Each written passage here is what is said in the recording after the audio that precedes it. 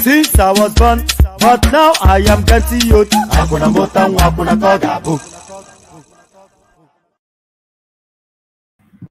And there it is right there. So there it is right there. So there it is right there. So there it is right there. Here I am. Hold on. There it is. Let me remove that. There it is right there. Here I am right here. There you are right there. And here we are. So here we are and here we go. So here we are and here we go. Good to be in your company. Always a delight. So another day, another session. So I always look forward in anticipation for when that time comes that we reconvene again. So I delight in your company so much. As soon as the session finishes, I miss you guys. And I cannot wait to gather with you again. So gather with you again, and here we are gathered to discuss matters pertaining and germane to our country, Nigeria. So, of course, we want the best for Nigeria. That's what we want. Every single person that congregates around here, you know, is almost part of, in fact, not almost, for over a year now, you probably notice that it is part of the backdrop of your life now. You know, round about that time of the day, that when one man comes on, you just switch it on, and then it's part of the backdrop to your day now. So long may that continue, and long may that expand. So we are joined at the hips forever and ever. How does that sound? It sounds odd, doesn't it? But there it is. So all of that. So you already know then the usual protocol. So the invitation then to click on the like button, that's always a necessity. So that's just the one obligation that you have to the space, just to click on the like button, and it's free of charge, by the way. So it doesn't cost you anything, rather than just the micro effort just to lean across and do that. So click on the like button. Let's see that start to go up. So click on the like button. And then if you're not already subscribed, then please correct that as well. So click on like and subscribe. And then this hyperlink that says StreamYard, click on it as well to come and join us on the studio. If you've noticed, we've been having, I think we had, did we have Yemi yesterday? So almost every single day we're having a new and rich voices joining us. So you could be that debutant for today. So if you want to be that debutant for today, then they just click on the hyperlink that says StreamYard. It doesn't, we don't bite. It's a convivial atmosphere amongst friends. So if you want to be that debutant, and you can be, there can be more than one debutant. We're always canvassing for new voices. So you'll be that new voice for today. So click on the hyperlink that says StreamYard. Come join us. Come be back part of this conversation. Come mooch around and josh around with friends. And we're also especially canvassing for female voices as well. There's a gross underrepresentation of female voices on the platform, which we're looking to correct. And you could be that correction. So if you're a female voice that decides to join us, you get special privileges. As soon as you come up, anybody that is talking, even Ajale Koko, I will even go that far. Even if Ajale Koko is talking, if you're a female voice and you join us, I'll stop everything and we hear from you. We need female voices on the platform. So do all that. And then, of course, the hyperlink that says buy your host cups of coffee, that's always been presented. Nobody cares about it anymore, but there it is. It's pinned on the comment section. If you want to do that, then do that. It's 3 easy steps. And then just let your wallet run wild. So do all that. So do all those. Click on like, click on subscribe. You must do that. Click on the hyperlink that says StreamYard. You are highly encouraged to do that. And the one that says buy your host cup of coffee, entirely at your discretion. So all those. So what are we contending with? So what are we there's just so much news to go through today. So just surrender yourself. Just make yourself that cup of hot chocolate. Have your biscuits to the ready, and then just surrender yourself to the space for however long it lasts. So we're starting off with this space. We might not necessarily start off with this space, but this is what comes up first. So we've cycled and circled around this news just endlessly over the last couple of days, but it is refusing to leave the headlines.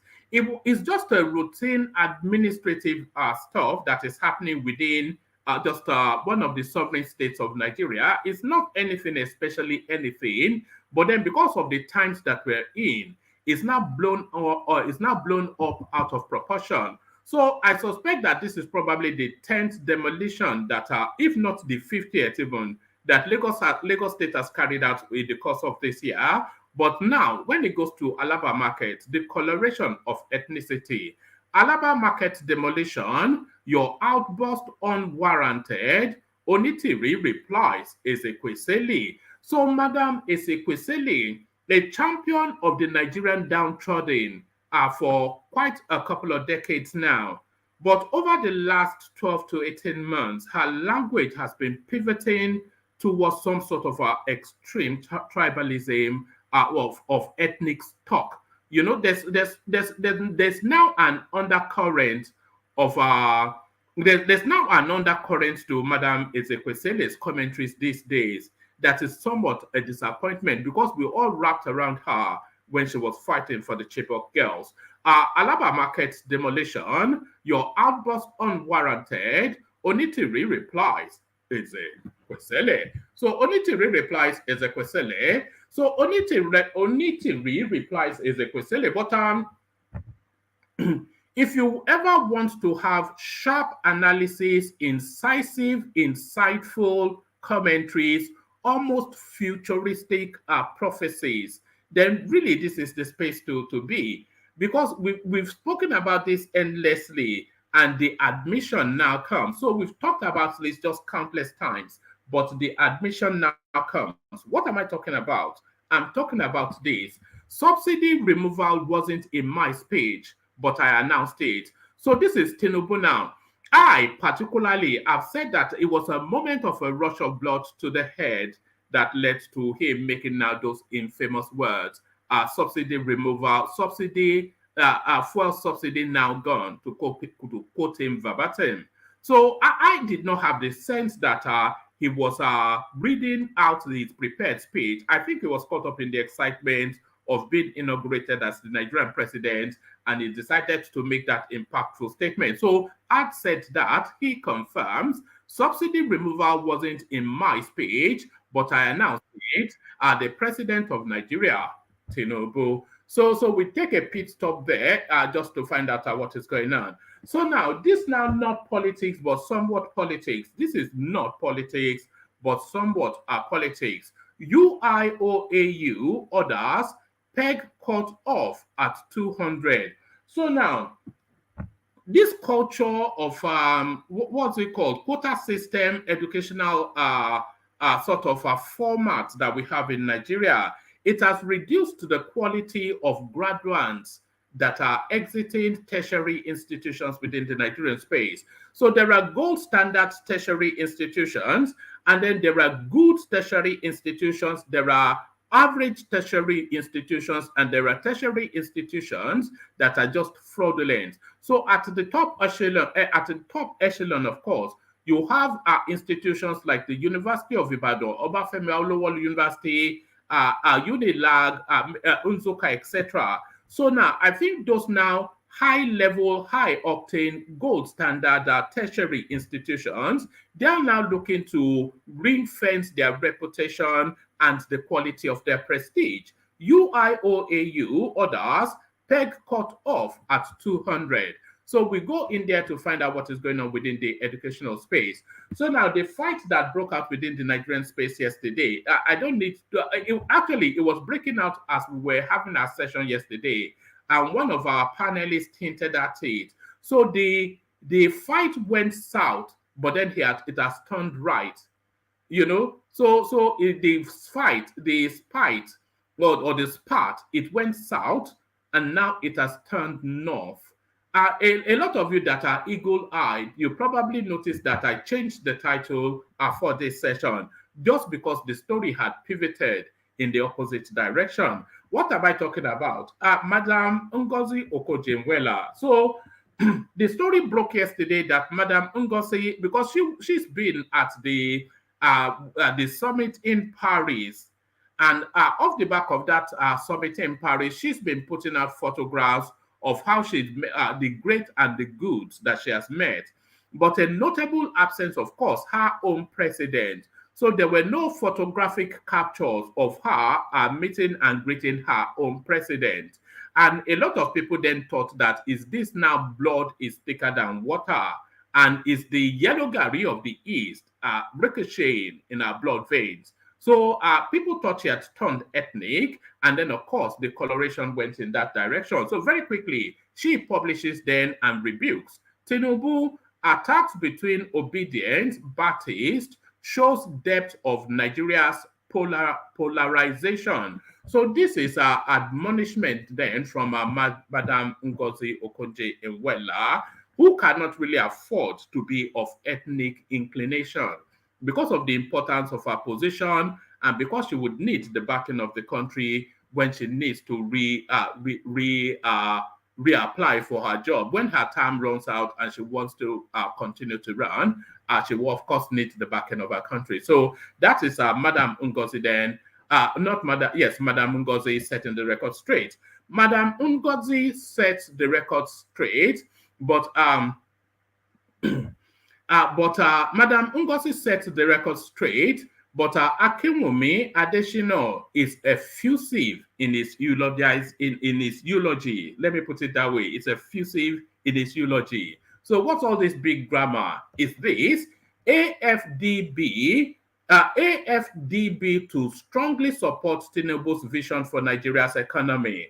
So this is Akinwumi Adesina, the czar, as you know, of the African Development Bank. So taken by him is Tinubu's moves and positioning that he has opened the vault of that bank to the Nigerian state.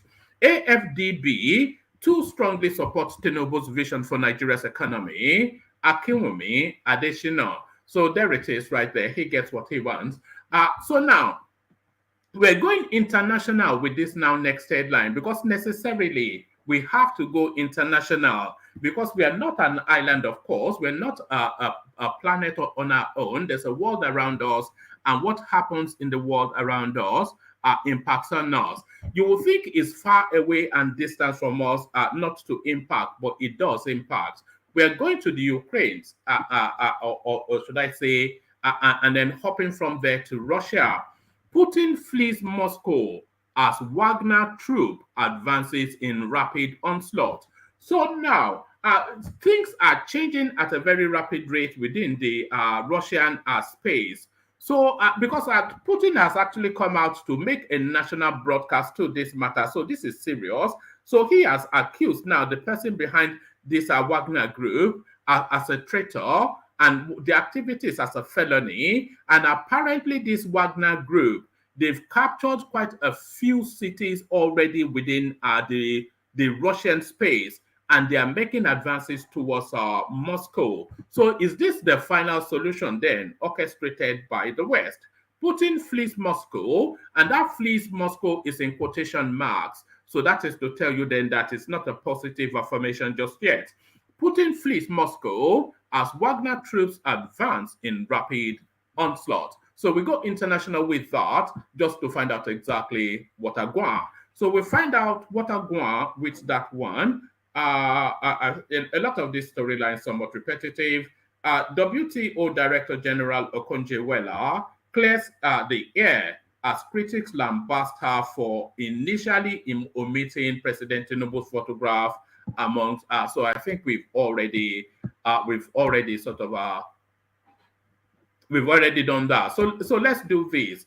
I am your president, whether you voted for me or not. So that's Tinubu now trying to speak the fatherly language of wraparound, of warm embrace, a unifying language, but of course, if you're a cynic, and some of us can be cynical sometimes, so if you are a cynic, you could go into the underbelly of that headline and reread it.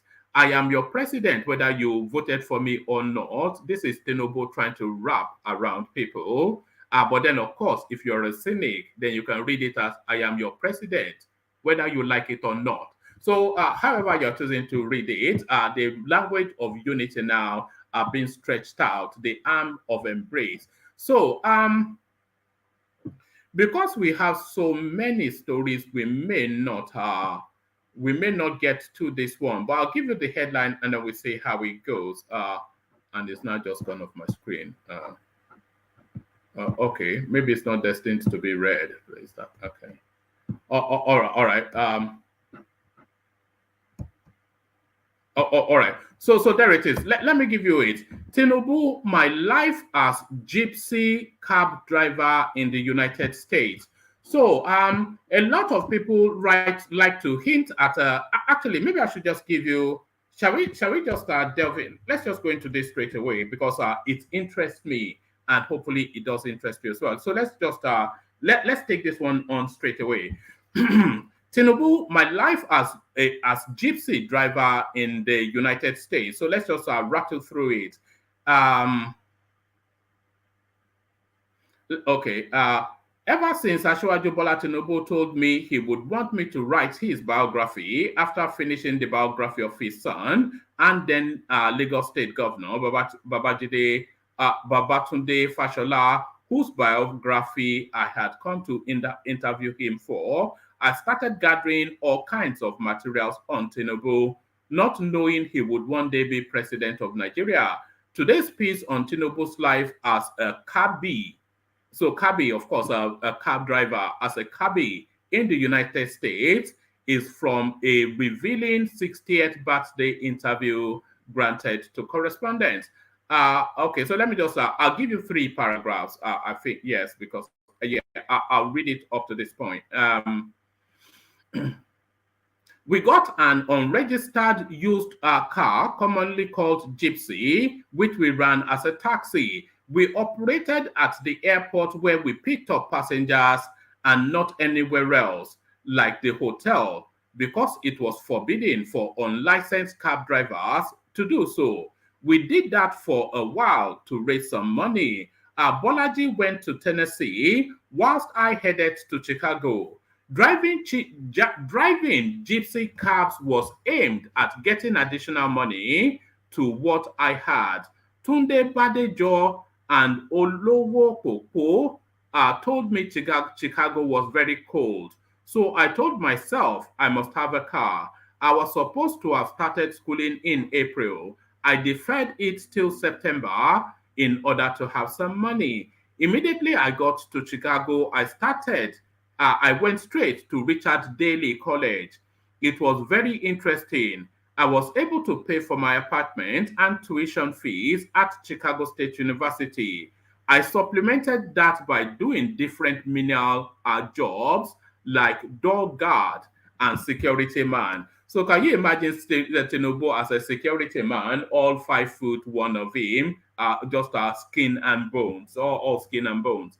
As a cab driver, one experience I will never forget was when I overcharged a naval officer who was returning to the country. It was I suppose I hope rational mind is not listening. He would latch on to that. He overcharged, so I'm sure the Obidient will feast on that.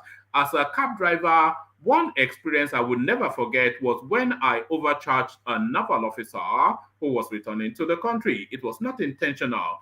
Apparently, I didn't know the direction. There was no GPS in those days to locate directions. So he gave me the direction to his house in a Virginia suburb. I gave him the price, and the man responded with a slap to my face. He said I should know the correct price to charge to the location he mentioned. He slapped me and gave me the money. Another experience was when I took a guy whom I didn't know was drunk.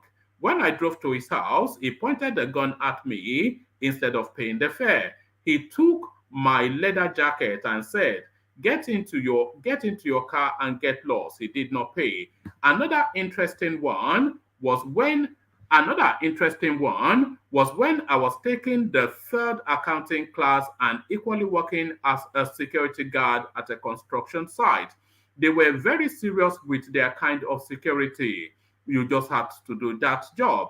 There were about 6 points with 6 clocks at the site, which the security man must wind every hour with a dog in hand. So there was never a chance to try to catch a nap. As I was doing my accounting assignment, I fell asleep.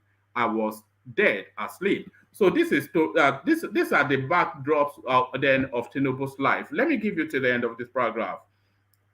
The inspector came to the site and found me sleeping with my head in my books. He simply pulled the register and wrote, "I have been here. You were sound asleep. So see me tomorrow." When I woke up, I found that Skido, the dog, was gone, and then the register. I just went to the corner, cleaned my face, and concentrated on my assignment because I knew the job was already gone. You can't lose two things. I ensured that I read well for my test and passed the next day. I opted to post their uniform and the cap to them, but suddenly ran into the man and he handed me a check and said the job was gone. I told him I knew and we said goodbye to each other. I had started looking for another job. So these are Tinubu's experiences. Should we take it to the end? Because it sounds interesting. Let's take it to the end. I was lucky when I got to Chicago State University. I entered the university with honors from Richard Daley College because I got credit in majority of the accounting courses. After the first term, I was one of the candidates on the dean's list, and my professor Joe Jesse commended me for my hard work, class participation, and brilliance. He said I would be lucky if I could keep my activities and brilliant results up till the end of the term. He didn't say more or in what form the luck would manifest. At the end of the At the end of the term and still at the end of the term and still on the dean's list, Professor Jesse came around to inform me that he would employ me to manage the accounting laboratory for the institution. He gave the letter of employment to the dean of the faculty. The following week, I was called upon to take up employment as a tutor because I was very good in mathematics and accounting. I met Tunde Badejo in the school. He was a year ahead of me, but I told him we took a bet that we would graduate at the same year, and he didn't believe. Later, when I was given scholarship to become a tutor, I took the letter to Tunde Badejo and said, "See, the school is paying my tuition." He was amazed. That was how I became a tutor, with my tuition being paid. Tunde Badejo majored in mathematics, and having been challenged, his performance got better the following semester, and he also became a maths tutor in the Department of Mathematics and Computer Science. I was challenged and severely under pressure to keep up the grade as each semester rolled by, because if my grades should drop, I would lose the scholarship. It was quite challenging, and in the end, I graduated top of my class and I was recruited as an accounting major. There were big accounting firms then, Touche, so that's Deloitte and Touche. Touche was number 9. I was recruited, and I still got other job offers. Then there were big 8 accounting firms in the United States, including Arthur Andersen, Arthur Young, Ernest and Winey, Pete Mawick and Michelle, Deloitte, and others. Out of the big 8, 5 of them offered me jobs, and that was school recruitment right on the campus. I was on the dean's list. I was in line for the award for the overall best accounting student, as well as that of the University Scholar Award, which that the big firms would continue to woo you. Despite the 5 jobs, I was equally offered employment by IBM and others. Professor Jesse called me and advised that I should not be arrogant. He asked that I remove my name from the Career Placement Center because, according to him, the more they saw my grades, the more I would be sought after. He said that might hinder other accounting graduates from being recruited, and that the faculty wanted as many accounting graduates as possible to be recruited by the big companies. So I went and I removed it. Usually, there was a benchmark for recruitment by the big professional accounting firms, and they didn't go beneath that. I got an offer of $20,000 with traveling allowance and all that. It was big money at that time. But when Arthur Young saw the money I was offered, they offered an additional $3,000. My advisor told me to consider an offer that will make me function effectively in my country, particularly given that the country is blessed with crude oil. Unlike what happens in our country, universities in the United States prepare students for the future, how to dress, how to face job interviews, etc. The third day after that, Deloitte, Hoskins, and Sales, now Deloitte and Touche Consulting Group, gave me an offer. They said they were not just going to hire me, but develop me. They asked me to take the salary I was being offered or forget about the job. I went back to Professor Jesse, and he said I should consider a firm with clients in manufacturing and oil sectors rather than Arthur Andersen, which only dealt with financial institutions and banks. I took his advice. I resumed work at Deloitte Training School in June 1979. By April 1979, when I was graduating, I had gotten my future charted, and that was the greatest thing I achieved in America. So that's a Tinubu then giving us the backdrop of just who he is. So Jagaban. I feel inclined to play that song. So let me play that song for you because I think that deserves a round of applause. And that round of applause, it comes in this form.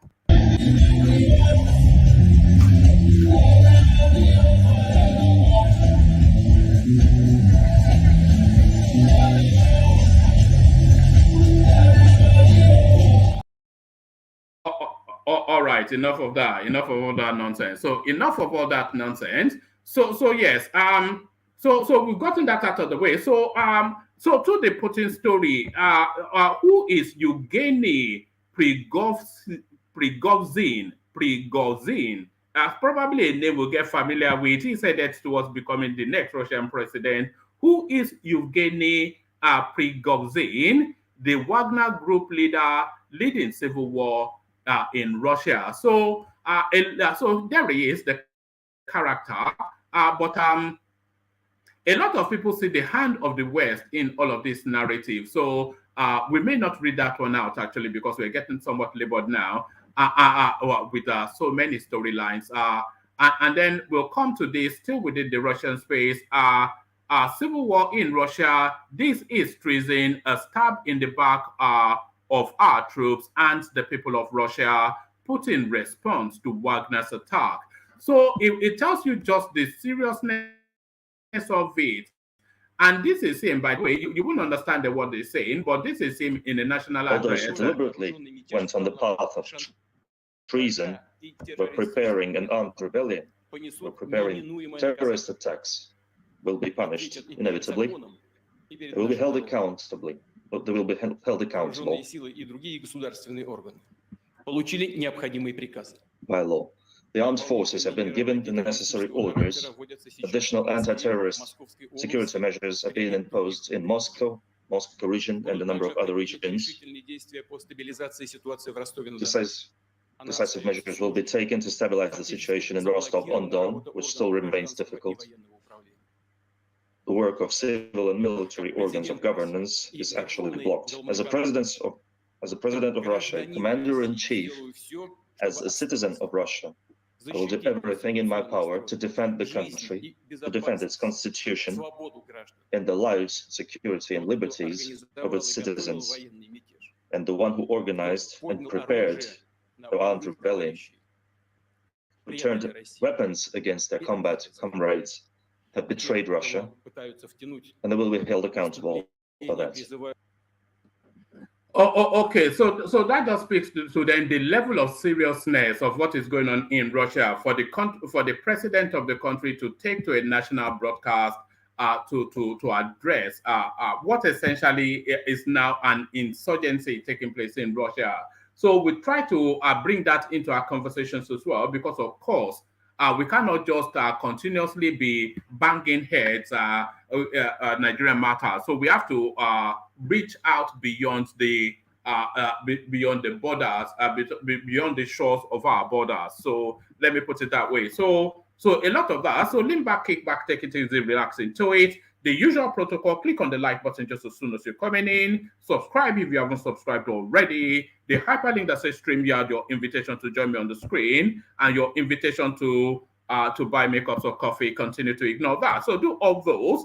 As you do all those, let me take a micro short, I won't call it a comfort break because a water break. Let's take a water break with 2 minutes with the guys. Only water, where they see ma. Water, only water, where they see ma.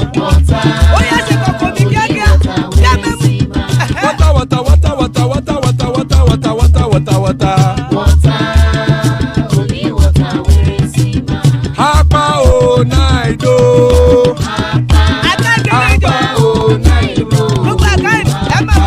Hapa you don't come o.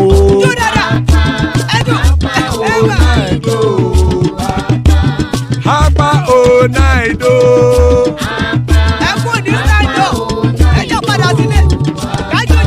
Oro kẹ̀kẹ́ ẹlẹ́mù yé o. Ibe sodi akẹ̀kẹ́ ẹlẹ́mù rẹ o. Bobby master kẹ̀kẹ́ ẹlẹ́mù rẹ o. Chifu Faila ti kẹ̀kẹ́ ẹlẹ́mù rẹ o.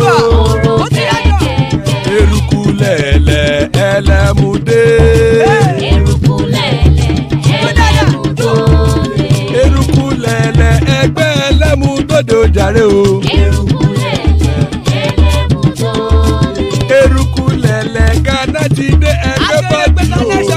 Gbé bọ́dì ẹ̀ gbé. Ọmọ ẹlẹ́yẹ ẹ̀yẹ ẹ̀yẹ o ó dìlé o. Ìrẹsìlẹ̀ yàjọ. Odúyẹ̀lá ẹ̀yẹ o ó dìlé o.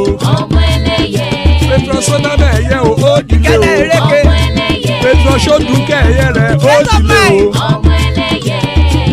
Ẹlẹ́kọ̀ ọ̀run mú ìní o. Ẹgbẹ́ ó lè jò. Bẹ́ẹ̀ jò jò dáadáa. Àkùkọ ọ̀run mẹ́kọ̀. Òtí ya omi òtí náà wọ́n ta káàdà èmi. Ayé ìlú. Ikú kò ní ríwà gbéṣe o. Àmì o.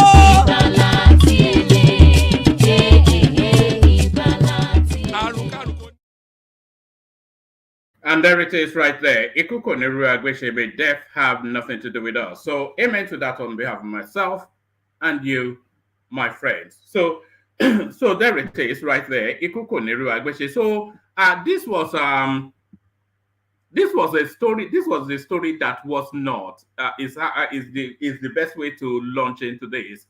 So this was the story that was not. So it was originally lined up to be all this.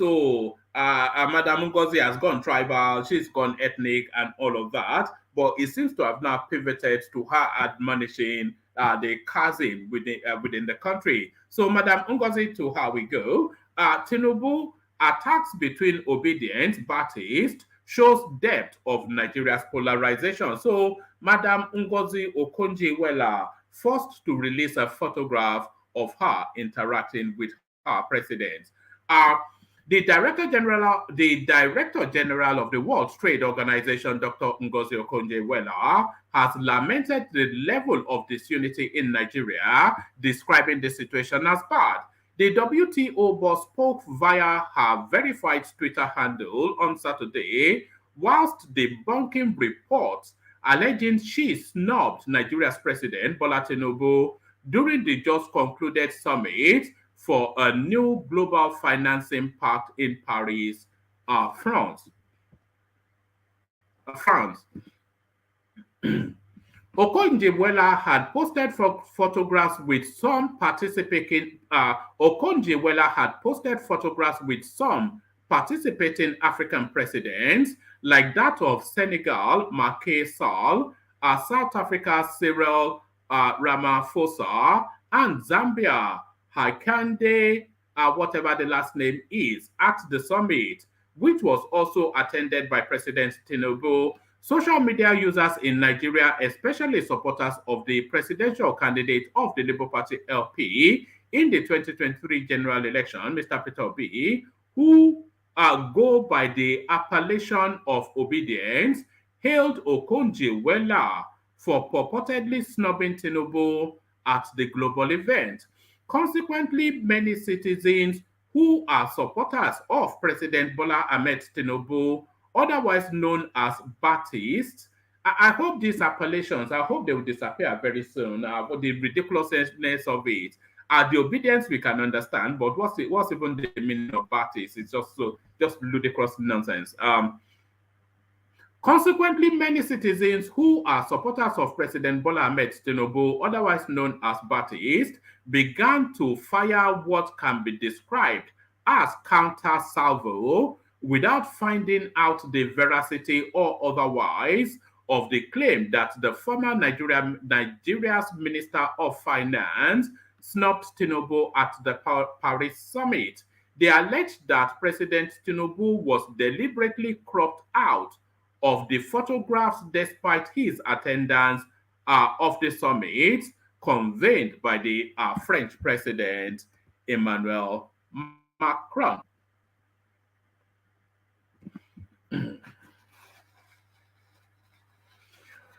But amidst the social media spat between the two groups of Nigerians occasioned by false claims and counterclaims, Okonjo-Iweala took to her verified Twitter handle again on Saturday evening to debunk the allegations against her. She shared more photographs she took at the summit with President Tinubu, Nigerian businessman Tony Elumelu, and others, noting that photographs with other African presidents earlier posted by her were done in the order she received them from her accompanying staff and colleagues at the event. So so yes, do we want to suggest that this was a misstep by Madam Ngozi? Do we want to suggest that? Yes, of course, she did not snub Tinubu, so I think that's already documented and locked in. But do we want to suggest that it's a misstep by her, a moment of lapse where she wasn't paying attention? Because you would have thought that the first photograph she should be publishing is her with her president, and then every other photograph should subordinate to that. And I think this is a lesson learned by her. So a misstep, perhaps, by Madam Ngozi there. Would you suggest that? Come tell me. She shared more photographs she took at the summit with President Tinubu, Nigerian businessman Tony Elumelu, and others, noting that photographs with other African presidents earlier posted by her were done in the order she received them from her accompanying staff and colleagues at the event. She thereafter stated that ascribing any ulterior motive or meaning to her action, order of posting her photographs, was unnecessary and unwarranted, even as she called for unity of purpose and cessation of further attacks by Nigerians. Okonjo-Iweala wrote, Nigerians, please relax. Paris, interesting attacks from both sides, sadly shows the depth of polarization in our society. I post photos in the order received by accompanying staff or colleague. Reading more into it is unwarranted. Let's unite to build our country, not attack. So that's Madam Ngozi then setting the record straight. But it goes then deeper into it then just how this set of photographs were latched on by the Obidient space, who span it into a negative narrative to the point that this woman now has to come out to defend, which she didn't have to do, but then she did have to do, given the peculiarities of our country. The peculiarities of our country, and let's go from that peculiarity to this. UIOAU orders are peg cut off at 200. So we're going to the tertiary space to see how standards they're struggling to maintain. The University of Ibadan, Obafemi Awolowo University, University of Benin, and the University of Lagos are the federal universities that pegged their minimum benchmark for admission at 200 cumulative scores obtainable during the Unified Tertiary Matriculations Examination, our correspondence report. Our correspondents gathered that prior to the 2023 policy meeting held by the Joint Admission and Matriculation Board, all institutions were advised to propose the cut-off marks for the conduct of their admissions. In the list cited by correspondents in Abuja, 7 institutions indicated their minimum admission benchmark. In the list cited by correspondents in Abuja, 7 institutions indicated their minimum admission benchmark scores to be 200 and above, out of which 4 were federal universities. Correspondents report that Vice Chancellor of Nigerian universities present at the 2023 policy meeting, however, unanimously agreed on 140 as the minimum benchmark for admission of the 2023-24 academic year. However, universities are at liberty to decide individual cutoff marks, but no university will be allowed to admit any candidate who scores below 140 benchmark. JAMB Registrar Professor Ishaq Oloyede said, for polytechnics, the minimum benchmark score of 100 was adopted for admission, while colleges of education adopted the benchmark of 100 for admission. So So you want to say, why are we going there? But really, is that quota system dumbing down of the educational thing now? So the benchmark then for Uniben, OAU, UI Unilag, and about three others, they set that at 200, but the baseline entry is 140. So then that tells you then that if you are so the high-end recruiters then, when they are looking to recruit, they will naturally gravitate towards these people now who have set up, because with this high benchmark now, they are guaranteeing at the entry point then that students of quality and capacity for learning are the ones that they're going to admit. So this is how they continue to keep the advantage, and is that narrative, of course, of our quota system. So the narrative of quota system. So let's go to this next one. A subsidy removal was not in my speech, but I announced it. So Tinubu now bringing to the fore what I've always insisted. I did say that he had a momentary rush of blood to the head, and he now admits it. President Bola Tinubu yesterday in France disclosed that those who wrote his inaugural address on May the 29th did not include petroleum subsidy removal in it.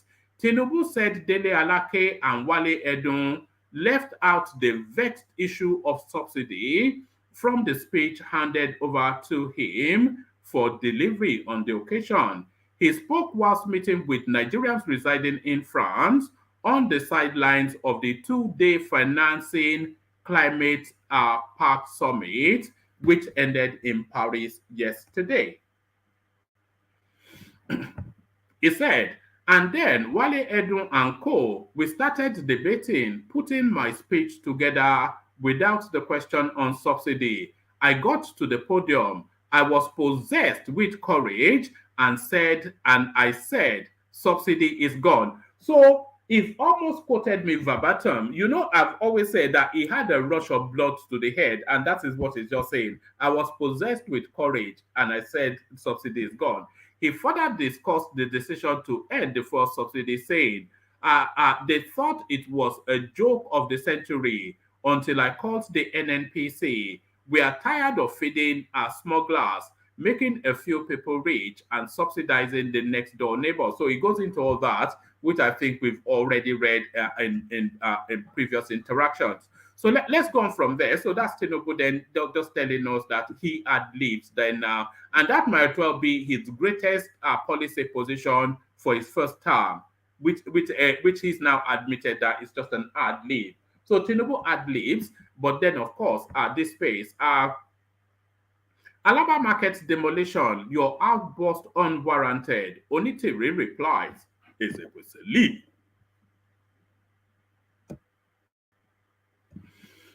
Lagos-based social-political activist and critic, Chief Adesumbo Onitiri, has condemned what he described as the unwarranted outburst of a former Minister of Education, Obi Ezekwesili, against Governor Babajide Sanwo-Olu's alleged demolition of dilapidated structures at Alaba Market, Ojo, Lagos, adding that she was unfair to the governor.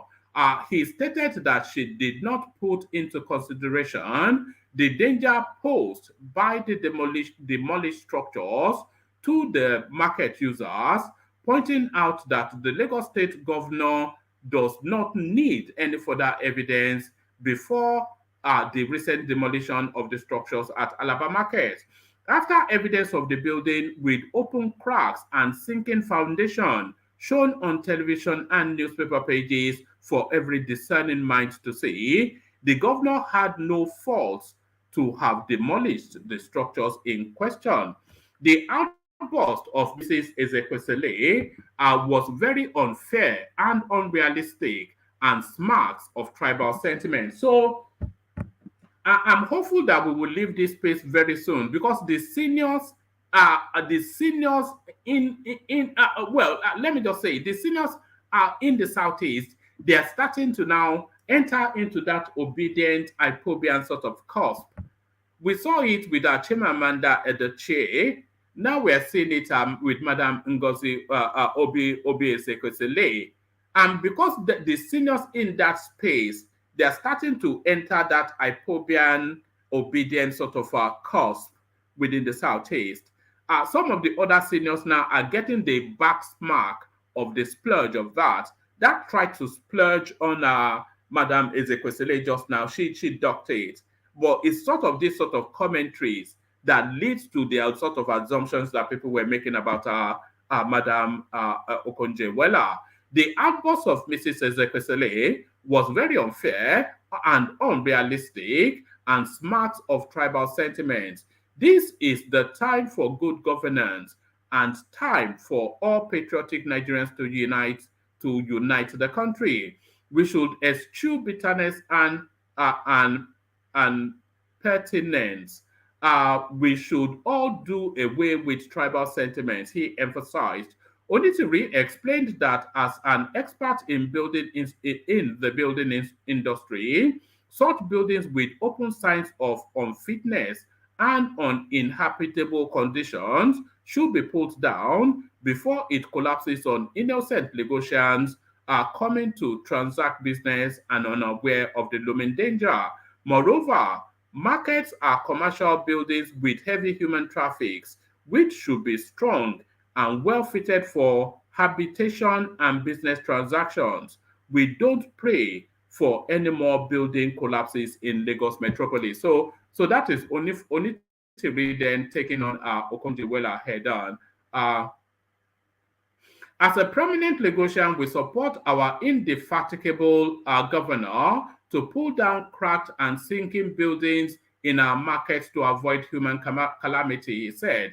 The social critic pointed out that the sacred duty of any serious government was to protect the lives and properties of its citizens, adding that we don't pray for any human calamity anymore. Onitiri also explained that there were laws for building constructions which stipulated statutory approvals for every building construction. Anybody who violates this will have himself to blame. Besides, it is the duty of the government to periodically certify every building fit for habitation and commercial businesses. We strongly advise our former minister, Mrs. Ezekwesili, not to play politics with human lives. Onitiri further stated. So that is a fight amongst two heavyweights, I suspect.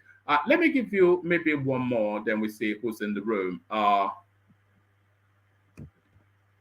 Okay, let me give you the international one. Putin flees Moscow as Wagner troops advance in rapid onslaught. So I suspect that this is a story that a lot of you have been monitoring quite aggressively internationally. President Vladimir Putin has reportedly left Moscow as Wagner paramilitary fighters intensified their onslaught across Moscow to seize control of the country. Wagner leader Yevgeny Prigozhin said Mr. Putin made a mistake when the Russian president condemned the private military group and threatened to punish its members for armed rebellion. TASS, Russia's main government-run outlet, reported that Putin fled to Petersburg, Russia's second largest city, on Saturday. East European news outlet Nexta also reported that Putin's plane took off from Moscow and disappeared from the radar. It was heading towards St. Petersburg at about 2:16 p.m. local time. The flight suddenly disappeared from radar, reports said. A spokesman for the Kremlin denied Putin had fled, but most Russians believed the news agency. The contradictory report also indicates that there is a breakdown of command in Russia, as it is extremely rare for the statement of the state-run TASS to contradict that of Kremlin. Wagner's fighters continue to advance through the country after seizing the southern cities of Rostov with little resistance overnight. The regime mutiny and coup came after Mr. Prigozhin said Putin authorized the bombing of his people who were beating back Ukrainian troops in Ukraine. Chechnya leader Ramzan, said his forces would aid Russia put down the rebellion by the Wagner Group, a private military contract which now seems to be the biggest threat to Putin's over 2 decades power. The Wagner fighters have reportedly entered the Moscow region as of mid-afternoon local time, just hours after seizing the southern Rostov city and taking over a federal defense ministry headquarters there with little resistance. It was unclear whether or not Mr. Prigozhin will descend on the Kremlin immediately if his fighters are able to enter Moscow City, where Russian troops are said to be divided about whether or not they should ally with Wagner or continue supporting Mr. Putin's regime. United States Secretary of State Antony Blinken said NATO and its allies were closely monitoring the situation in Russia without expressing any further details about the alliance's strategy. Ukrainian forces are already seeking to enter Russia, but are still says to be meeting resistance from scattered Russia. So is Ukraine actually about to take Russia now? So I've not been following that story quite as much as I should, but hopefully someone else has. So we've got Ajan Lekoko and we've got Darati. So that's how it's going to go. So let's kick it off with you, Darati. Is anyone there? Good evening. Good evening. Yes, I'm there. Good evening. Good to have you. So good to have you. So let's get straight to it. Are you following the Russian storyline, and do you have any thoughts on it? Yeah, I'm following. I followed it. I saw it this afternoon, so evening. I saw. I heard the news. I think it was in the afternoon that Prigozhin, said he wants to march on to Moscow. Well, I think Prigozhin has a kind of issue with the chief of defense staff. That's Shoigu, Sergei Shoigu, and some other top military brass. So, and they are using it to do a dirty job. No about that. And he has been a very, in this kind of war, this kind of war, we normally have what we call expendables. So, and you know how expendables used to be. Most of the time, the Americans also normally have that. But actually, most of these global powers normally have expendables. So, Prigozhin is one of those guys that they have been using for some time. So, to quell that, counter-offensive from Ukraine that Ukraine is about to launch. But there's still a lot of things are still sketchy about what is happening right now.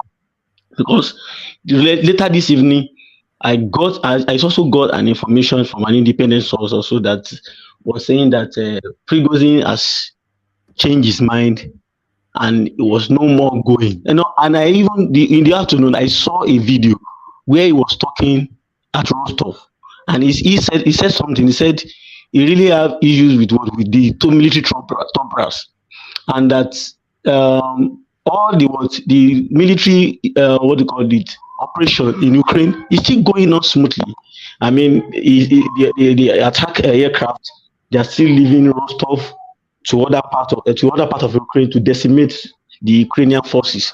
That all he needs to do is just that he wants to just get those top brass guys. Gas is top brass, but the way things are going, late in the evening, I also got another one that he has changed his mind. Are you there? Probably, yes, I'm here. That he has changed his mind or something. And one of the issues that I think is happening is that some people were even saying that it might be just a ploy. If you look at it, how many times have they said things like this? Russia can stage a lot of things. They have one term like that, the stroker or something they normally use, that they can do a lot of propaganda and deceive their enemy to kind of think that they are off guard. No. But that no. Hold on. That's your speculation. Because this is something that is real. And do you think this is being orchestrated by Western powers? Of course, the Western powers will always want to do that. That one is there's no negotiation about that. It's not non-negotiable. The Western powers have always used people within the echelon of power, to overrule or to overthrow a particular government that they do not like. Of course, we have the history in Africa and all over the world. But what I'm having issues with is, I know that Moscow is not too far from what? It's not too far from Ukraine. After Ukraine, you are moving close. You are moving to what? You are moving to Moscow. So this was one of the things that Moscow has been talking about over time. That we cannot have NATO at our borders, and you think we are going to have it smooth. We are going to lie low. Why you put the gun at our throat? But as for me, I would still like to see, because I've not gotten enough information to be able to make my real commentary. I'm still trying to, because I saw a counter narrative. I heard that on WION, I read it on CNN. Then I saw a counter narrative again that was trying to debunk something that, okay, this guy has changed his mind. But I also learned about some of the flight patterns on the radar, that there was some movement. And some quarters were even saying that probably Russia is planning to deliver something nuclear. There's been some of this. Don't forget that in the past few weeks, they have moved some of their nuclear warheads to Belarus. So people are saying that it might be a ploy. Yeah, your reception is but carry on. If you can move to a better place, then we can hear you better.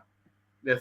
So they are saying that it might be a ploy to move some of their troops away from the front line and deliver a deadly nuclear blow, but to Russia, to Ukraine. But I'm seeing, that it's going to come with consequences. So it's going to come with serious consequences. For some reason.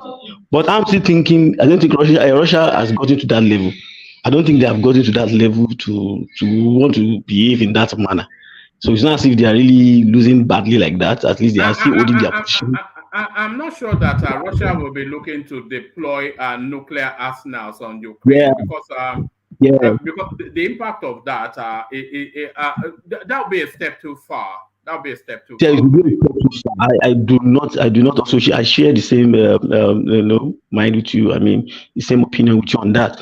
So what I'm just thinking is, probably by tomorrow we'll have known, because I saw some people was talking about flight pattern, that there are some forces there are some Chechen forces that were being moved, probably from a naval base in Russia to Chechen. There is a flight pattern between Russia and Grozny, which is the capital of Chechnya. The Chechens are also part of the Russian Federation. So and Kadyrov, you even read it now, that Kadyrov was saying that he is going to help. And Kadyrov was even the one that started the war, before they brought in Wagner. So, and he did a lot of exploit for them. At the point, I think they had to withdraw him. They pushed in Wagner. So, I think we need to just look at the situation between now and tomorrow.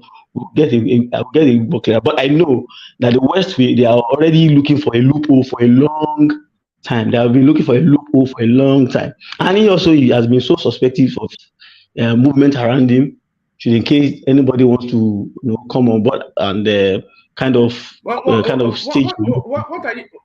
What are you making of the news that that Putin is on the run? It's normal. It's normal for him to he have to move away from Moscow. Look at it. Moscow is not too far. Probably we don't know that Moscow from Ukraine. It might just be just an hour or so. It's not too far. Moscow is not too far. It's one of the most easternmost city. So it might feel like probably I want to move to St. Petersburg, but I've not confirmed that actually. So we might want to move more to. St. Petersburg is also a very western part of Russia. that is the east, the western part. They have the western part that is more of European, and they have the Asian part, which is the Far East, and there's borders Mongolia, China, and some other guys like that, Japan, and the other Far East. So, and they have some of their central states also, a part of the federation. So, he might probably want to move towards a safer place, probably, but I cannot confirm that information. Of course, that the Western news have already latched on it, and of course, their eyes will be on ground. But what I heard was that they have already, Prigozhin has already changed his mind, and is no more marching to Moscow. That was the last news I got. Probably they have settled themselves on some certain issues. Probably some of these guys in the top echelon might be going, because as far as they are concerned, they felt like Prigozhin is more of do you think that this guy has broken Putin's that all-encompassing aura that he's the master in? Has it broken Putin's aura? Has it broken his aura, that that dominance that he always has? Yeah, well, I wouldn't say so. He's apart from him, he's not the only one. He's very close to him. Before the Wagner group normally operates kind of. Hold on. Stay with the question. My question is, hold on. Stay with the question. I'm saying, Putin, he built his reputation on being a strong man and all of this sort of stuff.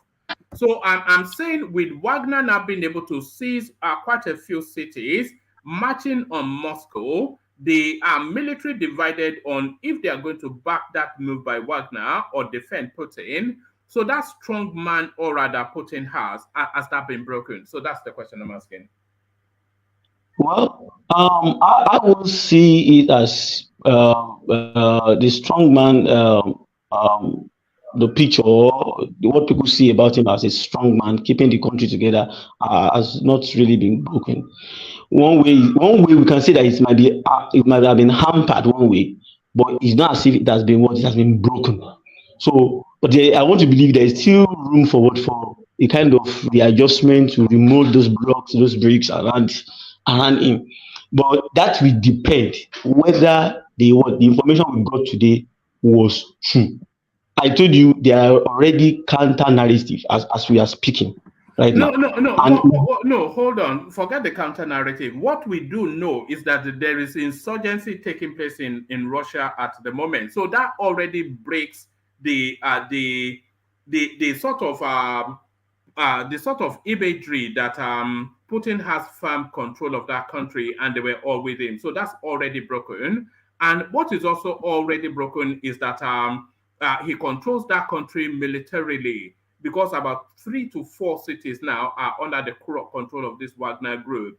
So that's already broken as well. And that they are marching on Moscow, of all places, it's like saying that our troops are marching on Washington. So that strongman image, it cannot project it anymore. Well, that remains to be seen. Like I said, it remains to be seen. What do you mean it remains to be seen? It doesn't have the total charge of the country in the manner that he has always projected that he does. So that breaks that.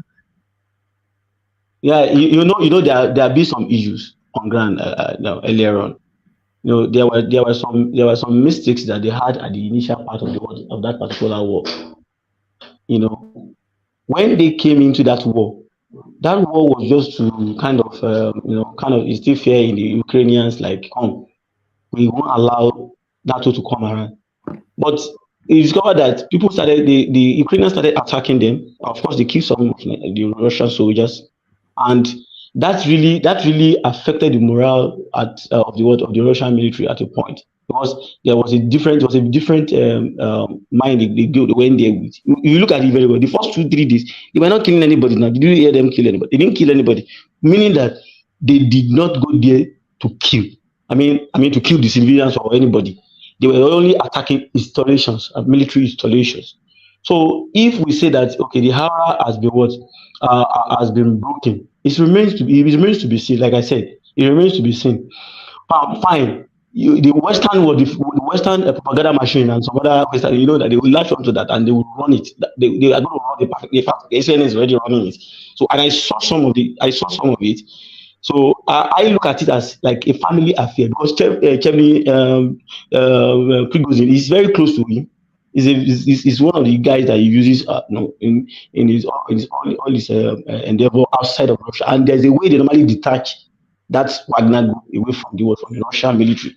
They say they will normally put them as they operate individually. So now that at the point they were almost matching the army and the Wagner group, it's going to, of course, dent his image one way or the other. Like, probably there's a division within the hierarchy and within the military hierarchy as well, and within his government. But I still maintain that it remains to be seen.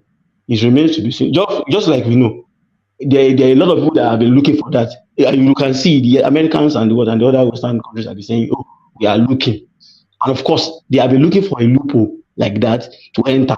It's one of the ways they have been saying it. I think Lindsey Graham was saying it the other time in the United States Senate that can't somebody just take out this guy for God's sake? You know that kind of thing. So it's one of those things that that kind of line they've been talking for. I mean, they have been speaking to for some time that somebody within the hierarchy or within his government should have tried to instill the people. Kind of poison the mind of the people against him, and even march onto the road to protest. There was this resentment also. They had they have one kind of stuff that they called on some of the reserve the other time, and they didn't do it very well. So there is this. It's already within within the space, but it's left to be seen. By tomorrow, we'll be able to comment more on that. But of course, it's going to damage his reputation a bit. It might damage his reputation a bit. Let me be sincere with that. Yeah, that was my original question. So what's the remain to be seen? Is damage his reputation? It's just exactly what I asked. Let me just move you from there. Tinubu attacks between Obidient and Baptist shows depth of Nigeria's polarization. So this is Okonjo-Iweala. So when I was putting the session together earlier, the headline was going to be how Okonjo-Iweala snubbed Tinubu at the Paris meeting, because that was the stories that was ricocheting around the space. But very quickly, Madam Ngozi then publishes this photograph, and then she goes on to explain then that she took a series of photographs with a series of leaders, and as the photographs were being sent to her by her staff, she was putting them out on Twitter. So she's now put out this photograph to say that she did not snub Tinubu, but then she then goes on to admonish just how that was latched on as a storyline and it was being fake news. So what did you then make of then that because the Obedience actually kicked this off, saying that well done, Madam Ngozi, for snubbing Tinubu and all that. So, and then the Bola Tinubu's team, they came back at them via her and then launching an attack. So what do they then feel about Madam Ngozi being forced to publish photos and then adding an addendum? So what did you make of that little cameo, Dorothy? So what I would say is this. When I was on the platform, when Enigmatic, through opened the curtain from that particular news, was able to tear down the curtain on that particular news. But he said that he was not sure how true it was at that time, and we only brushed through it and we just set it aside. You remember very well. But I will say this. Okonjo-Iweala, and I remember that I wrote something on the comment section that day that if Okonjo-Iweala had done this, actually, I'm not saying it's true based on what we are saying, prediction, probably it's just been, some of this, all this fake news and stuff. That means he knows there will be consequences for that. But as I will look at it, he knows the implication of that if he does it. Now, the same Okonjo-Iweala, you know very well that they had serious issues with what, with Buhari. But Okonjo-Iweala still played a game. You know, when people were even saying, I know people from the southeast were saying that, come, this woman is competent, she has connection. But I remember very well that I was speaking to a friend of mine, and we were talking, and I read some article that was talking about the need for your country to play a vital role. And when he was becoming the WTO, Buhari made some vital calls for her, and so and she came back. Don't forget, she came back to come and say thank you. So even though they did not like Buhari, but they still played that out, and she still got what she wanted.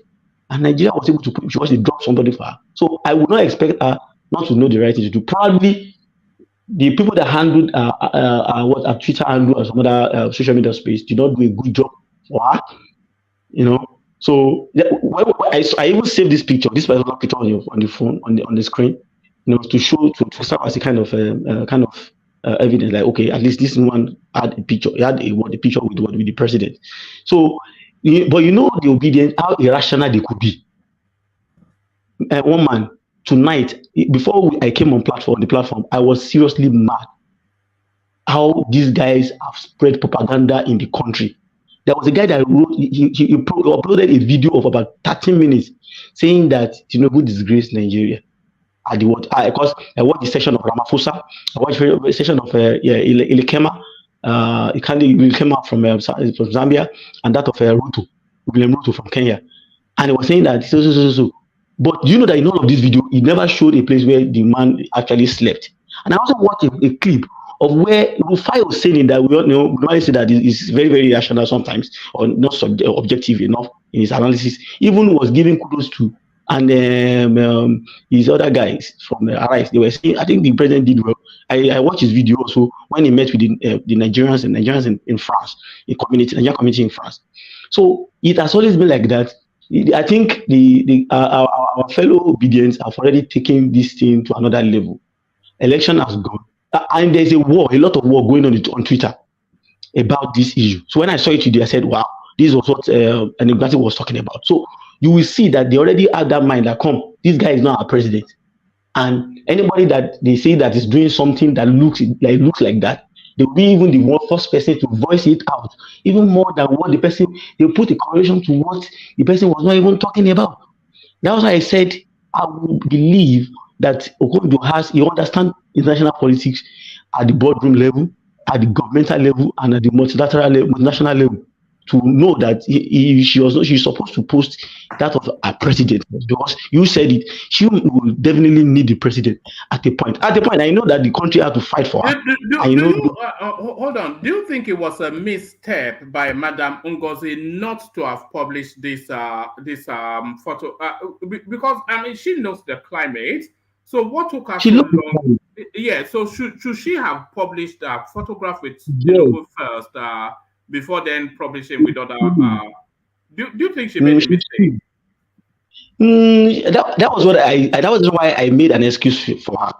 When I did not expect her to play the ball, even with Buhari, she played. So she made a mistake about that. And she might not know that the Obedient guys will what? Do you know one man? This woman was in Nigeria I think 2 weeks ago.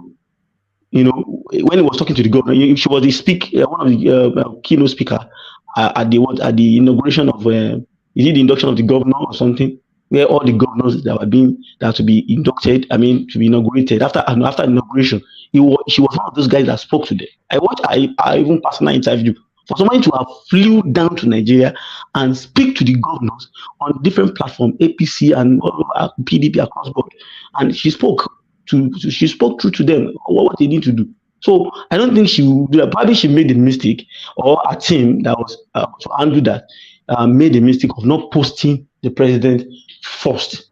You know, the parties that even attacked her wouldn't have if the what they call the Obedient, or what I call disobedient sometimes, have not kind of painted, giving a political coloration to it and stuff like that.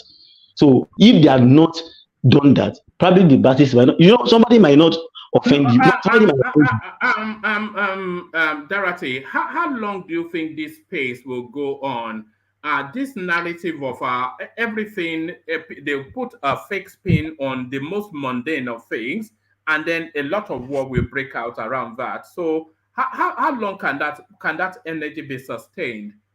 Because this is just the latest example in a whole swathe of this sort of behavior. So is this going to be the backdrop of our Tinubu's administration is this going to be the next 4 years? That every single thing, there's a fake spin, then Tinubu supporters attack back, and then back and forth, back and forth. Is this the next 4 years? I will be I'll be very, very straightforward and blunt at this level, sir. This is going to go on for the next 4 years. Like it, you may like it or you may not.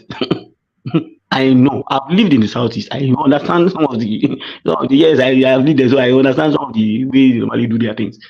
This is going to be like that.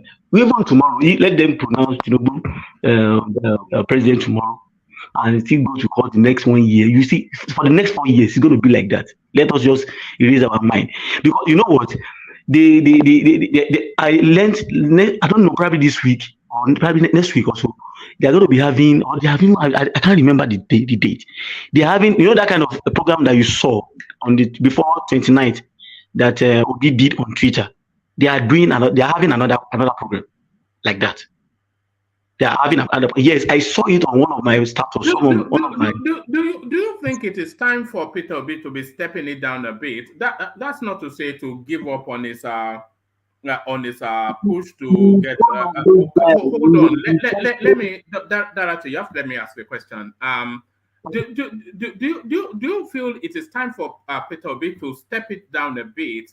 And that's not to say to give up on his pursuit of a mandate, but all this hopping from one media platform to another, just bubbling up the energy of that space, giving it some sort of should he just step it down, let the court play out, and whatever the verdict is, then everybody goes home? So do you think he should tone it down a bit, Peter Obi?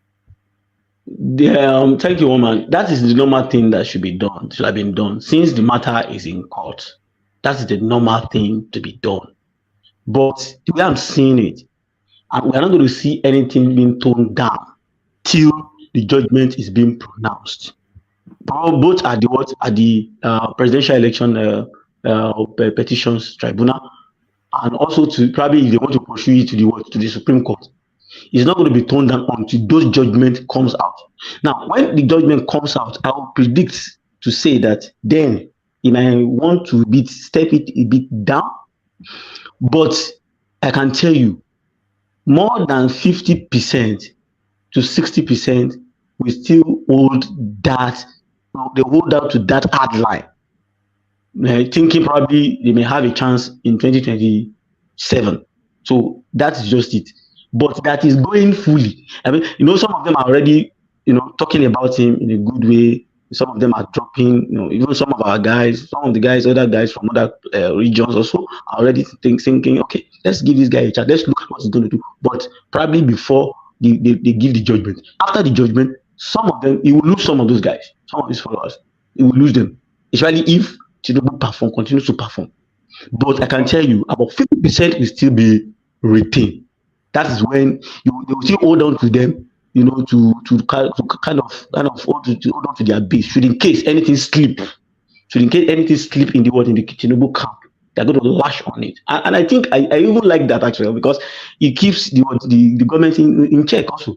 It's not that we are talking about Tinubu should just be on God or something. No. Well, we must. It gives democracy. It gives it a very good. It keeps it to become more mature and more robust, so that everybody knows that you have to be put on your toes to do the right thing. So I think I feel like that. All right, brilliant to help. So thank you, Dorothy, for holding the fort. So I'll come to you with other talking points still, but let me mix it up a bit. Let me bring Ribadu into play. Ribadu, good to see you. Good to have you here. Unmute, Ribadu. All right, I don't think everybody is ready for us yet. Let's go to Uptown. Uptown, are you there? All right. I think we've got Ribadu. Ribadu, are you there? Ribadu. I'm here. You cannot hear me? You know, we can now. Good to see you. So that's Ribadu. So Ribadu, you join us, but let's take you away from Nigeria and take you to the eastern part, not eastern Nigeria, but eastern bloc. Putin flees Moscow as Wagner troop advances in rapid onslaught. So, are you following what is going on in that space, and what are your thoughts? Is this the shadowy hands of the MI5 and the CIA and the Western world? It looks as though Putin is about to be toppled, or is he, Ribadu? No, that is well. Can you hear me now? Yeah, well, very well. Carry on. It's a topic that is very dear to me, especially I regard Putin at a very high esteem, but I don't think it is that serious as the media led us to believe. Because just few minutes back, I was watching one of the update about the situation, but Putin is still in Kremlin, he's still in Moscow, and I think one thing that we need to analyze here is, according to, if you follow the history of the Russian people, if there is anything that they are very good at, it's waging war, it's fighting war. Okay, and Wagner Group. If you see the origin of Wagner Group, you will know that they have no future without the backing of Moscow. Okay, almost all the European countries and America, they wanting they want the commonality of their need is to see the Wagner Group completely out of history. You understand? So, in my own opinion, there is two theory here, 2 to 3 theories. One, from day one, there is bad blood between the Wagner chief and the Minister of Defense, Shagu. That is one. And then second, I think the Wagner chief was he's too ambitious, because he does not wield any official power in Russia. All the power, all the legitimacy he has, or all whatever he has that he's commanding, be it the troops, be it financially, be it military equipment, the legitimacy he has is directly tied to Putin. So whenever Putin wanted to cut the ropes, he will just cut him off. You understand? So, and this is somebody that Putin knows since his days in St. Petersburg when he was what they call this position, mayor, when he was the mayor of St. Petersburg. Okay, or was it even a deputy mayor, I think. And then still we cannot rule out the situation that maybe it's another form of military tactics to kind of achieve some certain hidden agenda they has. Because believe me, Wagner Group does not have the power to take on the Russian army. You understand? How many are they in number? At most, give or take, let's say maybe 50,000. Russia can easily command over 300 troops, all in all. And there is a very fine line. From day one, Putin kept them independent of the main army. Everybody knows they are just military contractors. You understand? And also, he has a reason of pulling them out of Bakhmut immediately. So in military campaign, in war, all war are based on deception. Nobody really can say for with certainty what is going on between them. Okay, because in I had few years of military background during my secondary school days.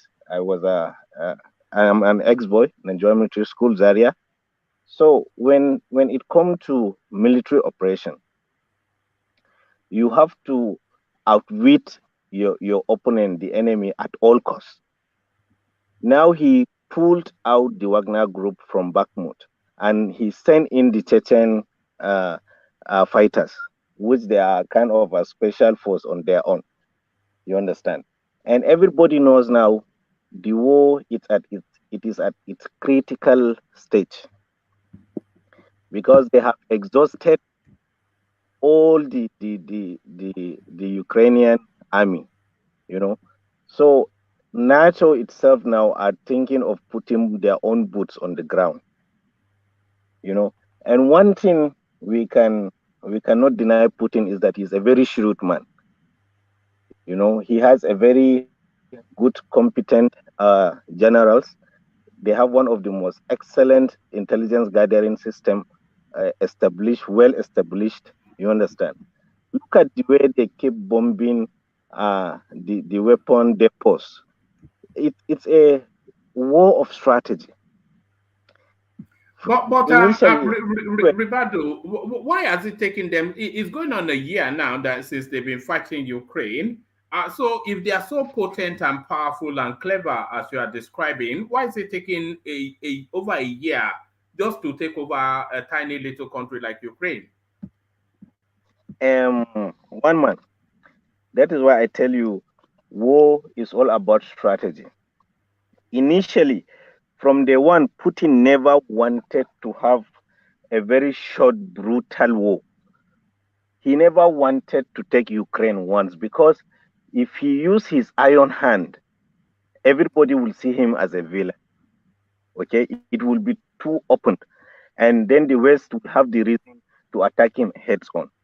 See, in 1939, during the Adolf Hitler era, he invaded Poland with 1.2 million troops. Okay, that was the olden days when technologies were not as advanced as they are now. But Putin was, Putin invaded Ukraine with 150, in some narration, 120,000 troops. Let's say 150,000 troops. And he did it in a way that it was too open, because he was amassing those troops on the border of Ukraine for the whole world to see. So that was how he designed the war from the exception. It's not like a lapses or lack of imagination. No. He wanted to bleed the country and at the same time reserve his strength in case if NATO wanted to join the war. Because this man, mind you, he's not just fighting Ukraine alone. He's fighting almost the entire Western bloc, indirectly. It's a semiotical system of warfare he's fighting. So I don't think to me, if you ask me, he is fully capable of dealing with Wagner Group. That is one. And at the same time, I don't even believe that what we are seeing now is the factual thing that it's happening. Perhaps it's one of their shrewd planning, if you ask me. Okay. And then, as I told you earlier, Wagner Group does not command the firepower to take on the Russian forces. And another thing is, the Peskov is a state in Russia where it is believed that the Wagner Group are marching on. If you look at the people are not they are all indoors, and the Russian armed forces were patrolling the area. So there is no certain proof that the Wagner Group really want to engage in war with Russian armed forces or a military mutiny or whatsoever it is. You understand? And then the second thing, if there is even a point of contention, I think the Wagner chief felt he is not being appreciated because he has not been given any official post. He has not been entrusted with anything official that has to do with Russia. His own is just a pure military business stuff. You understand? And Russia was even the fighters in the Wagner groups. They know where the allegiance lies. You know, Wagner group is just a medium of training and paying.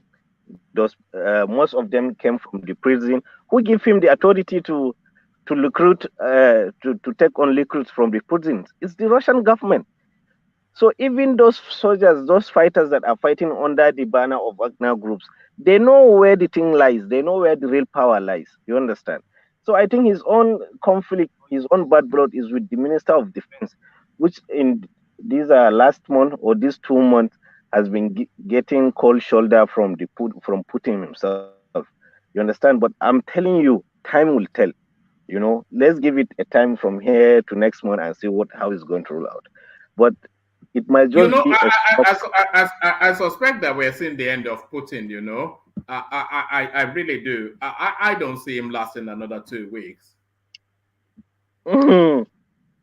One man today will be the first time I'll disagree with you. You know why? All right, we'll note it down. Just come back in 2 weeks' time and say, one man, you were right. Okay, let me convince you. Today, Putin has the highest rating in Russia. More than 84% of Russians want Putin. And one thing you have to understand on what is going to push him off power. Definitely, Wagner Group doesn't hold water to do that. They don't have that capacity. That is one. Okay. And secondly, all this war that he's fighting, he did not use his main force when it comes to personnel. He did not make use of his latest weaponry in his arsenal. You have to take all that into consideration. You understand? And then, thirdly, people, not just, I think the entire world has been underestimating Putin over and over and over again. This man, he held that power for 23 years now. He's in his 23rd year in power. You understand? On off. Even though he shared the presidency with Medvedev some few years back, but he has been in power for 23 years. And he understands his people. He understands Russia. And let me give you one crucial point. On the eve of that invasion, on the eve of the Ukraine invasion, he did one thing that none of Russian leaders ever did. He gathered all the cabinets. They are what they call them the Slovaki, the powerful, because Russia has a different system than any other country in the world. Unlike Europe or America, where the institutions, they have the elite that wield power and position. He gathered all of them in a conference that was televised all over the world. And he asked them one after the other, what did they think? What is their opinion on special military operation in regards to Ukraine? And all of them said, yes, we are in. And the essence of doing that is to tie his fate with the ruling elite so that the whole world will not. He eliminated the chance of the elite betraying him, and later they will tell the world that no, we were not involved, we did not advise him. He put them on TV so that the reason why he did that is to make sure there is no betrayal. You understand? Nobody will betray him because they are all committed. So he sealed his fate with their fate along with his own. So the machinery, the security parastatal of Russia, it's still intact. You understand? There is no even question of coming close to Putin. If let's assume means, let's assume that what is happening is the fact. It's the reality on ground. Okay. maybe some other countries, just like the way you mentioned, the intelligence agency of Britain and America and all part of Europe were able to get to the Wagner chief. The only thing they can give him is asylum in one of the European countries or America. You understand? They say, okay, maybe if you go against your boss, we will pardon your crimes and all that. But what I'm trying to tell you is, Wagner Group, through the blessing of Russia today, they have a lot of back history, because if you see what they did in Central African countries, from protecting their head of state to mining to license of petroleum, diamond mines, gold mines, I mean, the Western country are not going to forgive that, especially America and England and France. They are not going to allow a Russian person to come and meddle in their in their area of interest. That guy has a lot of hand in Syria, in oil fields of Syria, you understand, and Central Africa, in Congo, in all that. They have all the dealings. The data is there, the information is there. If you do the research, it's all there. So there is no way he would. Hassan, can I interject a little minute? Hello? Hello? Yeah. Can you hear me? It's like your voice is faint or my voice is faint. No, go on. We can hear you, but Hassan's voice is faded a little bit. But have that interjection, please. Okay. Hassan, thank you for the analysis and how like put the word. Anyway, but you forgot to add. You didn't really answer one man the way I wanted you to answer one man. One man, if Putin end the war, Putin can end the war within 1 week. But if Putin end the war within 1 week, then what next? Putin is using the war to bargain their way out of this European group, that is, I mean, the Western power group, from the SWIFT connection to the BRICS. Everything that's going on in the world right now, they're using Ukraine as a collateral. If they end the war, they don't have any other thing to bargain with. But if Putin end the war tomorrow. Sorry, what are you talking about? Now, you see, BRICS is coming up. It's because of the back of this war, Ukraine war. Putin was under SWIFT system before, but this was started, they gave him sanction and he pulled out immediately. Now they're dealing with him with rupees. Hold on, your connection is very poor, so there's a lot of background static. But why would they need the Ukrainian war to pull out of SWIFT? Yeah, because that was a perfect excuse. When the Ukrainian war started. Hold on. The question: why would he need that? If he doesn't want to be part of it, he would just not be part of it. Yeah, it's easy to say, but it's not like that. With this Ukraine war, they will say it's at the fault, and he can pull out easily. He can say that he was banned, and actually that was really happened. Well, everything is predicted. No, hold on. He did not need the war to pull out of SWIFT. Now, why would he? What are you talking about? SWIFT is one of them, and so many others. He pulled out a lot of stuff. These BRICS are coming up. So many stuff that is going on now that Russia is using, or Putin is using Ukrainian war as a bargain. Now the West. No, hold on. He's not using the Ukrainian war as a bargain for anything. The Ukrainian war, I don't know if you know the backdrop to the Ukrainian war. Ukraine was making moves to join NATO, and Ukraine is about 6 hours from Russia, and Putin could not have NATO being at the doorstep of that country. So he said no. Ukraine said they would go their way through, and then he had no choice. So it's not anything to do with SWIFT. Yeah, one man, yes. Ukraine, that Finland is already in NATO. Ukraine was thinking of joining NATO, and he warned them they should not join NATO. And Ukraine was making move, not that they have submitted application, and he warned them that if they tried, he will invade. Meanwhile, don't forget, there was already an onslaught on some areas in Ukraine on Russia-speaking people in Ukraine that was going on before that time. So when they was making that move, and he warned them by December he will make move if they don't stop. And they didn't stop, and he make move. Actually, the war would have ended in 2 weeks or 1 month. Because actually, almost 1 month, Russia almost took over. It was almost in tears. All right, I'm not sure what yeah, but it's nothing to do with Swift. But let But Rivado one come man, this sorry, I'm in my yard. This is what there's a lot of international politics playing on under this war, and it's profiting Ukraine and Russia and its ally like China and the rest people. Because this war now, so many things is going on, and the West is backing down in so many stuff. You see France running to Let me, Africa, making deals which we can never get before. America now is turning down their iron-handed policy because this Ukrainian war that is going on. So much No, is going on. We cannot. no. It's nothing to do with the Ukrainian war. France realigning itself with Africa is all about the Chinese move and the rebalancing of the world. So they don't want to be caught out. So that's that.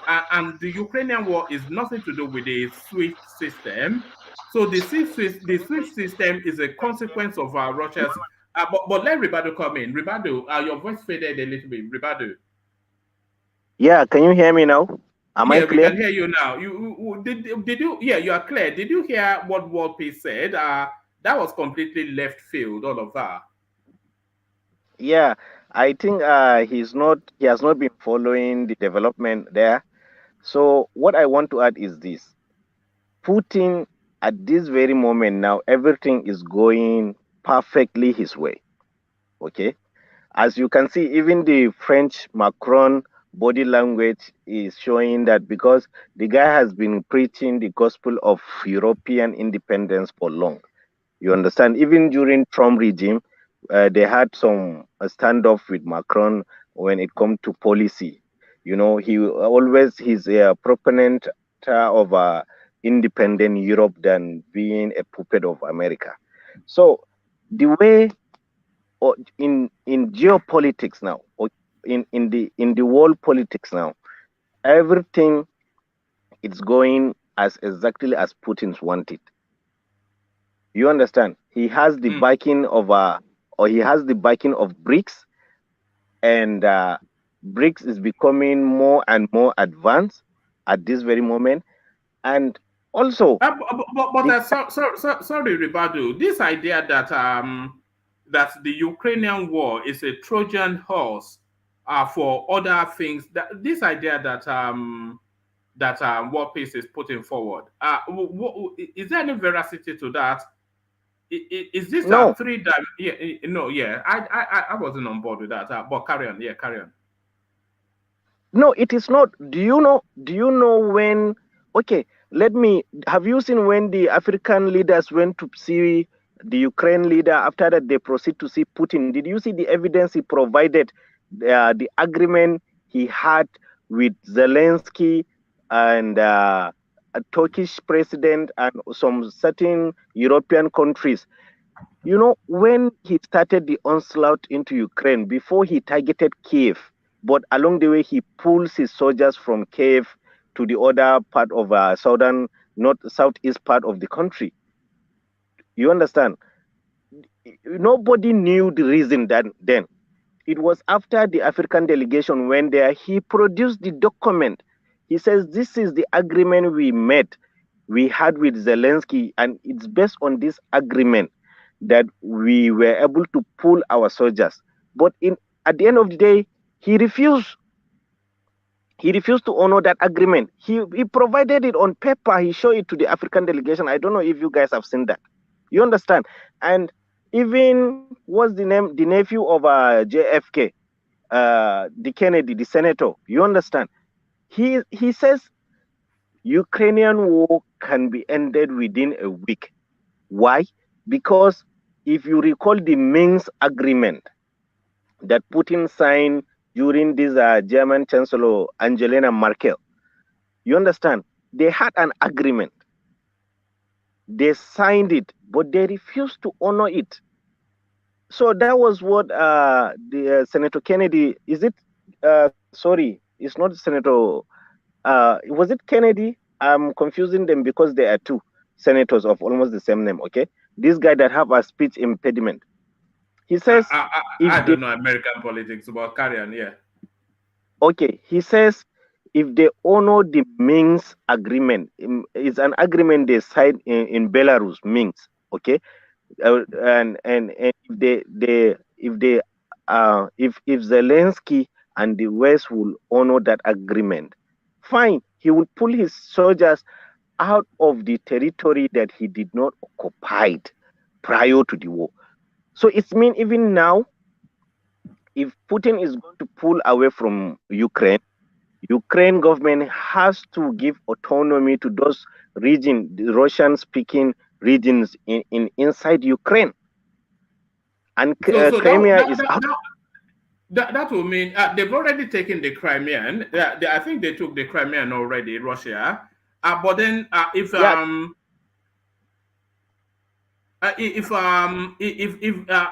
Ukraine gives up the Russian-speaking territories within their domain, then that would mean cutting up the country.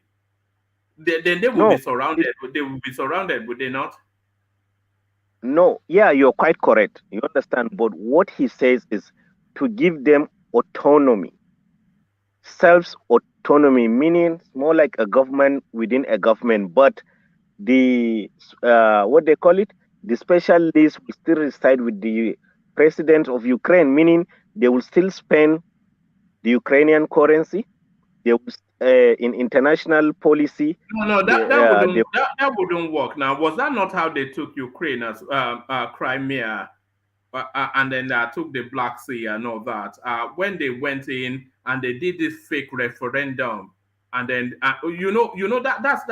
that's how we usually operate. They will grant them that sub-autonomy, and then they will ask that the Russians people that they should have a referendum to say if they want to continue to be part of Ukraine or not, and then they'll pull them out. So we've seen him use that technique before. Yes, one man. You see, international politics is entirely something else. Okay, there is nothing like gentleman in international politics, because in international politics, self-interest always come first. Okay, what Putin is saying is he will in no any shape or form allow NATO to come close to Ukraine or Georgia. And he has been saying this since 2011, in fact, since 2008. Okay, even in the Minsk agreement prior to the invasion of Ukraine, his demands were no more eastward of NATO. He don't want NATO on his backyard. They agreed. But at the end of the day, even Angela Merkel said we only agreed that to give us window of time to train Ukrainian soldiers. That was just it. So it's all deception and diplomacy. That is what international politics is all about. You buy time till you grow stronger, then you stand your ground. And this guy, I'm telling you, Russia has never had in a long time. Russia had never had, I think, since the Red Tsar, Nikita Khrushchev was the last person of such magnitude. You understand? But Russia has never had it right on a leader like this. And also, we should be mindful, every country have their own system, have their own peculiarities.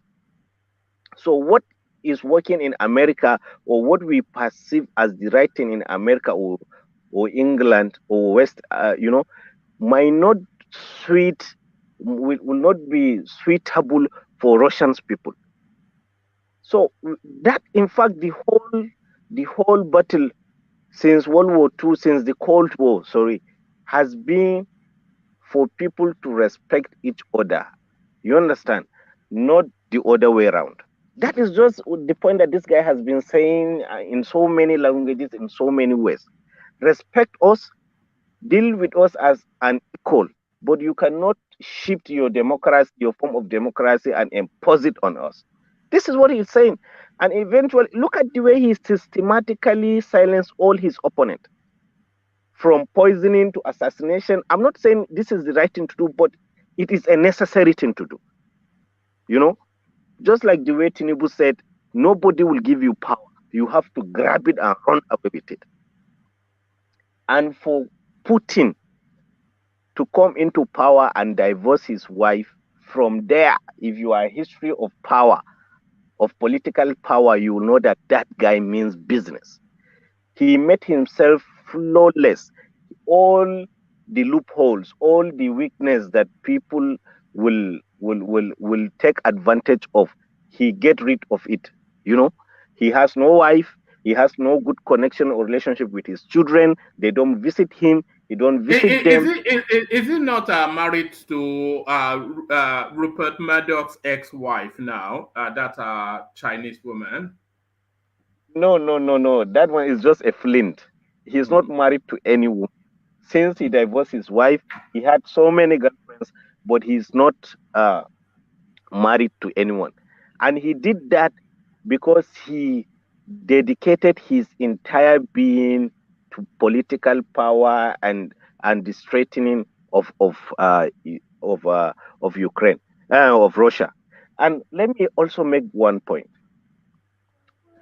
If you want to understand who Putin is, he has aligned himself with the country to the extent that nobody is thinking of Russia without Putin. Today, if Putin accidentally died, he did not leave any structure for immediate or peaceful transition to other person. You understand?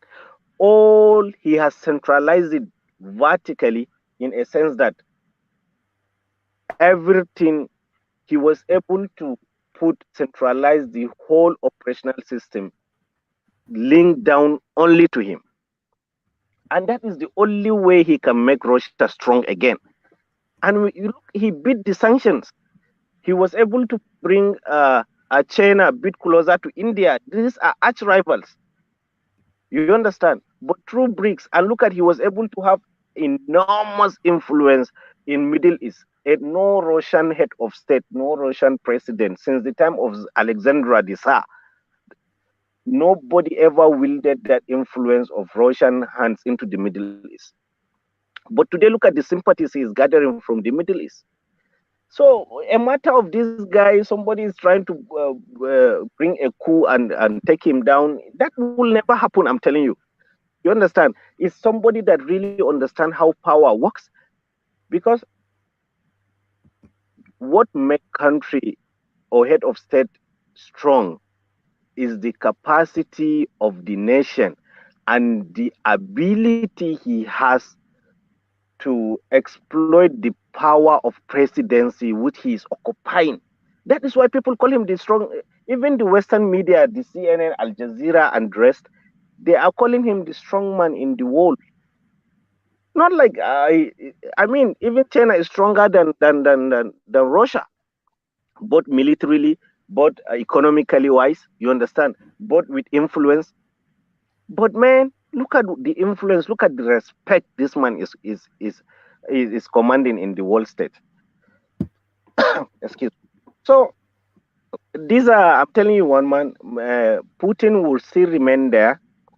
He's there, and things are coming very, very timetable format the way he planned it. Because in August, what people fail to understand is this: in August, BRICS are going to have their major summit in August. And do you know, BRICS today, they have their own development bank, they have the cultural committee, they have the international trade committee. But it's dollar backed though. Their development bank is dollar backed. Yeah, but what I'm trying to tell you, this is for now. These people were able to clone IMF. They were able to clone World Bank. All their structures, if you go through their structures, you will know that the only thing that is missing is their currency. And the day these people say, okay, this is our currency, imagine what will happen. Imagine the potential of that. So the Western intelligentsia, the military intelligence, the spy network of the West, they are all working round a clock to dwarf Putin's ambition. You understand? So all these things are happening before us, and we are keen listeners. We are watching what is unfolding with our number 6, and we are waiting to see. So this is my humble submission. Thank you. All right, brilliant. Well put. I never knew you were that studied in that space. I thought people would not be interested, but certainly people are monitoring that space. You certainly are. Let me bring you back home, Ribadu. Attacks between Obidient Baptist shows depth of Nigeria's polarization. So this is Madam Ngozi Okonjo-Iweala, who has been forced to publish a photograph of herself and Tinubu at the Paris summit. So you've seen the back and forth that forced her to this space. So what are you then making then of what that little cameo was and Madam Ngozi's commentaries?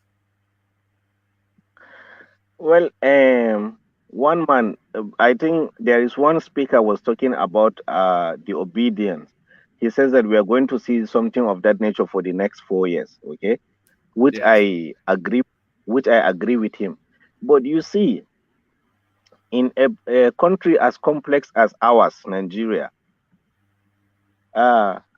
prejudice, it's a human nature. Okay, sometimes when you are analyzing these kind of things, this kind of development, you have to bring into consideration the nature of that group of people. Okay, but if we want to look at it in a more logical manner or more logical sense, okay, even God forbid, but today, if any court rules out that Tinubu is not the president of Nigeria, that mandate is not going to Obi. It's going to who came second. And I have been saying this time and time in a lot of places, you know. I see no logic in me coming number 3, fighting person who comes number 1. Because even if I won, the court will not going to say, okay, you number 3, because you are the one fighting it, now you are the one to succeed. The number 2 is there, and the law says the number 2 has to be considered. And one thing I really, what I don't like about all this obedience noise is this. They are destroying their integrity day by day. What would have been to the advantage was just to keep quiet, appreciate the success they did, and build more bridges, gather more momentum. You understand? Synergize, talk with people abroad. Ribadu, do you feel that there's a sense that they feel that they have been? There is what? So do you feel that there is a sense that the obedient space, and if we are speaking about the obedient space, and then for the purposes of the conversation, we know that there are obedience right across all the ethnic stock in Nigeria, but the abundance of it is the southeastern space. So do you feel that there is a sense that they feel that they have been and they are being permanently excluded from the power play in Nigeria? Do you think they feel that sense that they are being excluded from the top end of power in Nigeria, and this is what we're seeing manifesting in all these wild behaviors that we are seeing? Have you given thought to that? Yeah. One man, let me try and conclude it because my battery is quite low. Okay. Oh, all right. The issue is this. Okay. In power, quite everybody knows in Nigeria. Everybody knows that the Igbos nation has been marginalized when it comes to power. Okay, but in politics, there is no morality in politics. Okay, you cannot say, I deserve it, therefore everybody should give it to me. No, even if you deserve it, you still have to work for it. You understand? So this noise you're making, they are still making more damage. You understand? And these are people with a lot of potentials.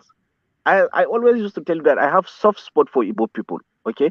Because they are very, very industrious. Today, you can count a lot of billionaires that are Igbos before you can count any, you know? They are very good in business. They are very good in communication.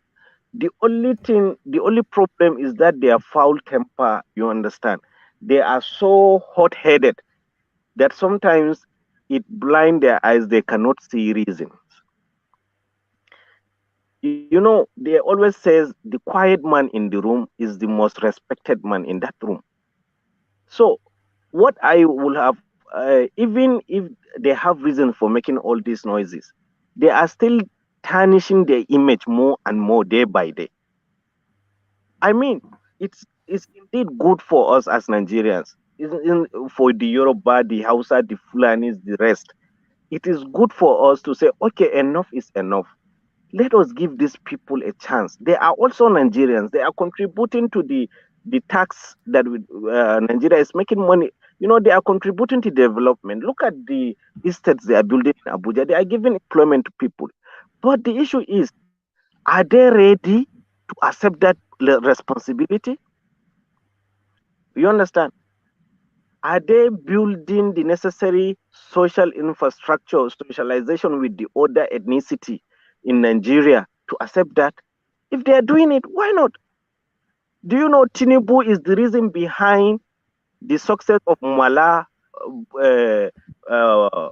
Buni to emerge as a governor of Yobe State?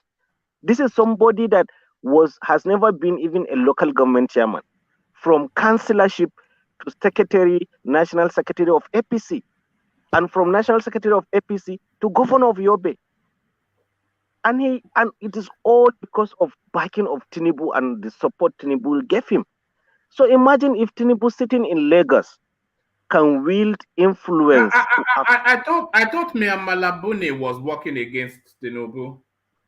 No. Was it not in the Ahmed Lawan camp? I thought he, Maman Daura, and Abubakar Malami, I thought those were the people that were trying to stop Tinubu.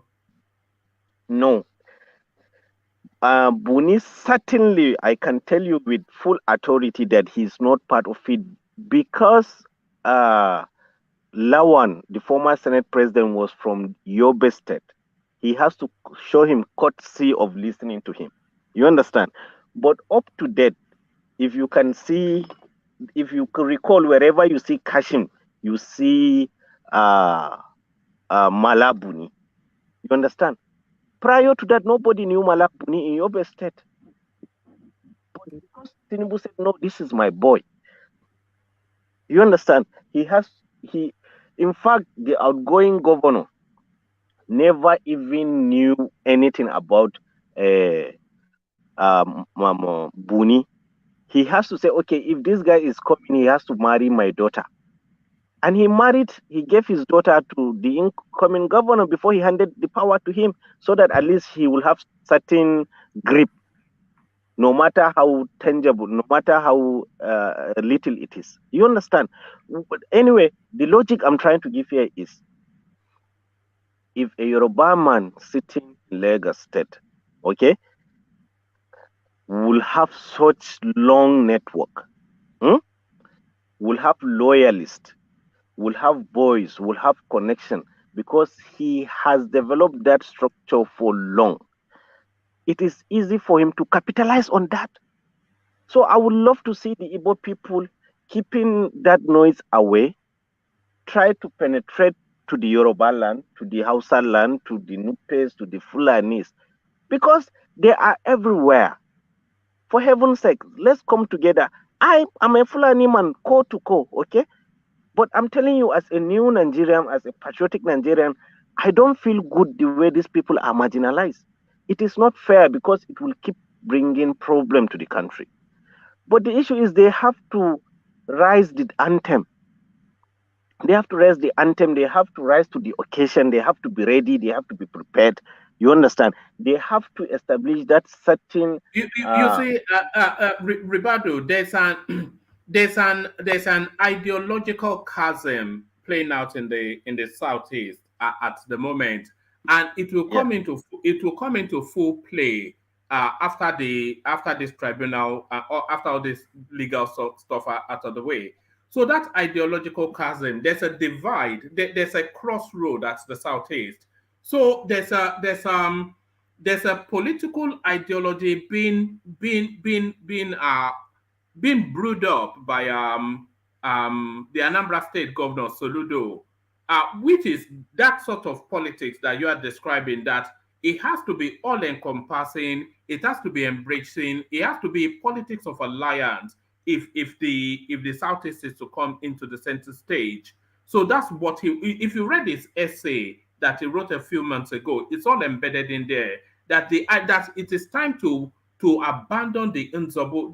Those are his words, not mine. That it is time to abandon the Nzobo politics because it has never worked and it never will. And we have seen the highest achievement that Nzobo politics can ever achieve with Peter Obi. So this is his crescendo now. So he's asking them to pivot from that to go in the direction of that Tinubuist alliance politics. So he's presenting that. But on the other hand, what holds sway at the moment is exactly that sort of Nzobo politics that Peter Obi plays. So that's the ideological chasm that is going on there.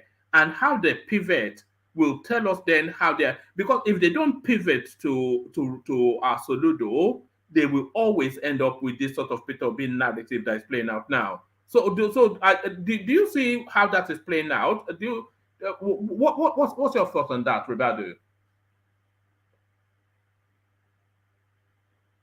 Oh, have we lost you to your phone? Oh, I think we've lost Ribadu. I think it's our phone. His phone. Ribadu. Oh yeah, and there it is. We lost him. But I think we've gained Uptown. So Uptown, are you there? I'm here, Oman. Salam alaikum. I'm here for you. I'm here for the platform. Thank you, guys. Welcome. Good to have you here. So good to have you here. So let me take you straight then to the headline on the screen. Tinubu attacks between Obidient Baptist shows depth of Nigeria's polarization. Madam Ngozi Okonjo-Iweala are taking time out from managing the global finances to wag fingers at our own nation citizens. So what are you making of this little cameo that just played out over the last few hours? Madam Ngozi publishing then her interactions at the Paris summit, the people she met, putting that out on her Twitter space, notably missing Tinubu, of course, and then that took on a life of its own. So what are you then making of the back and forth that led to Madam Ngozi having to show photos and wag fingers? All right, woman, thank you very much. And thank you to my fellow panelists, and thank you to all fans of One Man platform across the globe, and fans of Uptown. If you love me, like Batu say, click the subscribe button and like, so that the algorithm will have to prescribe the show for more listeners. Thank you. All right, one man. Before I delve into the NOI issue, let me steal 10 seconds to address my brother that just spoke. Ribadu. Yes, because people are always one of the issues we have here in Nigeria is short memory, and the issue of short memory is especially in our polity. People are quick to spin things. I think we have to be the greatest spinners in the whole political spinners in the whole world. And people go it around saying South is not building bridge. They are playing this politics. They have never. Southeast has never been in the opposition until 2015. So I don't know what people are talking about. Ojukwu campaign for Shagari, one of the most popular campaign videos ever in the internet space, was Ojukwu campaigning for Shagari in Lagos State, where he made a comment that Lagos is the melting point for all Nigerian tribes. vote for Shagari and all that. Southeast has been in national politics in the center since 1999. In fact, my brothers in the Southwest only joined the center in 2015. And just 8 years down the line, people are already talking about, oh, Southeast, this is what you can do to get to this. No, they have always been in the center in the last 16 years before 2015. 2015, Goodluck Jonathan messed up, and then it shifted and all that. So people coming to create narratives that is non-existent.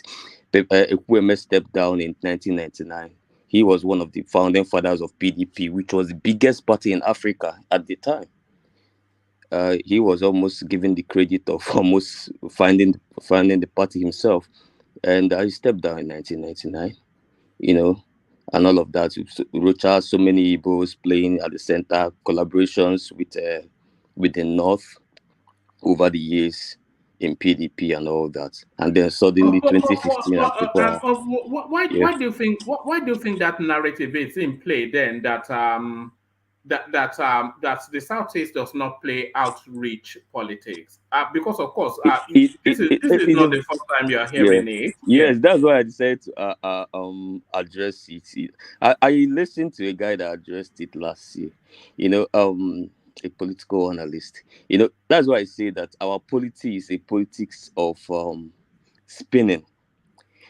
People want to spin and hope that and nobody calls them out. At least they can get away with it. But then when we actually all sit down in the round table, we'll find out that most of the narratives are just, when you say something 5 times, it begins to sound like the truth. But when you start digging deep, you find out that it does not even have any legs. The table is not standing on any legs, when people want to, it's just like, for you to call a dog a bad name, you have to hang something on the dog, yeah? So people will just come out and say, no, they've never. Southeast only started playing opposition policies in 2015. That's the fact. And it's just 8 years. 8 years ago. That's all. So that's, by the way. One man, straight to NOI space. So it is very, very interesting space, one man. And it's a space that I've had a free day for almost 48 hours now. So it afforded me the time to take full participation in the NOI saga, as I call it, on Twitter space. Before you go Yes. into it, how was it birthed? Who birthed this space? How was it? Ronu Group bettered it. It wasn't the Obidient. Obidient couldn't have bettered it anyway. See what happened one month.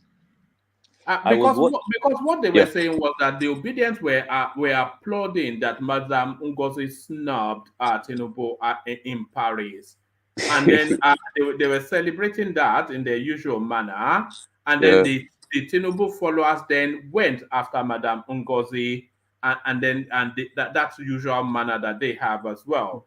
And then, of course, it then spiraled into Madame Ngozi having to release photographs. So, but that's what people say. Okay. It depends on who is making the reports. It is the same playbook.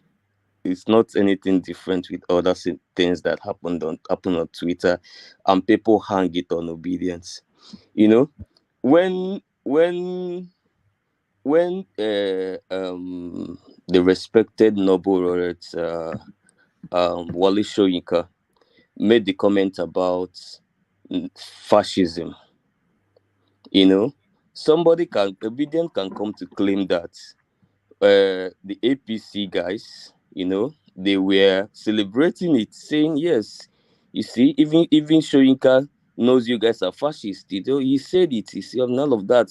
So it's almost like he gave them the leeway to start pushing the word fascism on a candidate and millions of his followers, and then saying that it came from a Nobel laureate, so that means it's a solid place. And and then Obedience can say that's why we push back at Soyinka, but that is not true.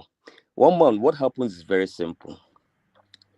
NOI started posting pictures, and the Ronu group, Yoruba Ronu, that is a particular section of the APC supporters, they started quoting her tweets and started insulting this woman. They started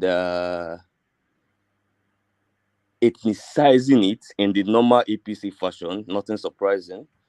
They started calling her out and saying that Igbo will never be president. You went to Paris, you didn't even greet Tinubu, you didn't meet him, you cropped his pictures out from your pictures. You a bigot, you have not achieved anything in your life. There's nothing they didn't say about NOI on Twitter. And I'm talking about known influencers of APC, including wrote the names that push their narratives on Twitter. And at first, I was like, why are these guys crying? First of all, from even the caption of NOI, where you said pictures from the event, she said more photographs from the event, only means that there are more photographs to be posted, and she's posting in batches. I was like, first comment I made on Twitter before I started trolling them because of their stupidity is I was like, actually, from the caption shows that more photographs are probably coming. Maybe she's not done with posting, but people say going around saying Southeasterner. She's not even Southeasterner, she's a Southerner. But they say Southeasterners, bigotry, they hate Tinubu because they hate Yorubas. I'm like, you guys cannot make Tinubu a Yoruba standard in Nigeria. Such that if somebody say Tinubu is stupid, it translates to Yoruba is stupid. That's a very useless tribal narrative. But then that is what APC uses. One man is very simple. NOI posted picture. They started attacking her based on tribe. They didn't even attack her as maybe you hate Tinubu, you don't like Tinubu, madam. No, they said, Igbos, you guys hate Yorubas. That is why your girl, your woman, whatever, that have not achieved anything in her life, that's why she's doing this to Tinubu and all that. So, and then Obedience was like, and I love what Obedience did. Unlike what APC guys did during showing cast time, Obedience never called it a Yoruba attack, never called it that Yorubas are attacking an Igbo woman. Obedience, all the pushback go to Twitter. They're pushing back that APC, why are you crying? APC, why are you attacking somebody that is representing us on the global stage just because you feel she didn't post a picture of your favorite man? And nobody made it, but then APC guys was making it a Southeastern problem. Southeasterners did this, Southeasterners. No, address Madam Okonjo-Iweala if you want to talk. But that's a bad point made. The hypocrisy in each one man is the fact that when people are talking about, I want to use it to draw attention to my position with the whole hang something on the neck of a dog or call a dog a bad name. Hang something on a dog to call a dog a bad name, right? Which is being done on Obedience. And I keep saying that the actions of Obedience online is not necessarily an Obedience thing. It is a Nigerian thing. If you deem the body language of Nigerians online as fascist, of Obedience online as fascist, that means that Nigerians are fascist. Because there is nothing Obedience do that is different from what Nigerians do. Let me ask you a question. Do you think, knowing the landscape as she does or as she should do you think Madam Ngozi should have made sure to publish her photograph with her president first before going around the world publishing about Kenyan president, Ugandan president, and all of these nondescript people? Do you think she dropped the ball? No, she didn't drop the ball. It is us that thinks that Madam Okonjo is up there on Twitter every now and then, listening to banters. She has a serious work doing, and she's representing Africa there. And in a place where African leaders are, she must have taken, assuming maybe there was no picture with Tinubu in existence, but there was a picture with Tinubu and picture with several other people. No, And she said it clearly. but she released that picture after the event. She started releasing pictures after event. No, after the little skirmish, after the thing blew out, that was when she released the picture to defend herself. What I am suggesting is that that should have been the first picture that this is me and my president, and then this is me and other presidents. Not this is me and other presidents, and then latterly, after a lot of brouhaha, then she says, "Oh, I met Tinubu too." This is not Madam Ngozi taking pictures with her phone to show you, to prove to you that who she met and who she didn't meet.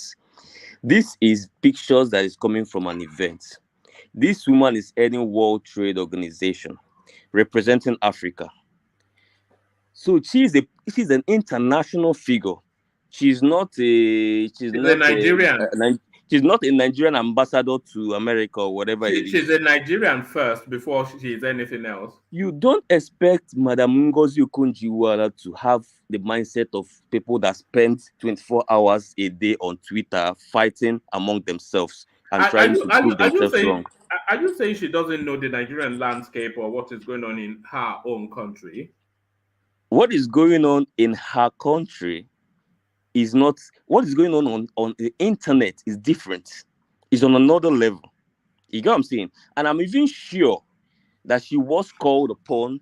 Her attention was brought upon what the controversies that is going on Twitter. Where she felt she should speak to it. But then it is a non-issue. The only problem is that this woman happened to be Igbo and happened to post pictures without Tinubu in it. And APC, in their normal fashion, made it a tribal issue and started creating chaos everywhere online, unnecessarily. And I told you that this woman's first caption said, she posted 2 badges of pictures. She said, more pictures coming. So that means that she's posting badges. If you check the captions on Twitter, it was clear. Even me, the first time this whole thing started, I said, this caption shows that more pictures are obviously coming. So why are people funny?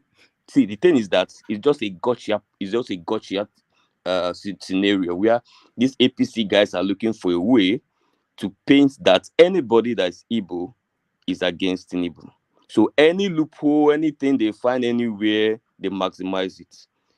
But I have to thank Madam Ngozi Okonjo-Iweala. Which picture did she release first? That's the question. It doesn't understand the importance of that. Which picture did she release first? Madam, see, she released pictures with several people in the event. Who are presidents those people? Who are those and diplomats and what have you.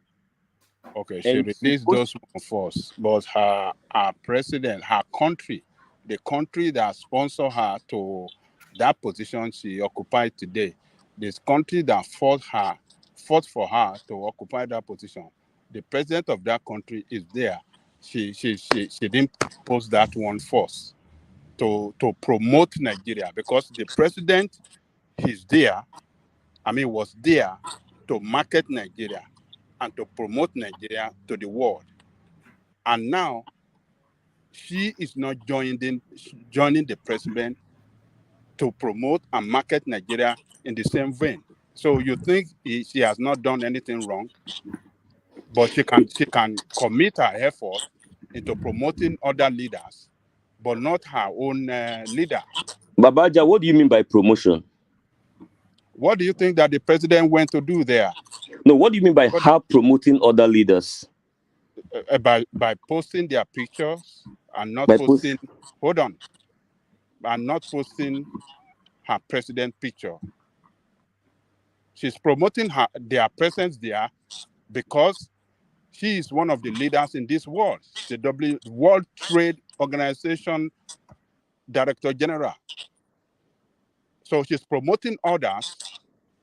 She's not promoting her own leader. So you think there's nothing wrong. This is not about tribal. This is about it's about you know, a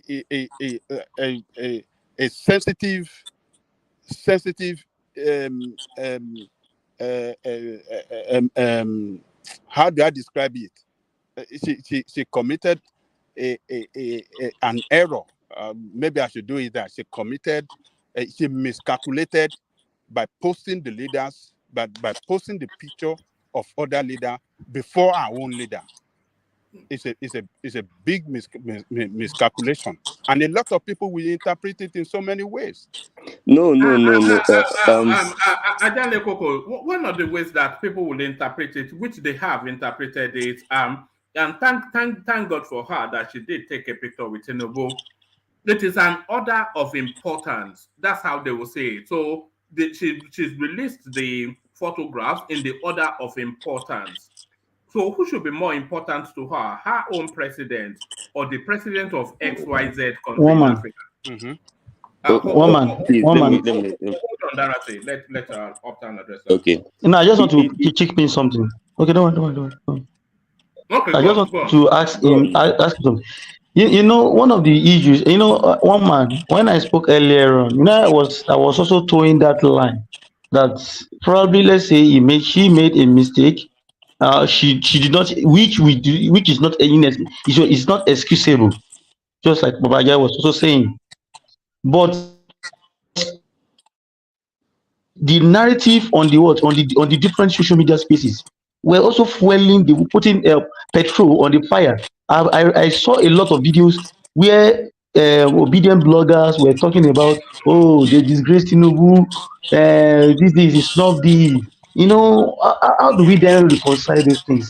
Even though I know that woman probably might not, because she's not the one in charge of her team, of her social media handles. Somebody would definitely be handling that for her, but they will get an approval from her. But we expect her to have done the right thing. But I think we should just say that, oh, probably she made a mistake and she should admit that. But not that we come here and be spinning things based on what is going on online. All right. So that's the sentiment of the space. Would you at least concede, Uptown, that she made an error, maybe an unwitting error in judgment, not to have released the photograph with her president first? No, I don't consent to that. It's very, very simple. And that is why I say I respect her for even bothering to clear it out. Somebody like Soludo will not even bother to clear it out, because she probably is not an arrogant person. If she's an arrogant person, she won't bother. Is it because the Soludo did not support to be? Is that why you are trying to mischaracterize that guy? How do you know? I'm not mischaracterizing him. He's my man too. I'm only telling you. I'm only telling you his attitude. Hold on. I believe Soludo would have posted his picture and Tinubu first before any other person, because it's a man that really believes in that country, and we have seen the way he. So Ngozi does not believe in Nigeria anymore because Tinubu's picture didn't come first. I didn't say that. I did not say that. You are saying Okay. that. So Soludo has demonstrated that yes, he believes in Nigeria, and he will always stand out for the best of the country all the time. And that is why you have seen him consistently, without fear or anything, asking Nigeria to do the right thing, that release Nnamdi Kanu for me. It's not from the same state with Nnamdi Kanu now, but he's looking for the peace in Nigeria. And he thinks that releasing Nnamdi Kanu can solve insecurity problem in his homeland, in his Igbo land. So don't mischaracterize Soludo, because he never supported so That's my take on that. Okay. It's all right. Um. eh, uh, Anybody? I'm laughing because I'm more closer to Soludo than you are. So I wonder why you think you love him more than I do. Person closer to everybody. You are closer to Obi. You are closer to Soludo. You are closer to. Okay, sorry, I take that. I take that back. You're closer to Madam Ngozi. Who is that person? Are you closer to Jesus though? That's the right question. Are you closer to Jesus? Look at Jesus, this guy. my personal Lord and Savior. Okay. That aside, it's very very simple. Babaja, I am not characterizing Soludo, and I campaigned for Soludo with the same vigor, the same energy I used to campaign for Obi. It's really very simple, because I think he has the capacity to be the governor. I think he will have a better capacity than Val at the time. I preached for him everywhere, social media, offline, online, anywhere. But all right, quickly yeah, pivot back to Ngozi, but yeah. carry on. I'll pivot back to no, just for Baba to calm down, know that I don't have anything personal against him. But I've always hold the thought, even when I was campaigning for him, I've always hold the thought, which is true, that he has something I tagged as at the time I called it intellectual arrogance. But I felt the intellectual arrogance would not stop him from delivering for Anambra people, and that's why I kept campaigning for him. So that's on that space.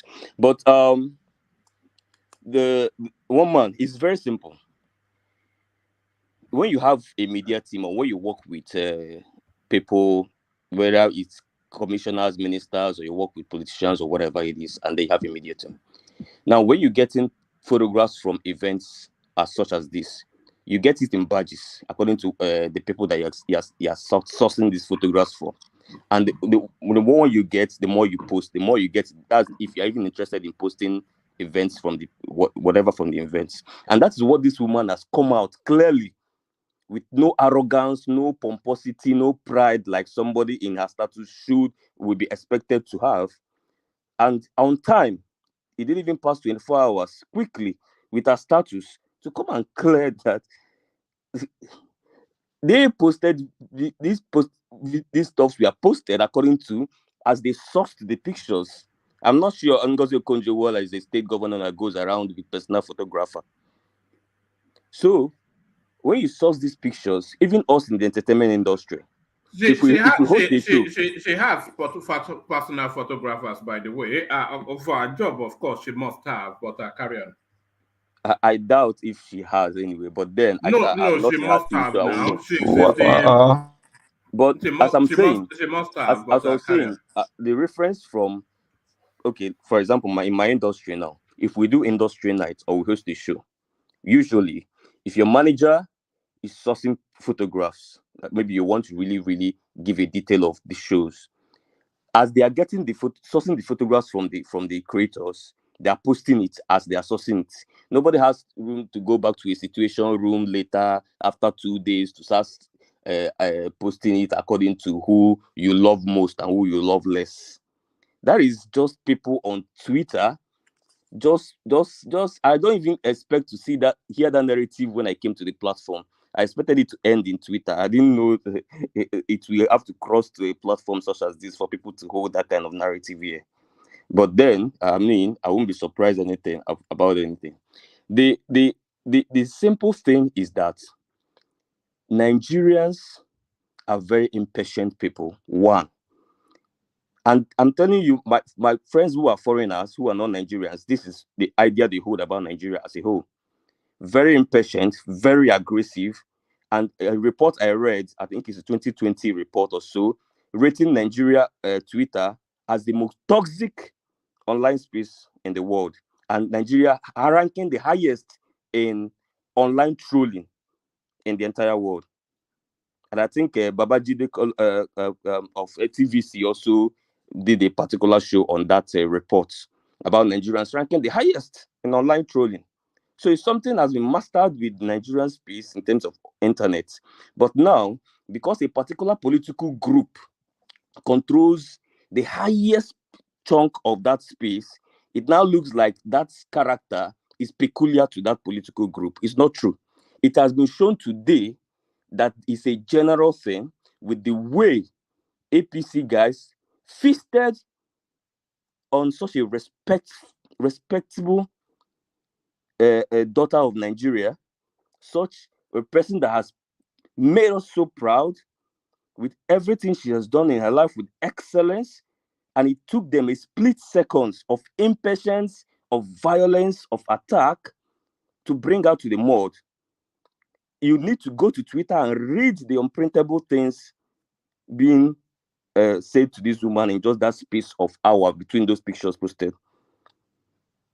So for us to come and then people that came to this platform to condemn the people that attacked Soyinka for calling a candidate and his millions of supporters, because Soyinka said obedience, he didn't say some obedience. So that means he's including my dad and my mom, to call them fascists. And then they pushed back, and some people came to the platform and defended and said, no, you can't push back at Soyinka. He's a Nobel laureate. He's God. He's untouchable. And then the same people come back to the platform to defend the case of Okonjo-Iweala, where Okonjo didn't even call anybody fascist. Okonjo didn't call people what was, I don't know, his big languages. Okonjo didn't call people headless mobs. Okonjo didn't even pour fire. She was so quick in a couple of hours to come and say, this is what happened. This is what happened. We need to unite and preach message of unity immediately. What was Baba Soyinka doing? Baba Soyinka was pouring more fuel. He was granting more interview and causing more problems. All right. You know what I'm saying? But yes. People, no, woman, wait. People that defended that is why I hate hypocrisy. People that defended that in the platform and spoke up for Soyinka and spoke up for other people are now coming back to speak on the other side when it involves an Okonjo-Iweala. And people that are saying obedience and insulting, the same people were here when APC people insulted Obasanjo just for backing Obi. They didn't call nothing. They did not. That's when I learned words like Omuale. That's when I learned words like bastard, Yoruba Runu. What was that one? You're a Lagosian and you don't know the word Omuale. You must be living a privileged life. Oh. How can you be in Lagos and you don't know Omuale? I used to hear, but it's not. I mean, it became an anthem. People that insulted Obasanjo, people that insulted Baba Adebanjo, who is 95 years old, older than their grandfathers, people that insulted Osimanjo for just expressing his free right to contest. Hold on. People that insulted Osimanjo for just expressing political hold on, Wale, I did say. People that I think people want to come in, Yes. So people that insulted Obasanjo, insulted Adebanjo at 95, insulted Osibanjo, a sitting vice president, insulted Chimamanda Adichie, somebody that has accomplished so much for the nation outside the country, insulting Rufai just because they do not share their political view, insulted people, even Macaroni, Ngozi Okonjo-Iweala. I'm coming. Let me learn just 10 minutes. 10 seconds. 10 seconds. Sorry. They have taken that woman to the cleaners on Twitter. There's nothing they have not done to that woman on Twitter. Now it's the turn of Ngozi Okonjo-Iweala. But people come here and tell me that it's obedience that's doing that because it suits their narrative. And when it suits their narrative, the only time Baba Aja has defended the attack of somebody that is pro-Obi is when he affected Obasanjo because he has a personal view and personal life for Obasanjo. That is hypocrisy. And I call that respectfully. All right, brilliant. Stay there. You still have the floor, but a lot of people want to come in on this topic. So let me bring Wale in. I'll come to you in a moment, enigmatic, but Wale joins us for the first time. So I suspect that it is this Madam Ngozi space that brought you in. So let's hear from you. Good to meet you, Wale. Yeah, thank you very much, woman. And my fellow mates in the house, I want to greet everybody wherever you are. I'm calling from Toronto, Canada. Good evening here. Good morning in London and Nigeria. Without wasting your time, I've been following your programs for the past months, and this is my first time of talking live. Let me start from the last caller. I didn't know this. I couldn't remember. Uptown is one of the OGs of the platform. Uptown. Yes. Yeah, woman. The basic thing that I want you to understand is I am very sorry to use this word. Every average Igbo man is obedient, and they play when other regions, when they play a little bit of the kind of cards they play, they try as much as possible to make you the victims. Tribalism, bigotry, they play it, and that is exactly what Obi was playing. Now, the old man that spoke, there are a lot of inconsistencies in his. I don't want to use the word lies. No. Take it to Madam Ngozi instead. Okay. Because, take it to Madam Ngozi. Yeah. Number one, during right from the First Republic, Igbo has never supported anything that has to do with Yoruba candidate. It has never happened. But Madam Ngozi is not Igbo. Anyway, it depends on how you classify it. Because this election 2023 had made us to know that even you don't have to come from the main southeast for you to become an Igbo. There are Igbos in the Edo. There are some people. I hope you are not that. I hope you are not another Igbo hater, because I think we have the full complement of those. I am not an Igbo hater. I'm trying to like the caller now says. Dr. Ekweme stepped down for your Obasanjo in 1999, which was 100% lie. And as a matter of fact, because they use 1999 was used to compensate Yoruba because of the loss of Abiola that won election during June 12th, and he was killed. To compensate, do you know that Dr. Ekweme insisted that he will not step down? Sorry, Wale. I don't want to break up your thoughts or anything like that, but let me narrow it to just the Madam Ngozi space. So there was criticisms that she was publishing photographs of other dignitaries that she met, and she was accused of snubbing her president. She's now brought out the photo with her president to debunk that and admonish the space. So narrow it to that space. And okay, to that side. Ordinarily, there shouldn't have been an issue, but look at it. Okonjo-Iweala, for goodness sake, is representing Africa. Is a Nigerian force before Africa and before the world. Otherwise, and that is the reason wherever whatever like Ngozi goes throughout the world, that African dress, she normally showcase it everywhere. Diplomatical wise, she's very, very advanced and very, very exposed in even international politics. She should know that before she even does anything at all, she must first of all verify all the pictures that she has before she even try to go into with Twitter.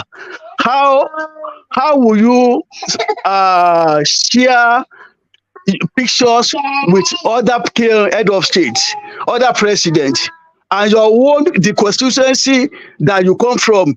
Without Nigeria, who is she representing? She's representing Africa. She's representing Nigeria. And for goodness sake, if you know that your president picture, your own country is not there, why in the first instance, why rushing? Why haste until they start criticizing before you know that you will not share the pictures of your own president? But nevertheless, every average Igbo man will defend that. So let me just stop at that. All right, brilliant. Stay with us, Wale. I'll still come to you on other topics, but I think everybody is keen to speak on this. Enigmatic, let me hold you in abeyance for a moment longer. You know how we like to go quickly to new voices. Justified unmute at the topic, Madam Ngozi, and her having to defend herself. Yeah, thank you so much, woman. Thank you so much, everyone on the platform. I'm calling from Canada here, and I want to appreciate everyone for the wonderful view. I just have, mine is just an appeal to Nigerians, especially the eastern parts and the western parts. That's the Yoruba and Igbo. I think we have gone a long way. We have interrelated. Igbos are very nice people. If we have Igbo friends, of course, most of us have. And we have married a lot of their daughters as well. So honestly, Igbo girls are very lovely girls. Igbos, I'm a Yoruba man. If you had a girlfriend who's an Igbo, they are very wonderful ladies. Their food, of course, you eat ishewu, you eat ohasu, edikaikon. Honestly, you can. This is a wonderful tribe. But it's highly unfortunate that what has really come by us and started dividing us. And honestly, the Northerners are happy. Honestly, this is just an appeal from me. The Northerners are happy. That's what, of course, in a game of democracy, you want division. The people that should be united, you look for a way to divide them. And we have been constantly divided. The Yorubas and the Igbos. And emotional war is a terrible thing. Emotional war is terrible. The Igbos and the Yorubas are not fighting physical war. It's an emotional war, which is more devastating. Honestly, that is the truth, which I will appeal to the elders of the Igbos, the Ohanese group, the elders of the Yoruba. I know they are factionalized. We have a factional Ohanese, we have another Ohanese. One Ohanese would say something today, another one would counter, it's not our head. Same There's thing with no factional Ohanese. What's that? There is no factional Ohanese. Okay, that's your opinion. If I want to go into it, you'll see an Ohanese will say something, they will say, no, there was an Ohanese that spoke recently. They said there's another one that spoke. That's fine. I know of the one who is the real head of Ohane. That's fine. For the Afenifere too, which we can tell you as a Yoruba man, there's no factional of Afenifere will tell you the real Afenifere, but indirectly they are factionalized. That's Nigeria for you. Of course, you don't need to tell us that. Anywhere there is a position, Nigerians are divided. So let's leave that. If they are not divided physically for you to see, we know in circle they are divided. So don't just leave that for me. So what I'm saying is that if our elders could come in quickly, if Ohanese, Afenifere, I hope this politics goes away quickly after the what's it called, tribunal. Let them come quickly and bring us together. We're already together. Do you think it's on Ohanese that, because I'm not sure that there's that much regard for Ohanese. There's only one person that can reunite Nigeria, and it's not even Tinubu, it's Peter Obi. Of course, Peter Obi cannot unite anything. He has brought the division already. Yeah, the so division is beyond him. It's beyond him. Yes, but if he takes a nationalistic tone and if he sheathes his sword, then his base, they have nowhere else to go. And he commands them just totally. It's almost like mind control. If he sheathes the sword and he adopts a unifying language, I think they will fall in place. Then But it will become irrelevant. but if he continues to agitate the space in the manner that he does, then there will be no unity in that country. So the only person that can unite Nigeria is Peter Obi. That's fine. One man, I won't accept that with you. What Obi had started is even beyond him now. Is what he had scattered already. If he comes out to say now, exactly. You guys, can you please stop? He doesn't have the mouth anymore. It's beyond him. They've taken it beyond him. Let's just leave that. So my appeal is for us to be united. Igbos, my Igbo brothers, my Igbo sister, you are lovely. Yorubas, let's be united. Justified. Do you think we can unite organically outside of leadership? Do you know what I mean? Do you think we can unite as political tribes, not necessarily ethnic tribes, but political tribes? Do you think we can unite organically without leadership? If they don't get the signal from the top for that unity, do you think it can happen organically amongst the foot soldiers? Yeah, of course. One man, there's no impossibility. Igbos are learned, we are learned. It's all about coming to the round table for us to sit down because we are going to lose. Honestly speaking, we are going to lose. There's no attack from the eastern part on Atiku. There's no attack. It's always Atiwaju, this, and it shows that the Yorubas are seeing that you are attacking them. They have no reason to attack Atiku now because Atiku is not in play. Tinubu is in play. Atiku don't have what they want. Tinubu has what they want. So they have no business with Atiku. Atiku came second. And but they don't want to come second. They want to come first. So their battle is really for the presidency, not for second place. All right, fine. So that's still my appeal.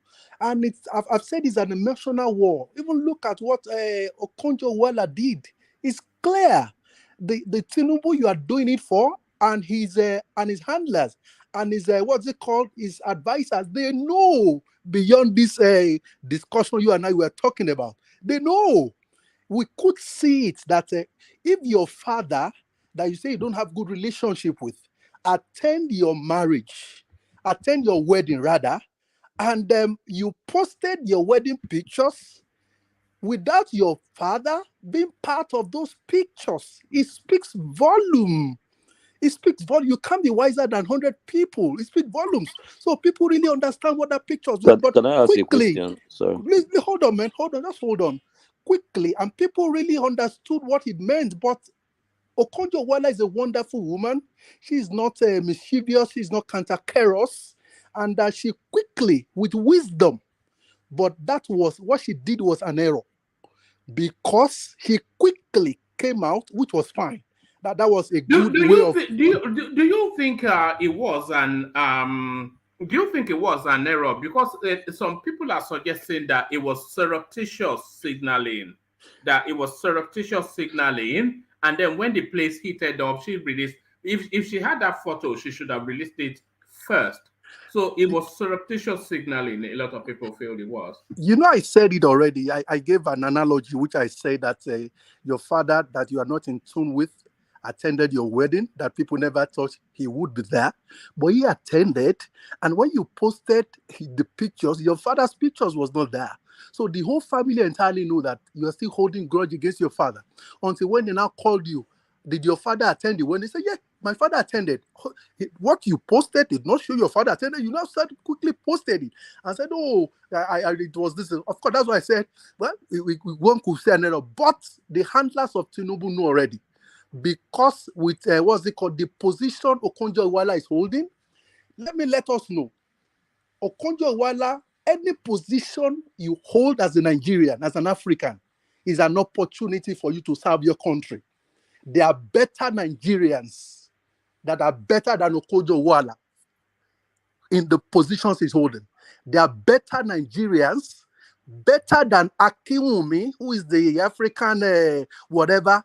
It's an opportunity you are serving. Better Nigerians who can even serve Nigeria better than Tinubu, better Nigerian than Obi. So we should get that clear. So they are better Nigerian than Okonjo-Iweala decision is taken. And this seat belongs to a Nigerian African. She didn't put herself there. It's not in the name, it's not a Okonjo-Iweala seat or the family throne. It's a continental seat that she's sitting on. And it goes a long way, your relationship with your leader. Because aside the handshake, it should go further than this. That's the truth. If we were to expand it better. Beyond the handshake she posted, this is a new president of Nigeria, regardless of tribunal. We should see a better relationship. Akinwumi came to Tinubu where he was. They had an engagement. It's not about Tinubu, it's about Nigerians. And he spoke for more than 10 minutes after that meeting. For Okonjo-Iweala, there was no sitting with Okonjo and Tinubu. It's not Tinubu now, it's Nigerians. For Okonjo-Iweala said, I'm representing you, this is what I'm doing. We did not see that. It's beyond handshake. So that's clear. You can't be wiser than millions. But I'm still appealing because we still need to be together. Any little thing, everybody will speak volume of it. So I just appeal to us as Igbos, as Yorubas, let's just still be one. What the Obi crisis has cost is beyond Obi. I want to say it again. If Obi contests with only Asiwaju 500 times, Asiwaju Bola Ahmed will win him 500 times. It's not sentimental. You can put your pen on paper and do the analysis.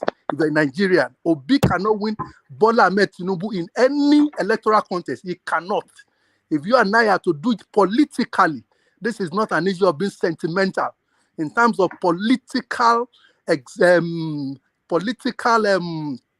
power, sagacity, just name it, philosophical, anything. You can't bring or be close to Asiwaju in terms of politics. If they contest 500 times, if you want to argue with me, he will not win 500 times. So I'm not trying to be sentimental. So let's just be one with ourselves. Let's come together. Ask the question, but give a very brief answer to the question justified, and then we go on to enigmatic. Ask the question uptime.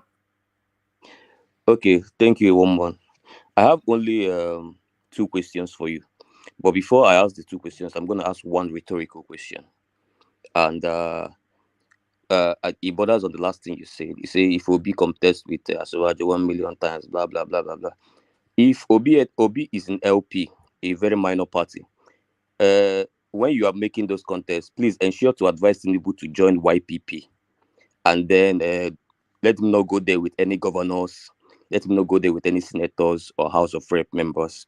And let him not go there with the war chest of Lagos. And wait, yes, let me continue, please. And then let him. You didn't let me answer his question. Wait, allow me. Wait, please. And let him not.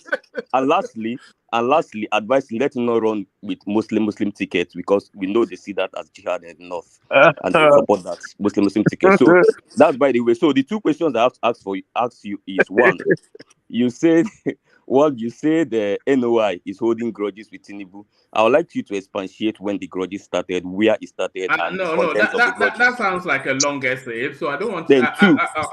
That's what. So it's just a clarification. He said NOI is holding grudges with Tinubu, someone you are holding grudges with. So I'm not aware to preview to that. So I'm sure so many of our listeners will want to know when the grudges started, when the fighting started, and where and how it's going, the content of that. Question number 2, you talked about the handshake across the Niger and the Ohaneze and all these guys, Afenifere, coming together. Last time I checked, in the last 3 years, they've been trying to do that, and they formed something called Ohanifere, what they call the handshake across the Niger between Afenifere and Ohaneze.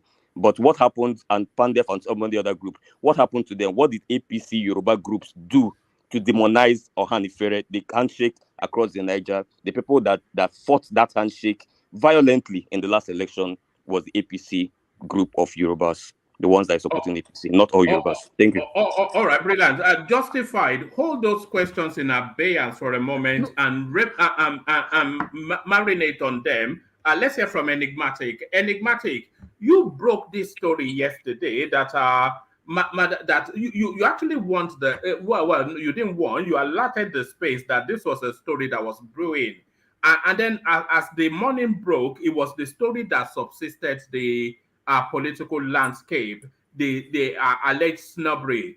In fact, it was so high up there in the news cycle that it was going to be the talking point for the session. But then in the course of the session starting, the story pivoted with the photographs released by Madam Ngozi. A lot of people then are querying that the country that made you girl and woman, the president there, a new president who is jostling to reposition the country, why did you not first put that picture out as a celebration? Are people being excessive in that expectation? Enigmatic on the. Thank you, woman. I salute everyone on the platform. I really appreciate that you actually how you started. You know, while I was speaking about this yesterday, there was a caveat. I said I was placing it in the realm of speculation, and I made some further comment because I was it just came more like a WhatsApp stuff. Look, one man, regardless of how people are trying to portray the situation now or trying to shift the goalpost, there's when you see a group of people that are suffering from mythomania and pseudo logia, fantastica, it will be very difficult for you to have any intellectual discourse with them. When you see a group of individuals that are that they have this chronic behavior of compulsive and habitual lying, pathological liars, it will be very difficult to have a rational conversation with them. This thing, few hours yesterday, it was all over the social media, right? It was all over the social media. Don't take my word for it. Go and do your investigation and go and find out. Obidient were all over the moon. Oh, Okonjo-Iweala snubbed Tinubu. Okonjo-Iweala does not have anything to do with a narcotic. Those kind of derogatory languages. Until maybe, like somebody said now, after the fact, when she knew probably they goofed. I'm telling you, even people from the High Commission, as high as that, and some other folks within that environment, including two African presidents, called our attention. I said it here yesterday. So it wasn't something like a mistake or an oversight. Look, one man, politics is gone. We've had an election. We have a president, right? The losers are in court. They are going through the processes. And people who are very familiar with law, they know how this will land, right? We will have this president for the next 4 years. And if Providence continues, he's going to spend another 4 years, 8 years. And after 8 years, this will go to the north for another 8 years. So it behooves people who want to be president after the north to do the right thing, or they keep doing the wrong thing that they've been doing all over the time, and they're expecting a different result. We cannot continue to handle, cavalier situation or in a certain, insouciant or probably, supercilious way. And we want to gloss over this and spin things all around. It is on record that certain prominent Nigerians, including this man that you mentioned now, Akinwumi Adesina, right? They've front-loaded, understand that they've front-loaded their itinerary, right, with the protocol officer in Nassau Rock to have a meeting with the president while they knew he was going to be in town. Is it on record? Anybody, whoever is Okonjo-Iweala spokesperson here can confirm if she did the same thing. You saw Akewumi Adesina. There was an interview that he was speaking for almost over 5 minutes, reeling out is what he's been doing and what are the the collaboration he's going to be having with the administration going forward, or probably in the next couple of months.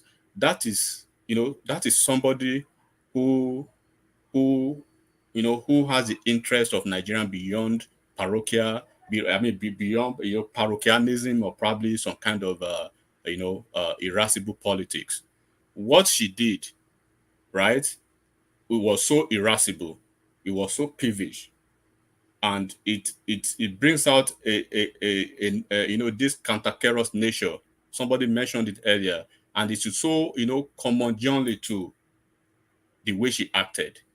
That handshake was it was a random handshake. It was, you see, people were lining up to have just random common handshake.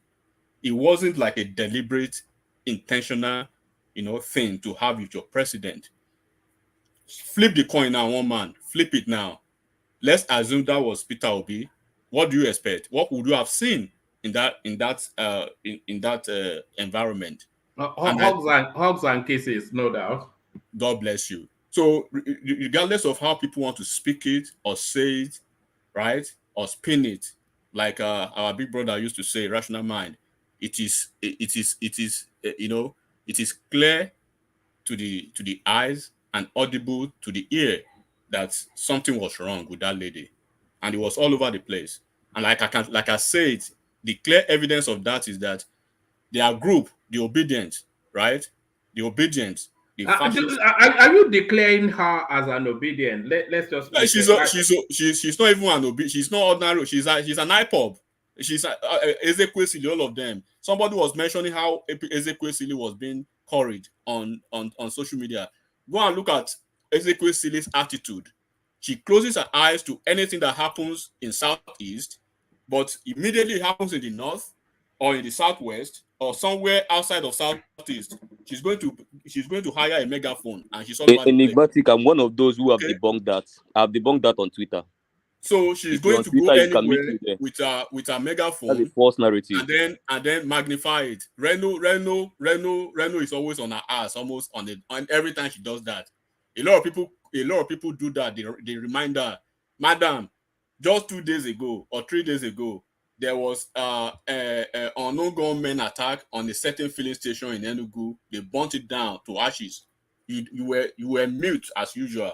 But when the situation happened in Lagos, but that's not Madam Ngozi. Sorry, enigmatic. That's not Madam Ngozi though. That's Madam Obi. That's Ezekwesili. Obi Ezekwesili. Yeah, I was actually trying to put things right. But look, circling back on Madam Ngozi, she's representing not just herself, or not just we all know Ezekwesili is IPOB now. Everybody knows Ezekwesili is IPOB. So look, like I said, I want to be elegant with the way because I know I respect her a lot. I respect her office, right?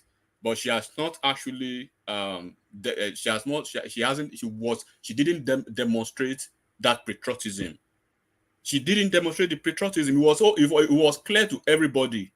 I'm telling you, one man, as high as the Nigeria embassy, the High Commission, the staff over there, the people who were around the president and the protocol officer, they were trying to call our attention.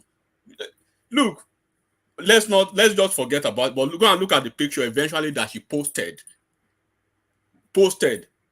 right? After the even if you look at the body language, that's the picture right there. If you look at the countenance of both of them, it was mutual distrust. It was like a grudging, mutually, by the way, complete commonly and supercilious and insouciant attitude. It was so cavalierly. And there was no way she could wriggle herself out of that. There's almost disdain. Yeah, we can almost absolutely. You see, this man, I don't like you, I don't want you, you are not my president. That kind of body language. You are not my president. Enigmatic. Baba. If you grammar power obìnrin lady platform. No, but Baba, were you here yesterday? Baba, you were here yesterday. Now I received the text that something is happening now, and I was very instructive with my statement with that caveat that I hope, right? I hope, because look, this is what politics is. It goes beyond grudges, right? Look at Atiku now. Atiku is a perpetual, presidential contestant candidate, right? And he has a history of always losing. This is going to be another record in the bag for him. He will lose. He will go to the tribunal. He will still lose. But he was in tribunal, right? Being elegant as ever, being respectful as ever to the constitution, and then being pragmatic and being patriotic as ever.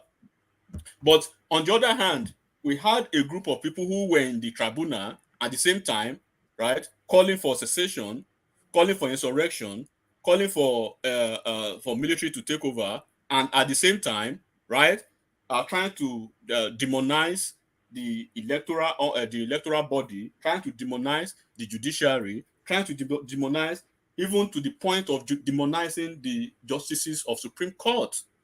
And when what is, anybody can check the the dictionary understanding of fascism. So look, one man, politics aside, I hope and I wish things will change. But the more we're trying to give that hope, the more we have this idea that things cannot change.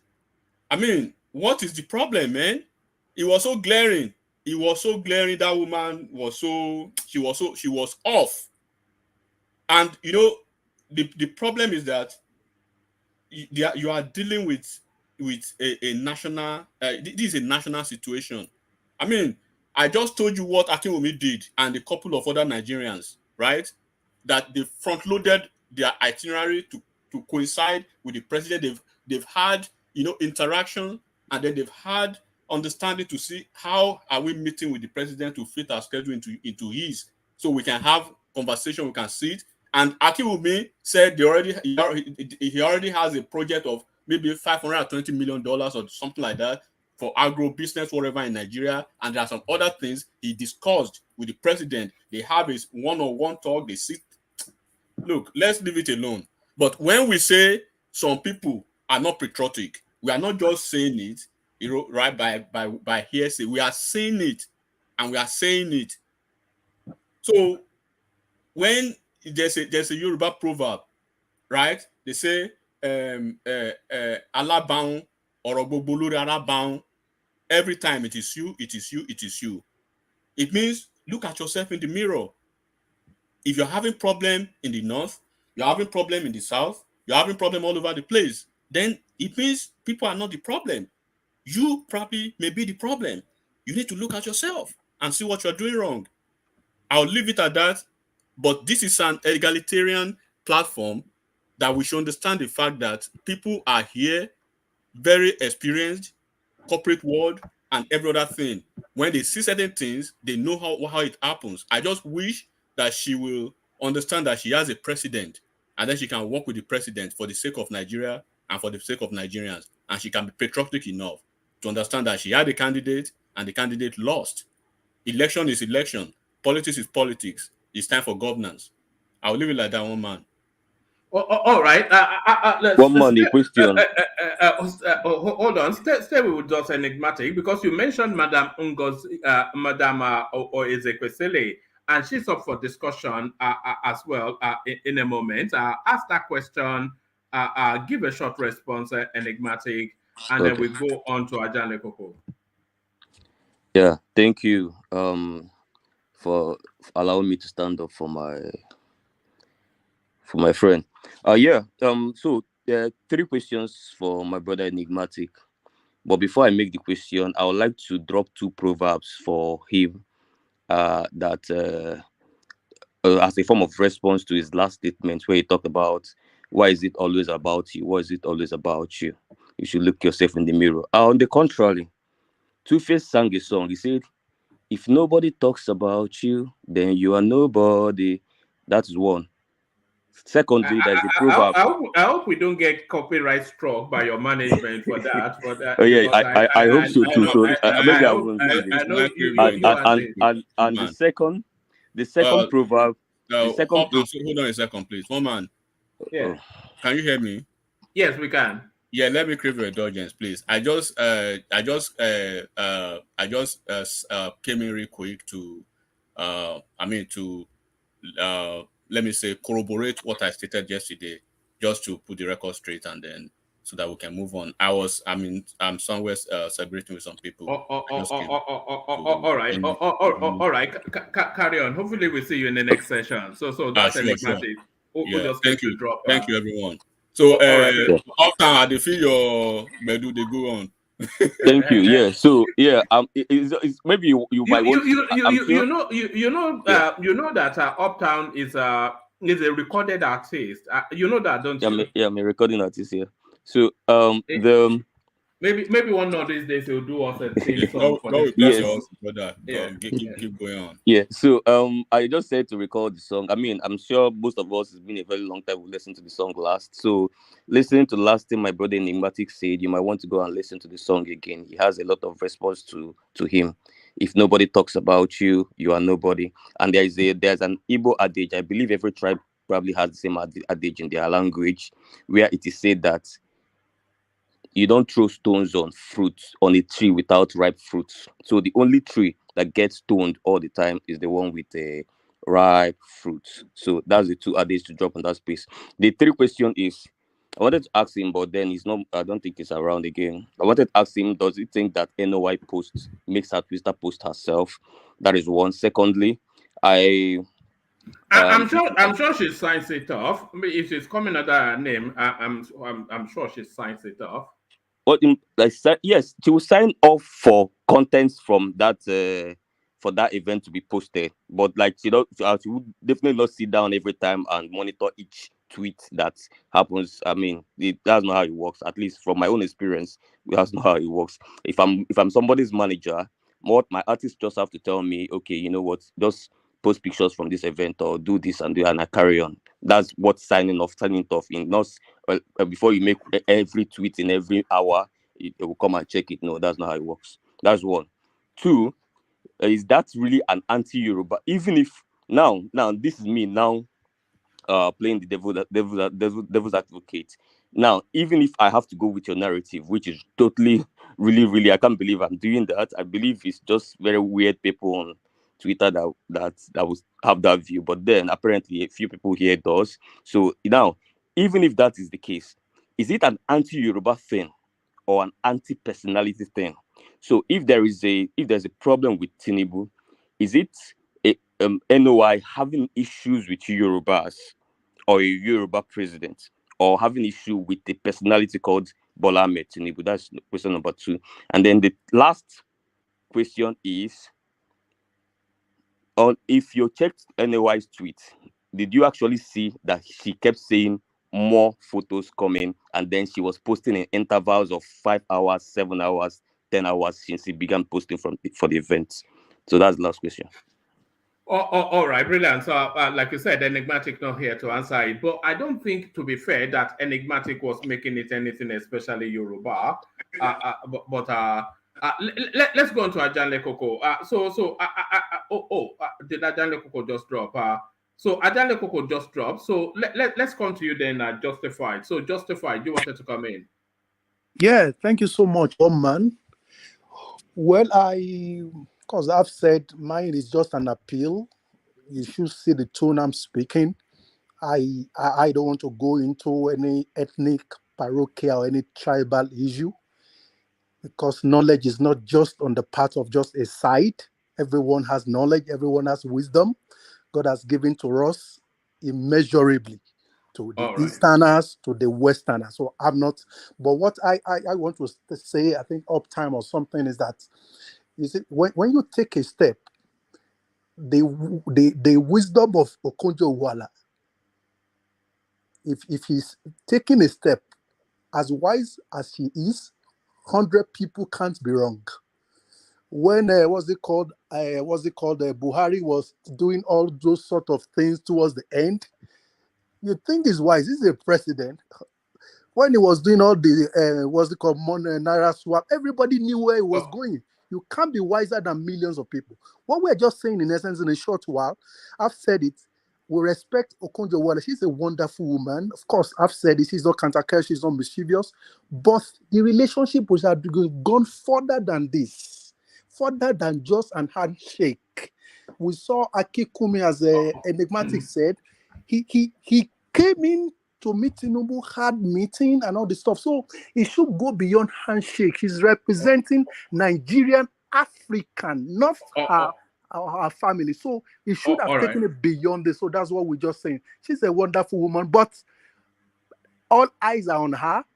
People will be looking at the next step she will be taking now. So that's all right. I thought you wanted to add more, but you just repeated all you said. But let's go on to Ajanle Koko, who I think has now reconnected. So Ajanle Koko, all this back and forth about Madam Ngozi, is this much ado about nothing? Are people making too much out of what is just a non-event? What are you making of all of this brouhaha, Ajanle Koko?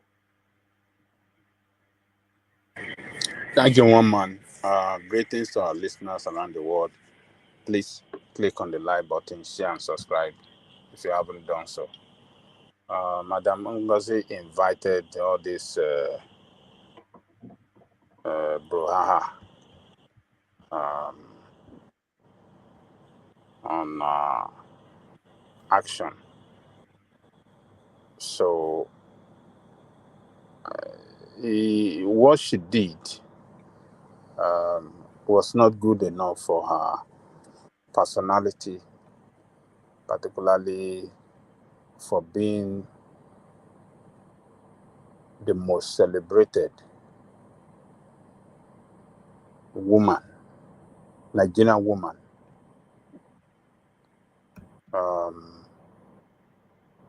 at the international stage. A lot of Nigerians have high respect for her, high regard. Some will even pray that for their own daughters to be a person to achieve what Ngozi achieved in life. So I think she didn't use her wisdom well for not posting the picture of Tinubu,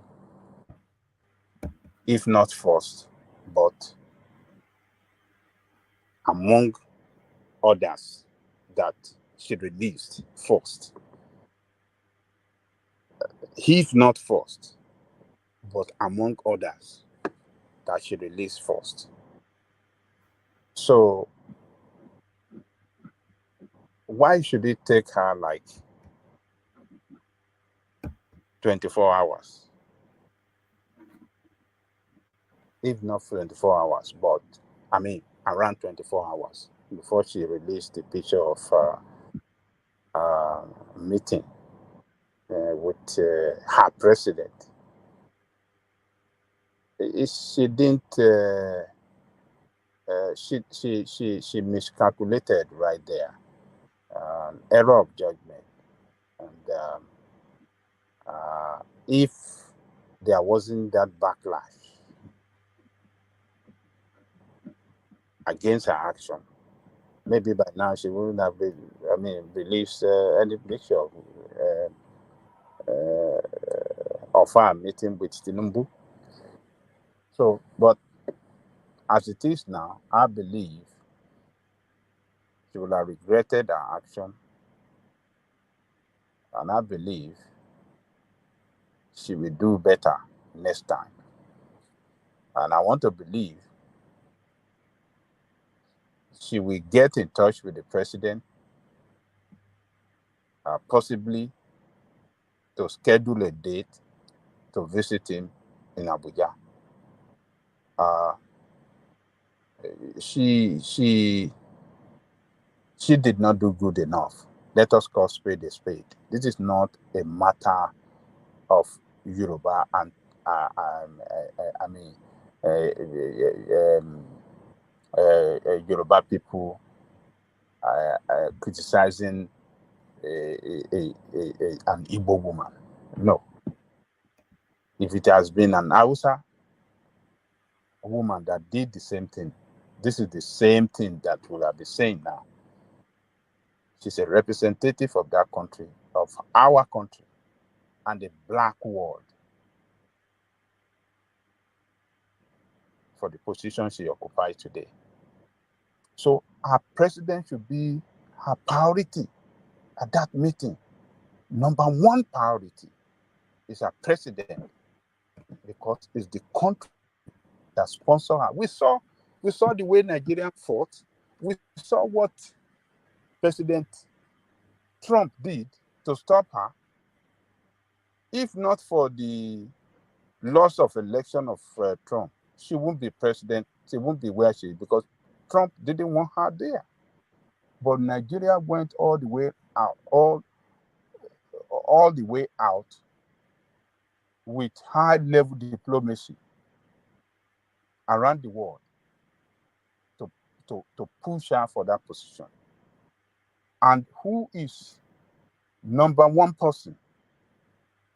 Who is that person that wear the image of Nigeria than any other person in the world today? Is Tinubu.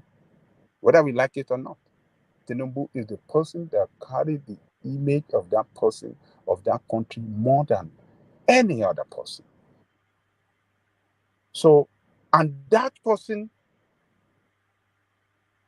was present at that international conference, and you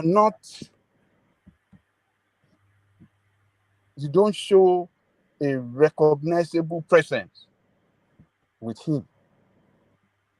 That could be interpreted as not showing a recognizable presence with your country.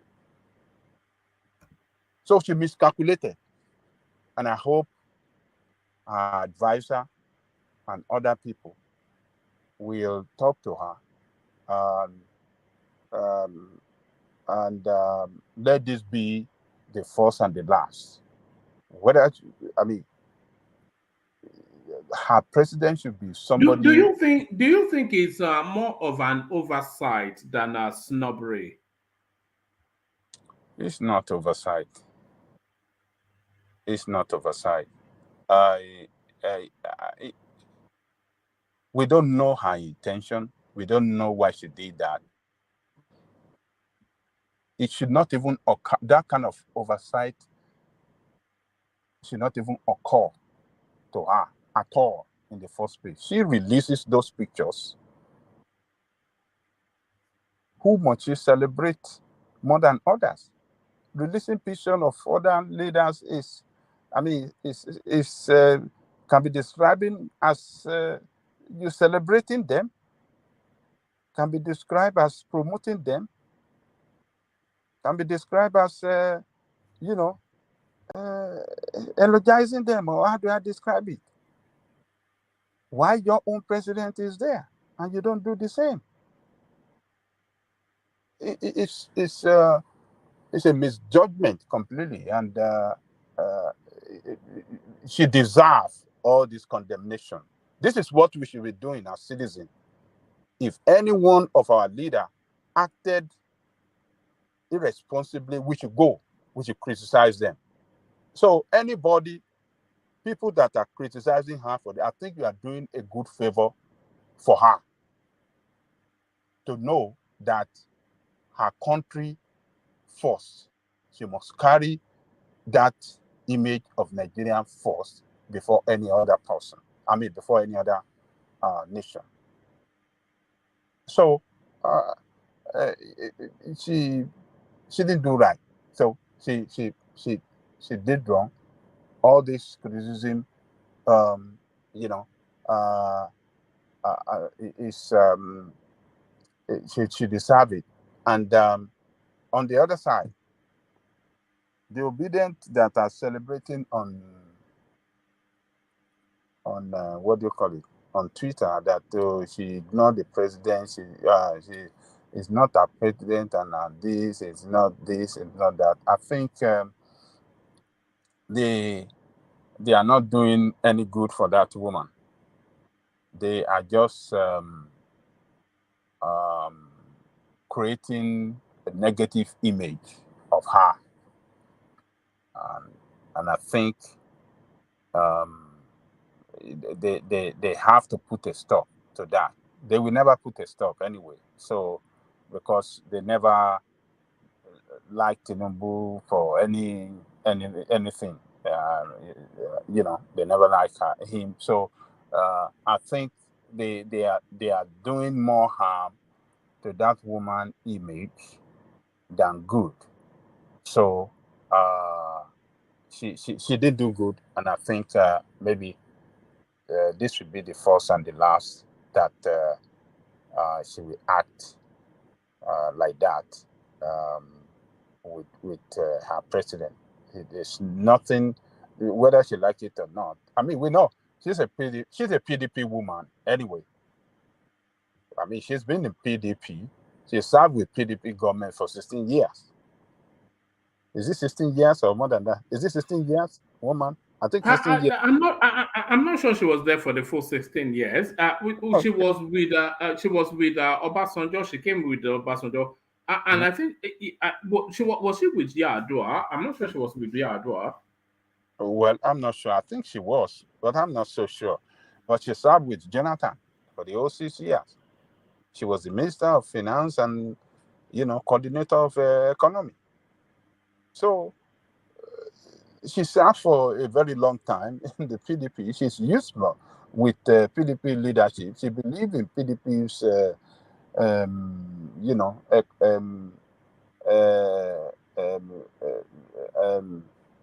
manifesto with regard on the way to manage the economy. So, and Obi, you can't separate Obi from PDP. Obi was a PDP man before he ran away to Labour Party to pursue his political career. So she is more used to PDP leadership than APC leadership. So could it be as a result of our opposition to APC? So you are saying this is partisan rather than ethnic, really? Yes, I can take it that it's more partisan. Baba, was she opposed to Buhari's government? It's Buhari that even fought for her to be where she is now. No, you said it's partisan and she's opposing the APC. Did she oppose Buhari's government? Well, that is my own opinion. That I'm just saying it might be. I'm not saying categorically. I'm saying she is more comfortable with PDP leaders than APC leaders. And my reason why I said that is that she never had anything to do with the APC in government. But she served with PDP government for several years. So she part of them. So woman, it could be political, it could be tribal, or both. Or none. Is that an option? Well, I'm not going to say none. Could it be a simple thing of people handling the social media, posting pictures according to how they got it? Or you are ruling it out completely, both in heaven and in hell? I can see. Didn't they get approval from her before she posted approval to post contents from the event? Yes. Wouldn't they get approval from her before they posted it? To post contents from events, yes. But then how the media handlers chose to be posting what they are getting is entirely a media thing. Well, you don't do all this indefensible. This look. No. You're talking about the cool bees. You talked about cool bee political partisanship, which I punctured the hole in with the she opposed Buhari. You said no. So you said could be tribal. I'm like she served with Hold on. she served with Obasanjo and so many other people. So is it really tribal? So but then you were so you didn't even give space of the could it be none of them, whether political or tribal. But you said no, it must be either political or tribal. So that's what I wanted to establish from what you're saying. Oh yeah. That's the way I see it could be one of them. But to say none is involved, I'm not going to subscribe to that. One is definitely involved. Baba, Look, is it possible that somebody cannot like maybe Tinubu's personality, not necessarily an APC thing or a tribal thing? Is it possible? There's that possibility of that? Look. Let me tell you. If you don't like... No, I'm not talking about her. I'm just asking, is there a possibility of a Nigerian not just to like Tinubu's style of politics or personality? And it has nothing to do with Yoruba. It has nothing to do with Igbo or Hausa. It has nothing to do with APC or PDP. One man. Is it possible? The fact is, every average Igbo man, no matter... No, don't do that. Don't. We're not doing Igbo bashing. Wale, we are just yes. You're welcome to join us, but we're not doing Igbo bashing. That's not the purpose of the platform. Let Ajale Koko and Uptown have the conversation. They are old friends. They understand each other. So we are just trying to... What we are doing is diagnosis. So I'm asking now, is it possible? This is a yes or no question, really. Is it possible for a Nigerian to have a reservation about Tinubu's personality and his style of politics, and it has nothing to do with hating Yorubas or any tribe, and it has nothing to do with APC, PDP, Labour Party, YPP, or whatever it is? Is it possible? Is there a possibility of that? Look, let me tell you. People that hate Tinubu, I want to tell 99% that we hate APC. There's no way you will hate Tinubu and you don't hate APC. And there's no way you will like Tinubu and you won't like APC. Because do you know I was an APC supporter? Hold on. What do you mean by you are APC supporter? You know I was a Buharist. When was that? 2015. Did you support Buhari in 2019 against Atiku? I didn't support Atiku. I was still supporting Buhari, but not as vehemently as 2015. Okay. Hold on. Because Peter Obi was on the ticket, Abi. You see? No, I made it clear in this platform before that the Peter Obi being on the ticket of 2019 did not move me. Let me ask you a question. So you supported Buhari in 2015 against Jonathan, did you? Yes, I did. Okay. And 2019 against Atiku, you supported Buhari as well. Everybody on the platform knows that I will never support Atiku. Hold on. Yeah. You supported Buhari. Yes, I did. 2015 against Jonathan. Yes. So in 2019, you supported Buhari as well. I did. You did. Yes. So he lost me 2 years into his second second tenure. Hold on. So 4 years of Buhari's rule, when you saw the failure of Buhari, you supported him to win again for 2019. And then, hold on. In Lagos, which party are you supporting in Lagos gubernatorial? I was an Ambode man. I was very angry with Tinubu when they took him off and they brought a guy I didn't know. I didn't like Sanwo-Olu until during NSAS when he did something I liked, and I liked him. Yeah. Okay, fine. So when it comes to 2023 now, why didn't you support it and you went for Obi? I supported Obi in the federal. I supported APC in Lagos.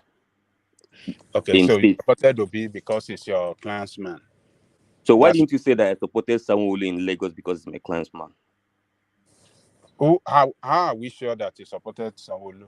I We are was not. very vocal. I was vocal before elections. I was vocal after elections.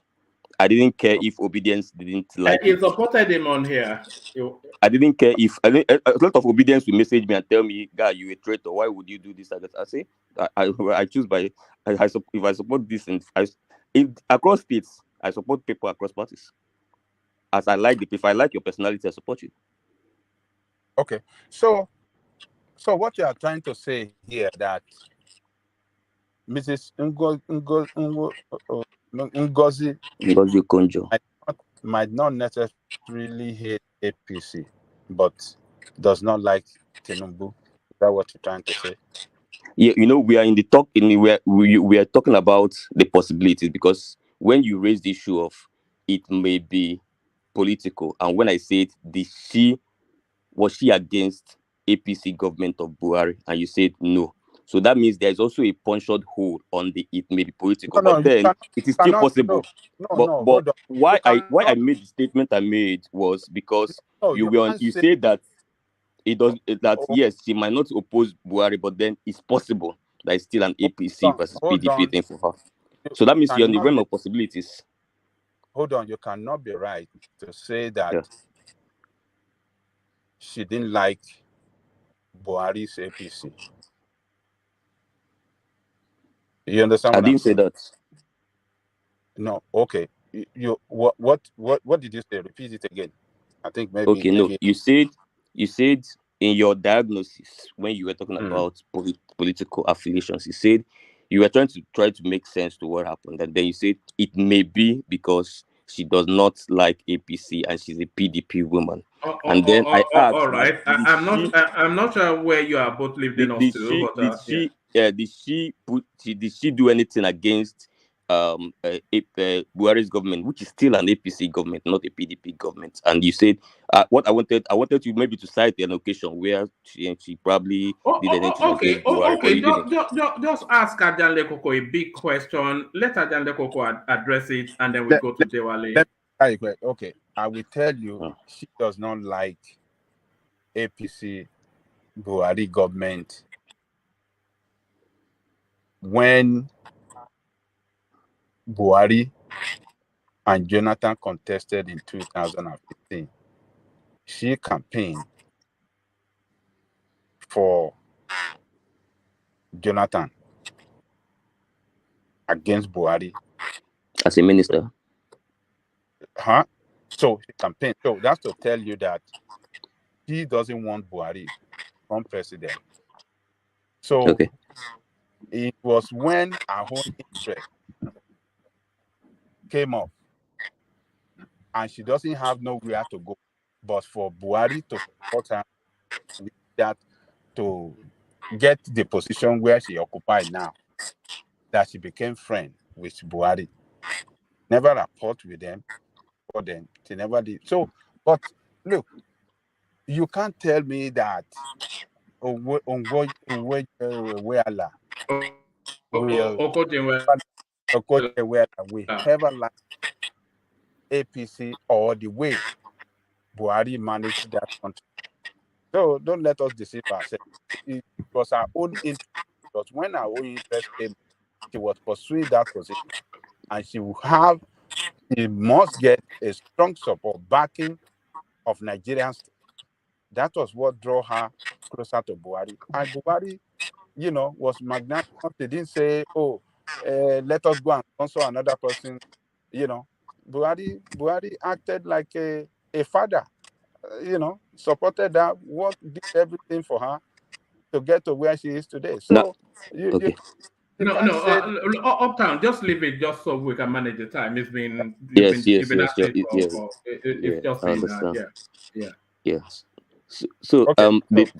what I'm just saying, Baba, is it is very uncharitable of us for a woman who has done her best all her life for us to, because social media handlers where we did not post pictures according to how we wish pictures to be posted of an event, which obviously there will be so many other events. And then we started canceling this woman. Baba, I think you didn't really go to Twitter. If you went to Twitter and see what was done to this woman, then I don't think you will sanction it. I don't think you will support it. But maybe you were out of touch with what happened. Who do we blame for erratic action by not posting the president's picture first before other picture? Who do we blame? Are you saying that you don't fault her at all? You didn't do anything wrong. You didn't want to hold anybody responsible for any wrongdoing at all. You don't want to hold her. No. You are misunderstanding me. Let me make my point a little bit clearer. Yeah. Now, you don't want to. I'm making the last point as well because others are waiting. Yeah. Okay. So the number one point is that I can't. No, make it just the 1 point. Okay. I'm just going to compress into that. Yeah. The point is that I can't fault somebody for an action that I don't deem wrong to start with. That is one. Now, if I decide to deem that action wrong, the first line of fault I have to, that's if I decide to, which I don't think the action is wrong. Now, if I decide, I think it's a non-issue. Really, that's my general view. But then, because of the sensitivity of what we are doing here on social media, really, which is another world out of the real world of people really tackling real issues in the world, if I decide to take that serious, then I have to check the fact that this woman probably does not come to Twitter to do anything. She has the media guys that just post on Twitter and they can decide to post according to how they receive these photos. Now they will know that in the next event, we have to wait till we have to post President of Nigeria first before we post others. Maybe they might take the correction now. That's the only place I have to fault if I decide to call this a bad thing. Not insulting a distinguished woman like this and then somebody, because I listened to you throughout this platform, Baba.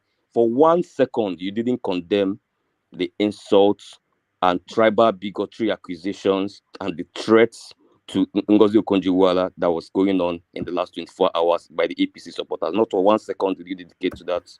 That was what's really unfortunate. Well, all right. Adale Koko, bring it home so that we can go to the earlier. Action called for all that criticism. So when a leader acted wrongly, people will go after that leader. So that is why leaders must be very, very upright, must be very, very sensitive to any action that they want to carry out, so that they will not so that action will not be misinterpreted. So action was misinterpreted by people. If at all we want to accept that she didn't do anything wrong, she wasn't intentional. She was not mindful of what she was doing wrongly when she was posting the picture of other leaders first before our own president leader. Do you want to tell me that so your argument is that they were posting that picture as they came in, so we cannot blame her. So Tinubu pictures came in 24 hours. Ngozi Okonjo-Iweala. No, please. I want to go on to Dewale, so let Adale Koko just round off. Because if you go, then he goes, then it goes on again. Sorry, Adale Koko. Yeah, back to you. So let us just accept that, or let us hope that this kind of situation will not happen another time. Let's hope that she will see her president as number one citizen, as the person she must close with more than any other person in that country, other than her husband, as person that she can dialogue with respect to what assistance she can give to that country at this point that the country is going through hardship. Assistance from our own end all right. can give to that country to us to succeed and do better in this world. So that is what she should be talking about. I hope she's listening to us and her viewers, her fan base, somehow listening to us and they can pass the message to her. So it's not about hate that people hate her or Yoruba people hate her. It's just of a wrong judgment by not posting the picture of our president first before the picture of others. So that's my take, Mama. All right, brilliant. Well put. Thank you, Janle Koko. So Dewale, you're up next. So Dewale, to the Okonjo Wale space, your commentaries. Thank you, Woman. Good evening, everybody. Welcome to Woman Show. Please like and share. I think I'm kind of happy that she eventually posted a picture with the president. At first, last night, I was a little bit not necessarily shocked because I know she had worked with the PDP, but the position she's occupying now is it's not political anymore. So she's representing the country as the Director General of the World Trade Center. By the way, I need to correct myself. I said last night World Bank, but it's a World Trade Organization. So yes, Babantale Koko has a point, but I just don't want to read too much meaning to that space that our handler. I mean, who will be the most important personality or person as far as that summit is concerned, if not the president? Does that mean that the handler doesn't know who Tinubu is at this moment? But if the handler could post the president of I think South Africa and the other head of other organizations, I don't see a reason why she shouldn't post, or they should not post uh, a picture with the president. But she's right to some extent that we sensationalize things a lot in Nigeria, and we are polarized, and that's the reason why all this sensation is is bound to happen. But we want validation. We want something that will reflect unity, something that above the board. And I'm glad that she eventually posted the picture. Even the picture, we may not know what being exchanged between them, but at least she acknowledged that someone, a representative from our country, is there at the summit, and no matter what, she's represented the interests of Nigeria, even though she's in charge of the World Trade Organization. So and government will always have input on our candidacy as director general of that organization. But I'm glad she did. Speaks volume of of whoever is in charge of that social media department of ours. They should have done the needful. They shouldn't have waited for the rumors or the insinuation to, continue to fester before, they posted. But I'm glad she did, and I'm more than happy because she's one of Nigerians that I have high regard for. I met her one time, I believe, in 2018 on my way to Nigeria. We actually met at the airport, Mamutala Mohammed Airport. She's so How tall is she? Oh, she's a short woman. Yes, I imagined. She's Yeah. a short woman, but she's someone who has no hair around her. She's humbled, and even though my interaction with her was not on an intellectual level, just more or less of acknowledging who she is. I greeted her. I was like, "Oh, good to see you," this and that. And one of the hostess escorted her, and people around were greeting her left and right. And she walked. She walked outside of the building. She wasn't waiting for one escort, big escort, to take her out of the building, despite that she was once a minister under Obasanjo, and and I think at that time she was a minister. No, in 2018, who was the president? Was it not Buhari? No, it was Buhari, right? Yeah, it was Yeah, it was Buhari. Buhari. So, and I think she worked under Jonathan as well. So, yeah, she was just herself, unlike some other government personnel that you see around, go with the retinue of aides and all that. She was just by herself, and Only the hostess escorted her, and they will, help her to carry, I think, one piece of luggage, and she was carrying her bag, and she was walking majestically out. And to me, that signified, or should I say, that impressed me more than anything. I'm not a, someone who always or enamored by the presence of star or personality. No, if I look you to Kulata is is agreeing with what you're saying. He says, "I met her at the airport too in Virginia. Very yeah, unassuming woman. She was alone, so exactly. it looks as though she's as humble as you're describing." Yeah, exactly. And if I look you twice, there's something must be really, really about you. I'm not always starstruck. So, but on that day, I was so keen about the fact that I saw her, with somebody who had occupied a very important office in the country, and at the same time being, just walking around like a regular person. To me, that signified the kind of person that she'll be. But Yes, yes, Adewale, yes. you think I want to believe that there were a lot of security around her, but they were just not close. I know she won't take chance. This was somebody whose mother was kidnapped or was almost killed.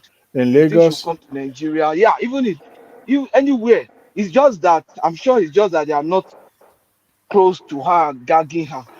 I said we both walked outside the Yes, building. that's what I'm saying. There will be security around watching her. They are just not gagging her. Yeah, but the His thing is her this: mother, a when professor of she, sociology, was kidnapped even when she was a minister, but and hold on, the hold woman on. was almost killed. Hold So I on think now. it's just the strategy that they have No, around her. no, I don't think Okay, so. See, because when I attended a we conference with her one time when we landed, in I Nigeria. understand that each scenario is Mm. kind of different, but when we landed in Nigeria, I was alone. I was by myself. My family had gone ahead of me, and we were all, of course, her going through the immigration, of course, was going to be very smooth. But then I didn't know where she was coming from. We both met at the airport, but by the time we left the immigration post, that was when I accosted her and I started chatting with her and all that. I don't know. I must have taken some couple of bottles of red wine because I don't usually interact with people I don't. But I'm glad that I exchanged word with her. You know those little red wines on the plane. You don't Man, know those when are you those, don't know when you've drank three. You know. as oh, you are right. Those demons are deadly, man. Yes. You get more drunks in the air And then you have than another canned beer, and then before you know it, by the time your flight is, you are already sloshed, and you are trying to act as though I'll tell you this. I know what you mean. I'll tell you this. Those little bottles are deadly. You get more time spent drunk when you are airborne than when you're on the ground. So I've learned my lesson. Anyway, that's a story for another day. And when we both walked outside, she was escorted to the waiting vehicle. I think there were just maybe two vehicles, and they drove off. I didn't see any security in those vehicles. I saw two people in the other vehicle, and and the other one person with the driver in the first vehicle, and she left. Of course, that was in Lagos. That wasn't in a village. That wasn't in anywhere in the southeast. So relatively south, Lagos State is still, peaceful and secure than any other state in the southeast. But that is the kind of person that uh, I met. That is the kind of person I was expecting that's going to do the needful. I'm glad she did. Hi, Um, uh, yeah. thank So you. Yeah, sorry, carry on. That's Patrick. oh yeah. Oh okay. So I'm glad she did, but whoever's in charge, because see, we never can tell. She is not just an ordinary Nigerian, and everyone, even you and I, one man, we are well known now. You may think you are not a known person, but people listen to your show and watch your show, right? So if people get to know who you are very well by seeing your video, your picture all the time, and have that picture in their head. If you go out there tomorrow and you do something that is, kind of like despicable, you'll be surprised find yourself on the Linda Ikeji or Tunde Ednut, that popular show anchor, one YouTube show anchor did this and that. So that is where we found ourselves. So and as a important personality like her, I expect that whoever is handling that department of arts will be able to do the needful because picture is optic. Optic is speaks volume. we communicate by by picture, right? So we don't know what they said to each other. Maybe just, oh, Your Excellency, oh, Madam Director General, good to see you, this and that. She may not be APC person. Of course, she served under the PDP, but she wasn't really into political stuff. Yes, she campaigned for Jonathan, but she wasn't really like, oh, turn into a full-fledged politician like El Rufai and the Sanusis and co. But she was kind of like a person that carried herself as a professional, at the same time ready to serve her country, and she did serve her country in a very dignified way, even though the administration that she served was just a dead horse. But she did her best, and she helped the country, and she spoke. She spoke her truth, and that is the kind of person that I met, I saw, and I'm glad she did. So, and I would not, I won't go against her. I still have a very, admiration for her and, for what she represents. All right, brilliant. Well put. Always excellently put by Adewale. So succinct and to the point. So let's pivot then to Zita, who joins us. So Zita, you're up next. Zita, are you there? Zita. Oh, she's probably dozed off. You know how she likes her naps. Let's go to Bishop, who hopefully has not dozed off. Bishop. Hello, good evening. Oh, good evening. Good to have you. You've been so quiet, Bishop. I wasn't sure if you were with us or not. So that's Bishop. No, I was there. So the topic we're taking around is the Madam Ngozi Okonjo-Iweala storyline. We started off as something and ended up as the other thing. But in between that thing and the other is where we are in Nigeria now. The back and forth in that space, the obedient space versus the battle fights, as our rational mind calls them, being called to order now. This woman now being forced to fast track this picture to the social media space. So what are you then making then of the travails of Madame Ngozi in Paris? Okay. Let me say good evening, fellow compatriots, wherever you may be listening from. Thank you for joining once again tonight, spending your precious weekend with us on this platform.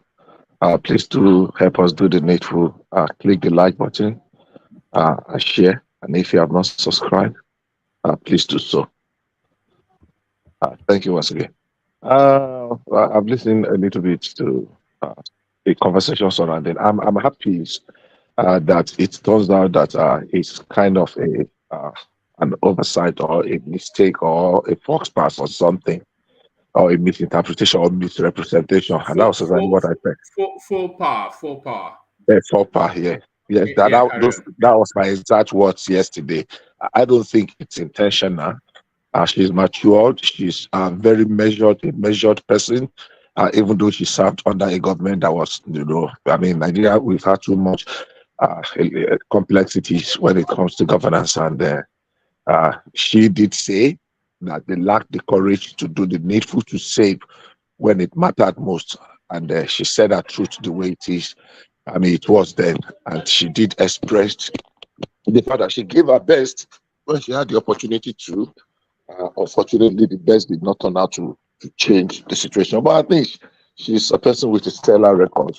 So when this news broke yesterday, I was not too quick to join in the condemnation. I don't think any reasonable person would do that. And least of all, the highly respected, celebrated, and cerebral Okonjo-Iweala. And I really like the language, her measured language.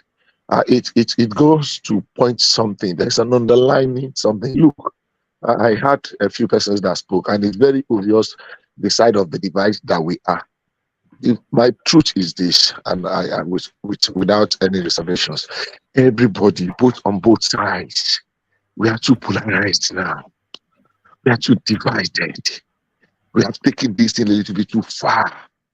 Is it the other one that is right, or the other side? None of them is right. We have only shown how despicable we are as human beings. We have allowed unnecessary things. We inherited other people's wars, and we took a notch too far. So when somebody greets you, the other person say, "Did you see how she make her eye? She was doing her eye like this." I did not see anything. You began to see all these things. You began to read meaning into things that should not ordinarily carry any meaning. When you are carrying unnecessary bitterness, hatred, by enmity, anger, name it inside of you. So when people do things that ordinarily should pass, or you can call them and make amendment. Oh, I did not see you. Oh, sorry about that. And we reconcile in love, but we take it a little. I began to read every manner of meanings into it. And honestly speaking, if I have a magic wand to say, hey, can we just stop this like right now? Come on, where are we going? What can we do with life? It's painful. Sometimes it is. We have taken division and bitterness way too far. This hatred, this enmity, this, I don't know what to call it. It is a mistake that anybody could have made, but if there is genuine love, it could have been overlooked and say, it was a mistake, and everybody will take it and we'll move on. Thank you for that point, my brother. Thank you. I agreed it was a mistake. But man, we took it too far. I read some people's. I'm coming, sir. Please, sir. Please. I both on all the sides. And at some point, we just have to look ourselves straight in the eye and then accept the bitter truth. I don't want anybody to agree with me. That is how I felt. And when I read her something, I believed everything she said completely. Even if it is not true, I choose to believe it so that I can have some peace of mind. And move on. I think the time we begin to move, there's been so much. I know where it started from, and I saw this coming long before now. Because when that campaign started, I don't want to mention anything because I don't want to indict anybody. And when people decided to push back, and the whole thing began to, melting left, right, and center, I know it can only get worse. Politics will come and go. These people we're talking about, they will leave tomorrow, they will clink their wine glasses, they will back clap, what do you call it? They will hug themselves, they will laugh.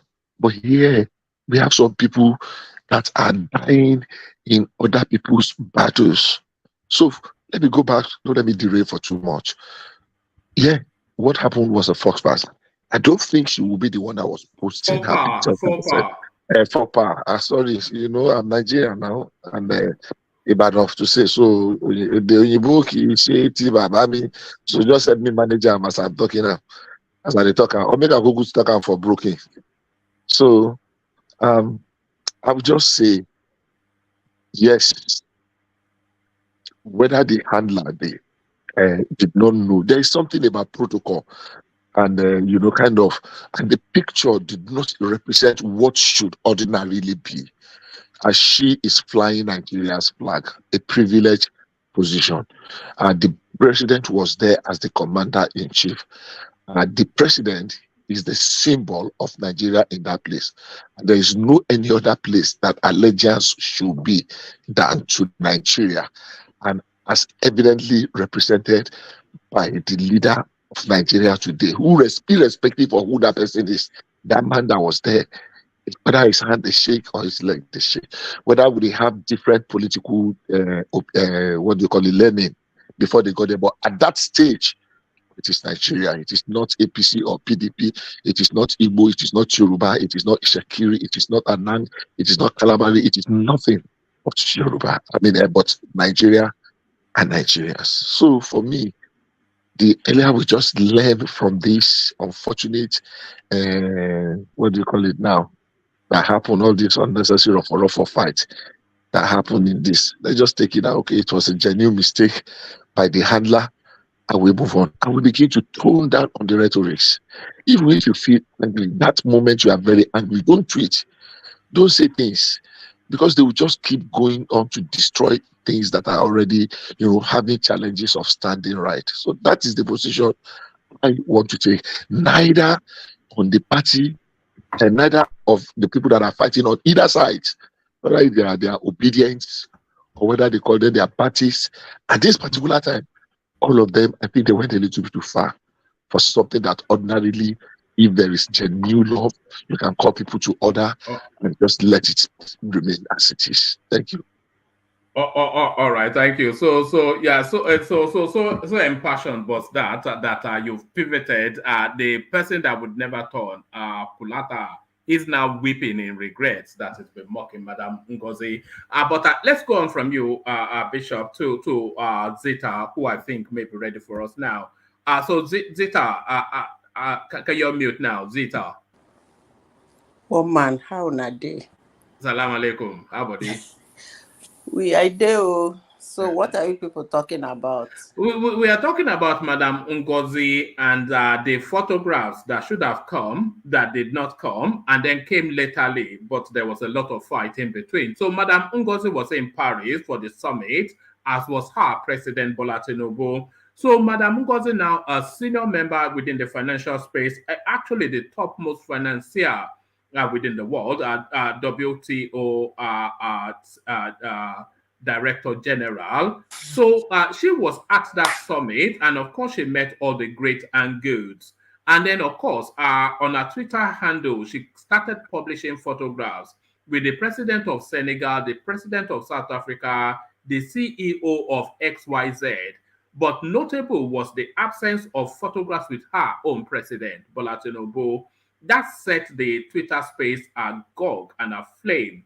Back and forth, the usual suspects, the Obidient and the Batifieds. But then latterly, she's now published this photograph that she took with Tinubu. So a lot of people feel that there's mischief making there, and she's somewhat of a closet Obidient. So all of that is what's in play. Woman, wow. Is it how low we have gone? This is where we are now as a nation. As in a low under the pit.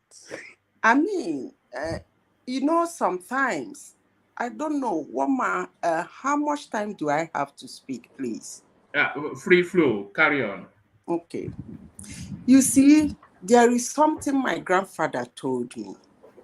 He told me when you start abusing somebody about and attacking somebody about their bad behavior, if you don't take your time, you will start behaving like them. This is too low. I'm going to take this story from two different angles. Number one, Okonjo-Iweala, I am sure by her status and class, she has handlers. I'm not there, but I don't really think she's the one posting that thing. Madam took picture, dropped it for office, people who handle her social media or maybe her information. And somebody decided to post it the way they want to post it. Everywhere went agog. So putting a picture of you and the president has become an issue in Nigeria. Is that how low we have gone? To the extent that in this climate is an issue. I'm sure you recognize that. That's what I'm saying. Some people brought this level into the Nigerian space. For months, we've been attacking them. And now, it seems as if Nigerians are beginning to be them. Okonjo-Iweala did not post picture, and the whole hell was let loose. For what? By the way, somebody who went to a summit like this and met with presidents, whether he posts the picture or not, the picture is all over the place, all over the media, all over the social media, all over television, media houses and everything. So why this polarization on she would have posted it? A woman of that caliber who has made a name for herself. And this is the dust that is being thrown at her, that she didn't post pictures. Now, that being said, something is missing in that story. And I will say it because I'm the only one that will say it. If we want to go that low, to making things like that an issue, then I will talk about priority. As a woman of her caliber that met her president, probably the first time. Let me talk like Zita. It's not the first time. Or in a summit. No. As a president, I think she's meeting As a president. As a president. Yeah, I think this is the first time as a president. Let me talk like Zita. There should be some sort of excitement. I met my president today. Who is the girl handling this thing? Post my picture with my president. I met him today. I'm talking like Zita now.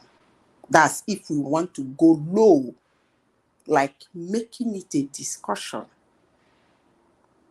In as much as we try to portray it, it's either we discuss it or we don't discuss it. We discuss it by waving it away. What is there? Posting picture of me and president, which is already everywhere. Then somebody will ask, but you posted picture. Why didn't you post that of you and the president? That's going low. So when we want to go the low, I will say, meeting your president for the first time, a woman of caliber who have a high position somewhere in the world, a newly inaugurated president, you met him in a summit, you shook hands with him, asked you questions, exchanged pleasantries. There should be a form of excitement, which you would have said, I met Mr. President today. I beg, you guys should put up the picture. But I will be honest with myself. I don't care what any other person is. That excitement was not there. So he just dropped the picture.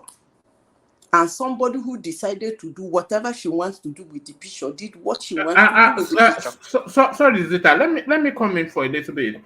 You said that excitement is not there, and we can see from the picture that she was not especially moved in any particular way. But is that because of the importance of her position?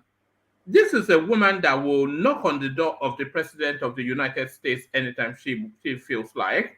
The president of Argentina is has to schedule. That's what you think. No, woman, I will go down with you. Because Please, in the hierarchy of things, she's actually more important than Tinubu. In the hierarchy of things, she's more important than Tinubu. No, that's not true. Okay, now. That's not true. Okay, have you finished when it comes to woman? my son, I will say that. I disagree with you on that one. Woman, have you finished? No, but in the hierarchy of things, she is more important than So Tinubu. she's more important than the president of a nation. Yeah. So who is she controlling? She controls the world. Really? Which world? Yes. Which world? Which world? The financial world. You. Which financial world? This thing now. Okay, I think woman, you are even displaying ignorance. WTO does not have any influence on the financial world. He was there as a participant. He does not have any. When she was in the World Bank, she has influence, but she's not controlling any financial world now.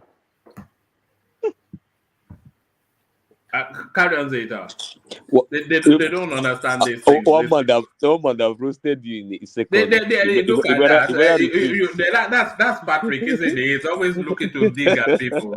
But no, he doesn't understand. But I'll explain it to him in a moment. But carry on, Zeta. She's more important in the hierarchy of things than Tinubu. I will not say that.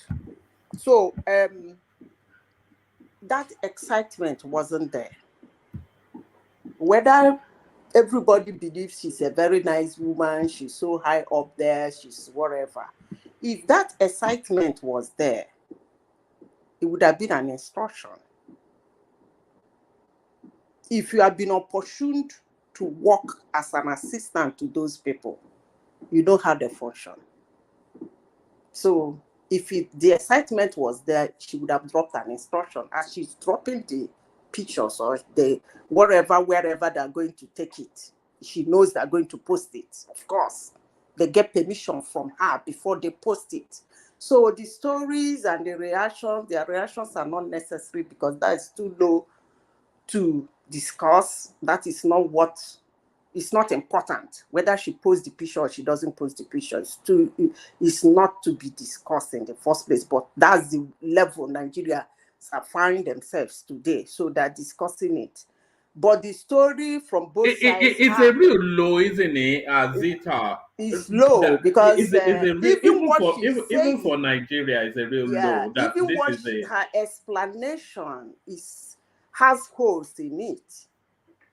That's why I said if we want to go low about it, I would say there wasn't excitement.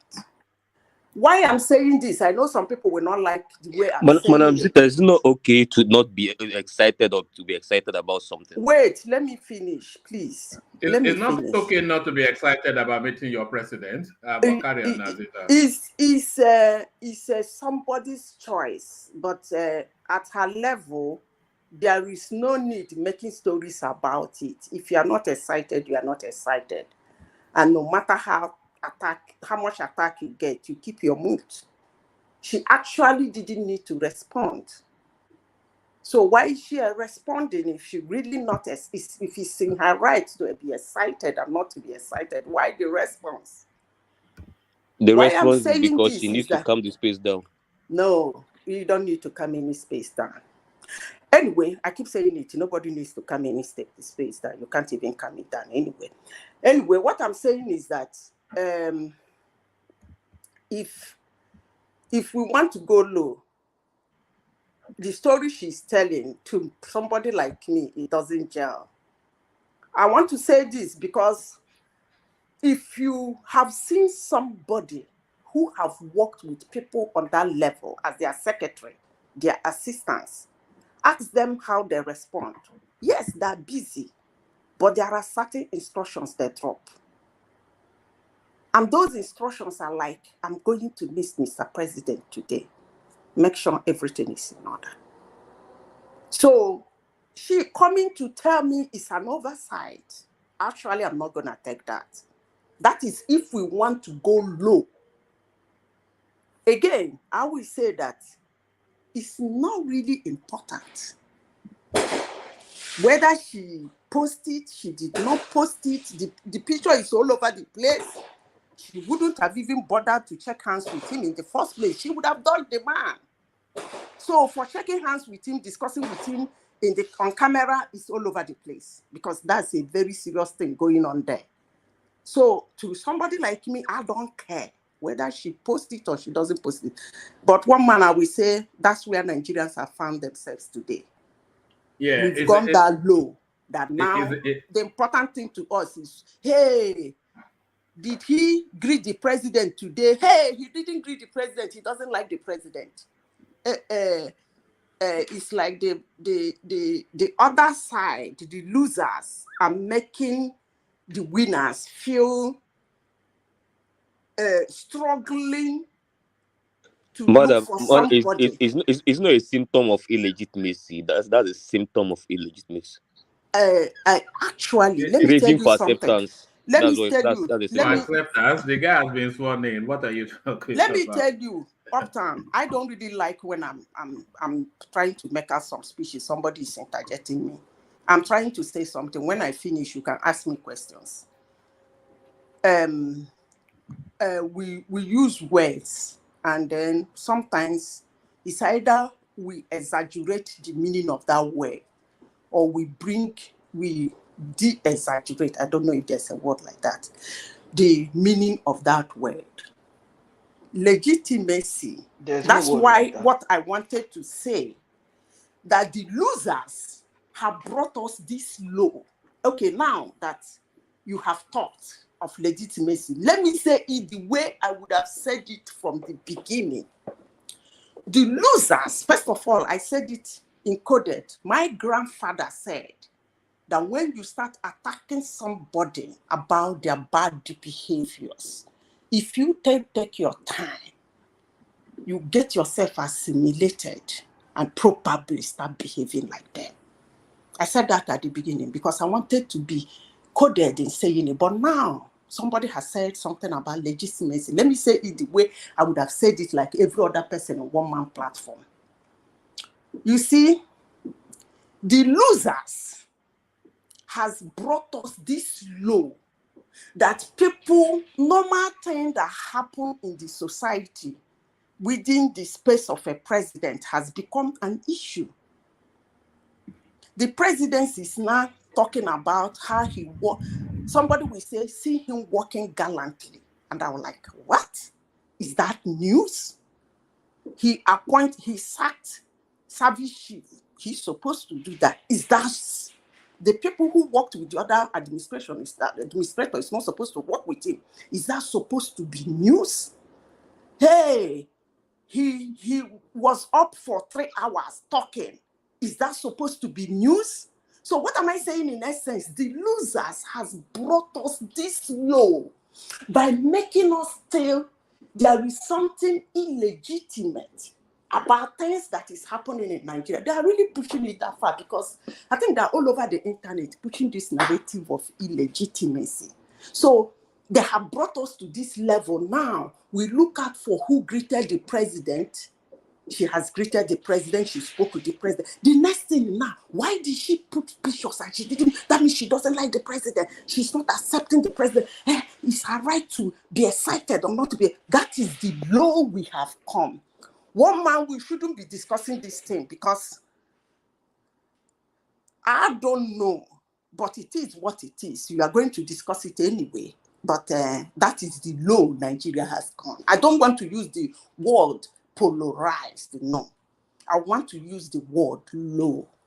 Because most of the things I see people discussing these days are not supposed to be discussed. That's something that happened naturally when a president is sworn in. Those things take place stage by stage, but it's happening today because some group of individuals, I can call them the loudest minority, they have brought us to that level. Very soon, we will start discussing how many. Why are you afraid to say the word obedient?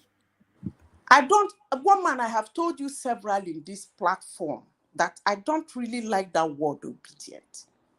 I wouldn't call my fellow human being obedient. That's demeaning.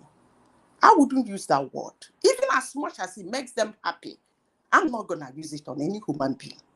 That's very demeaning. I'm not going to use it. If I want to say only LP supporters, I will say LP supporters. If I want to say P2B supporters, I will say P2B supporters. But calling somebody obedient, I won't do that. It sounds almost like a mind control thing, isn't it? Obedience. It sounds like mind control. If I call somebody obedient, I think I'm calling that person an idiot. And I don't know why I should call a human being an idiot or a zombie. So, woman, that's all I have to say.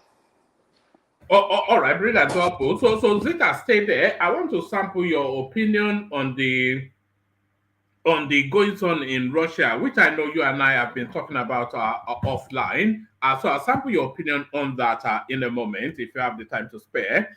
But before we come to Russia, let's take Madam Ngozi round so that everybody has had a say. Fatai joins us, patiently waiting to have a say. So that time now, Fatai, what are you making of it? Fatai, of course, always has a very unique perspective on things. So Fatai, Madam Ngozi and the snobbery of our president.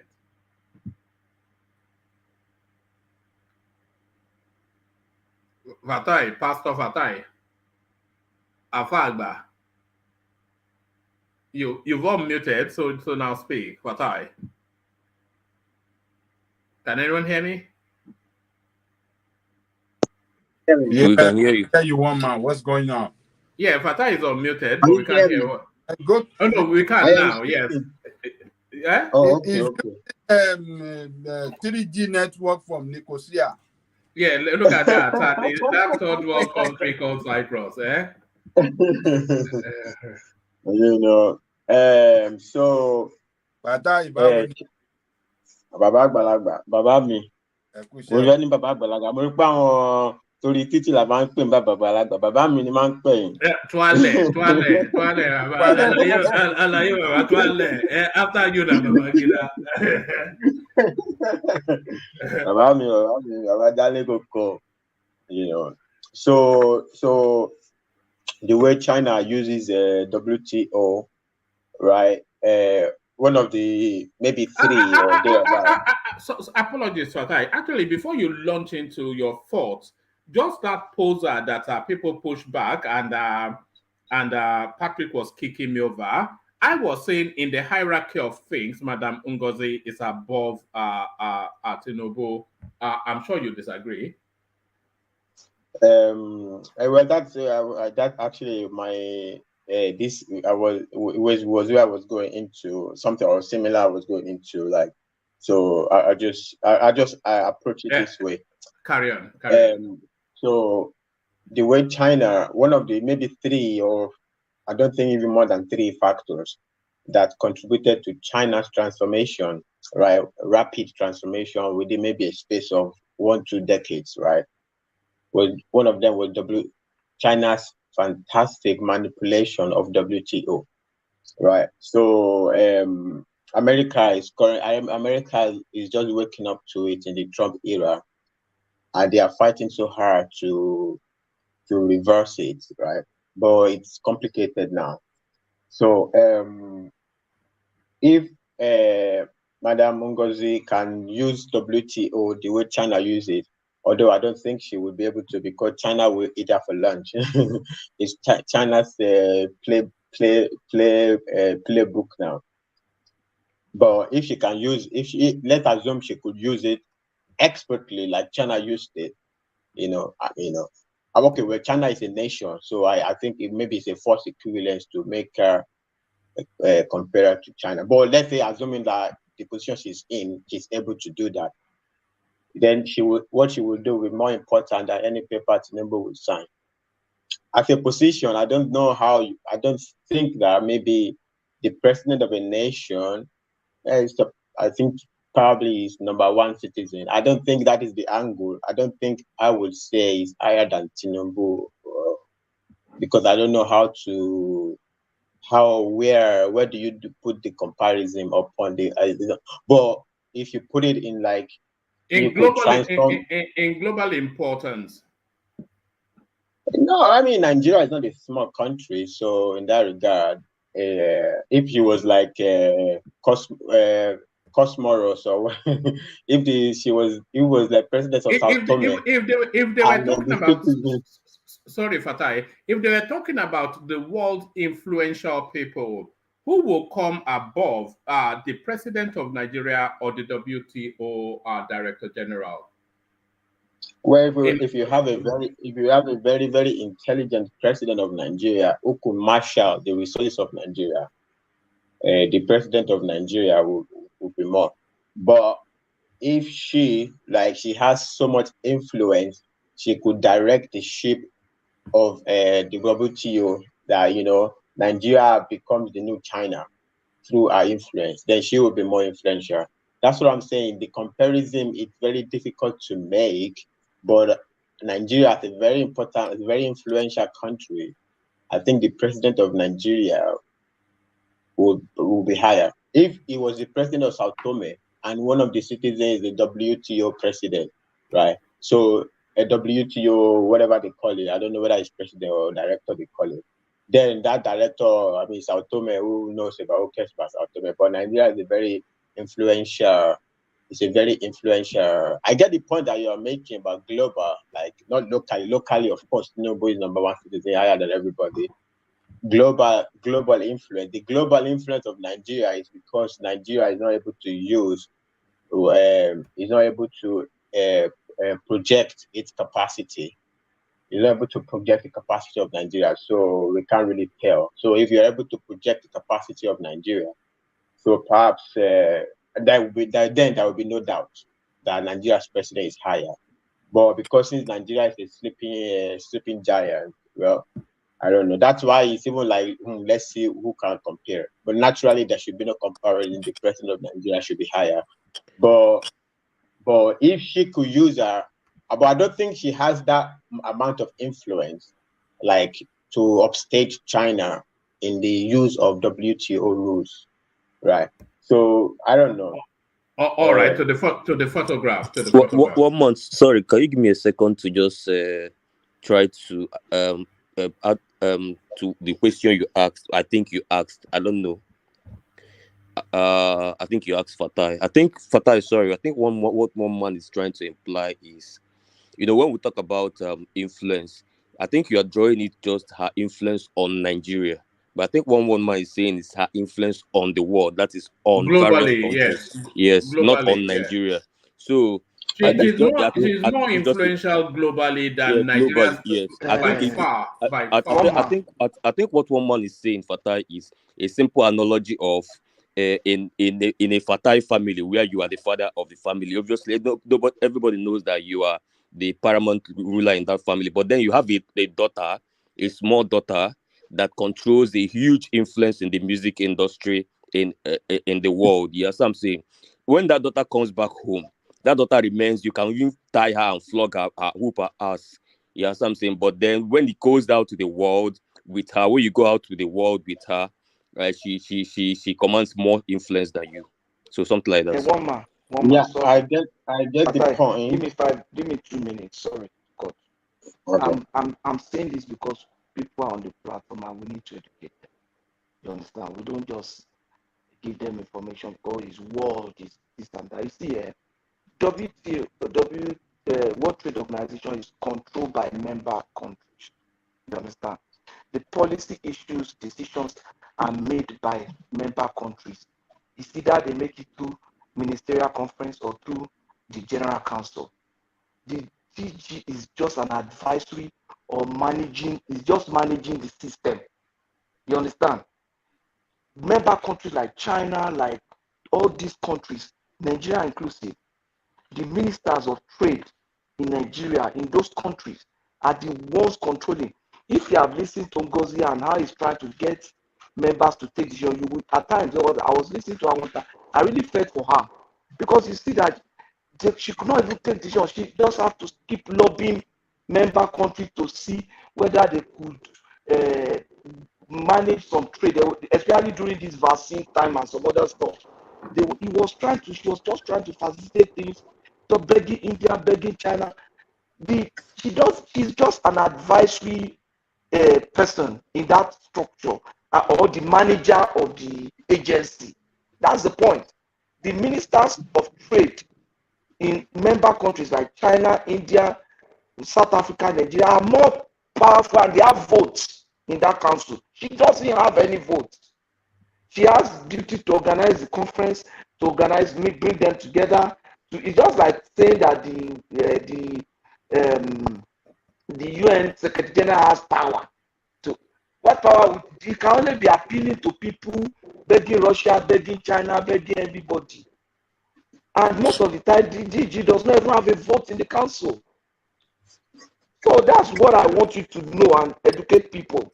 But No, my brother, she the power wields of more appeal, influence. the power She of wields appeal. more influence than the Yeah, president of one Nigeria. man. Now, Even when the you don't appeal have a he's vote talking about. of power, look, I Go think on, you go need on. to listen to that. I don't know how to communicate it. Go and listen to her talk and everything. Have you ever, since they appointed, have you had to listen to her talk and try to investigate her work in the WTO? If you have not, then maybe you don't understand how that organization works. I have listened to Ngozi after he has been appointed and the level of work they have been doing. I'm sure quite a number of our people on the platform have not.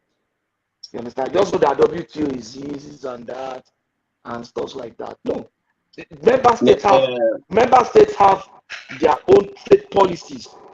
It's just the WTO is just to even get them to facilitate trade policy and alignment. People have their own trade, countries have their own trade policy that is fit for them, that is good for them, and they are saying, okay, let us just try to align this, to make things work and help developing countries. That's what she's doing. That's just the truth. Anybody can choose to see it the way you want, but to me, that's what it is, and I'm sure people who are listening now know at least what role the DG is playing now. All right, back to you, Fatai. I still stand my ground, but back to you, Fatai.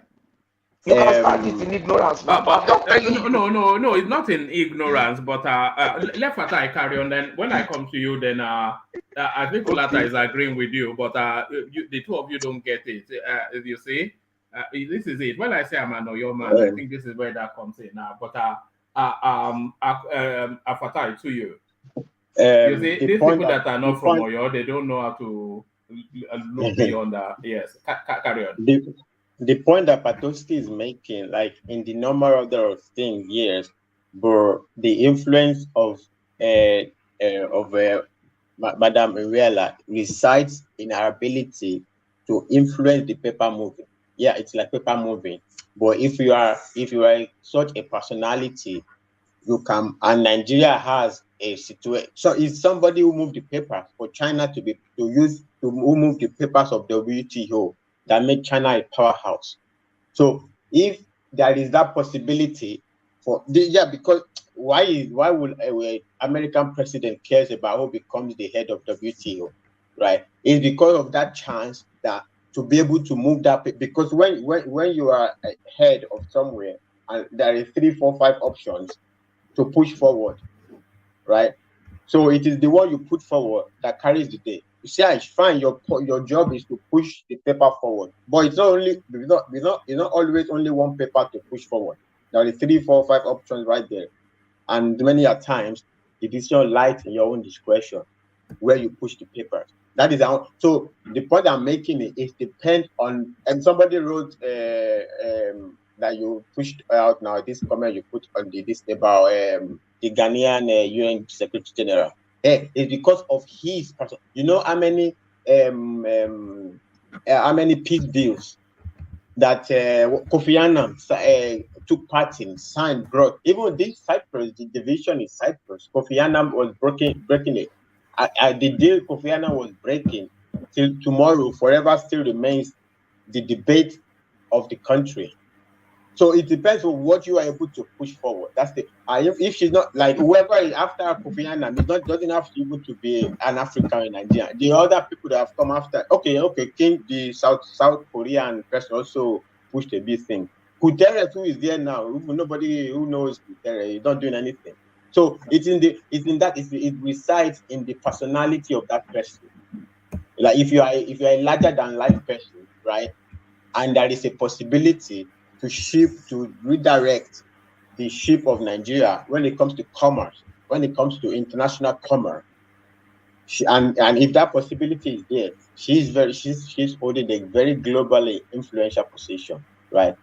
But if she's not a larger than life person, right? So it doesn't really matter whether she's there or not. It's just another position but if she's a larger than life person, she can redirect the ship of commerce, like on her own personal. That whether she's bigger, the point onto your question, what you are asking, you could be right if she's larger than, if she's personally a larger than life person, because she can redirect the ship of commerce of Nigeria.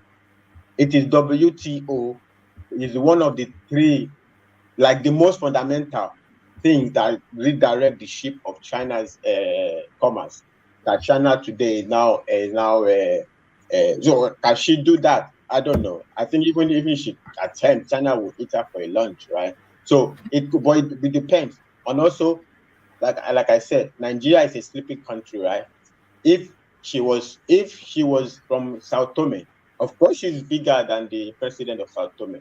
But Nigeria is not a joke country. Only the people who are running it don't know. They don't understand the value of that asset, and that's the point. So she's not a total paper tiger, right? But whether she's paper tiger or not, it depends on how larger than life she herself is, how she can move things around, right?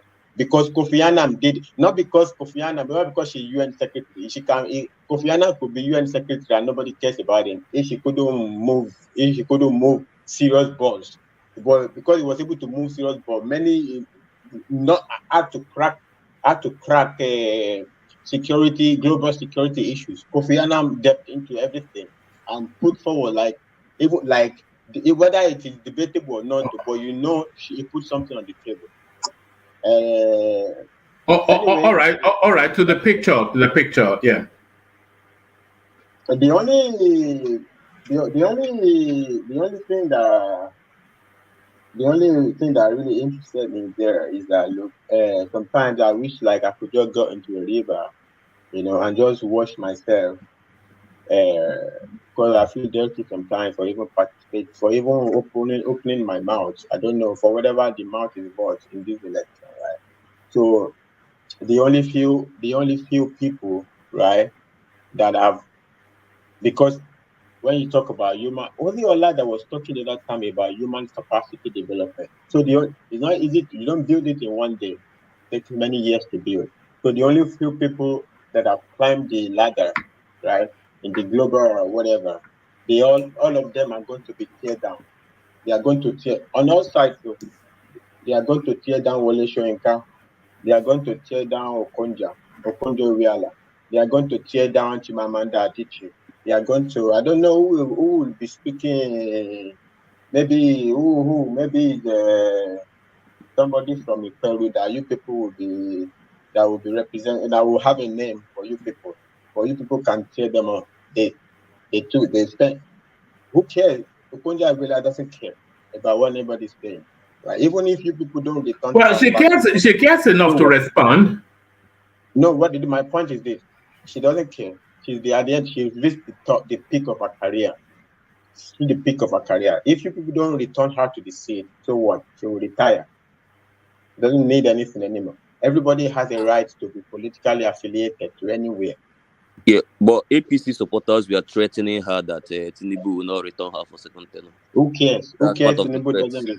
Who cares if Tinubu doesn't return her? She will go home. She was vice Yeah, director. we'll replace. They could replace her with Cardoso, who will probably do an equally good job. Let them. She will go back and retire peacefully.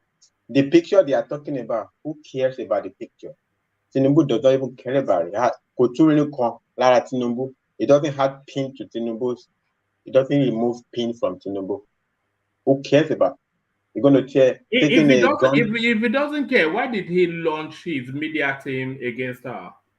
He launched it. It's the same argument Uptown was making. Okay, if you say Tinubu launched his media team, is it Tinubu that launched his media team? Is it Okonjo-Iweala that personally didn't post the picture? Is it Tinubu but a person? These people are in a place that they don't do things by themselves. The only thing that is clear is Okonjo-Iweala is about the Obasanjo person. Obasanjo don't like Tinubu, so that one is there already. You understand? The only thing is Okonjo-Iweala is not going to go and be kissing Tinubu. That one is there. So, and the team understands that, right? So, from that, and when you in the organization, when you are at the top of the ladder, the feeling, not even that particular time, the temperature of the atmosphere plays a role in the people's action, the workers or whatever action, right? So the atmosphere is there already. That I'm not one of the people that go and be kissing Tinubu. It's not because of today's picture. So the people who are doing the job, that feeling already is there. So they didn't care to throw up Tinubu's picture in the first place. I don't think it's a particular decision. Hey guys, make sure you don't put Tinubu's picture. I don't. But even if anyway, I understand from the job of the angle, like that she couldn't deliberately. It would not be very nice if she said deliberately, hey, don't put Tinubu's picture there. I don't even think professionally she would do that, right? She would just not take part in that situation. Of course, if it's Peter Obi, she will by himself, by herself, hey, put me and Peter Obi's picture first. Obi. But so what? Everybody has a right of affiliation. Everybody has that doesn't tear you down for the ladder you have climbed for so many times, and you are at the top. Some of the few recognized names in the Nigerian area, they are all going to be teared down over things that who cares? Who cares about the picture? It's not even an official picture. Everybody are all going to be teared down. Chimamanda Adichie also wrote some letter. Okay, she's not a politician. She doesn't know. She should not even have gotten to it because she doesn't have a clue about politics. But also Noam Chomsky. Noam Chomsky, if you listen to him sometimes talking about politics, you probably don't like him. But it doesn't tear him down when you go intellectually. one of the biggest names ever in the history of academia, right? But when he talks politics, because he's more, the side of Palestine, right? So what? We're not going to tear down. We're not going to tear down every meaningful people in the country because of some people's political view. That's my. I mean, that's really my point. Please, Like, is this Fatai speaking? Sorry to ask. If people take picture too far, in the end, them go. Now they are be that she pick two pictures. If I don't even have I don't play self-surrender. So what if she is with obedience? And so what? If Wale Soyinka is with Tinubu, so what? So what? Is their right the right of affiliation. You have the right to be affiliated to anybody. Sometimes you don't choose who you love. You love who you love, and that's it. And who cares about other people? All right, thank you, Fatai. So thank you, Fatai. So I think that's run its course, the Madam Ngozi one. Let's have a look at this one. UIOAU orders peg cutoff at 200. So is that quota system thing that they're trying to rebel against? So they're setting the benchmark now as for the entry point into universities in Nigeria. But a group of about 7 universities, they've set a benchmark of 200 cutoff marks. But then the baseline for all of the universities is 140. So what are you making then of that chasm in between? And does this continue to guarantee then the elite status of these universities, that they get the cream of the crop, and then the rest, they go into all these satellite universities? So these are 200 benchmark and the quota system. Who has any thoughts on that? No. Anyway, 200 wasn't it always the cutoff around about the cutoff for entry into but like at least some major. No, that's always been my understanding as well, that it was run about the 200. But the universities, all the vice chancellors, they all meet, the university heads, they all meet to set the cutoffs. So now each individual university can set up whichever cutoff mark that they deem their entry points to be. But all of the universities, they agree on a baseline that nobody can fall below. So the baseline that nobody can fall below is 140. But then some universities that are so elite and so prestige, they set a higher benchmark, which was what UI and OAU did. Well, I don't know. Okay, I don't know, because I didn't have my university in Nigeria, so I don't know what's. Look at that! Look at the snobbery of that! Look at that! I went to Harvard. I went to Harvard. Look at that! Yeah.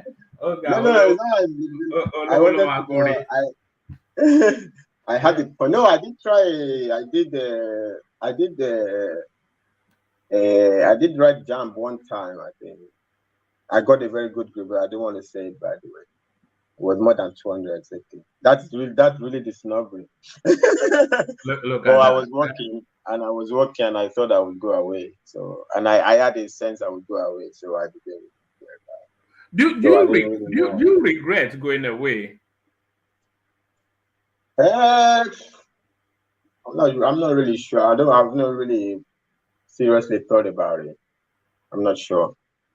Because sometimes you reflect on the alternative life or the alternate life that could have been. Which alternative life? Okay.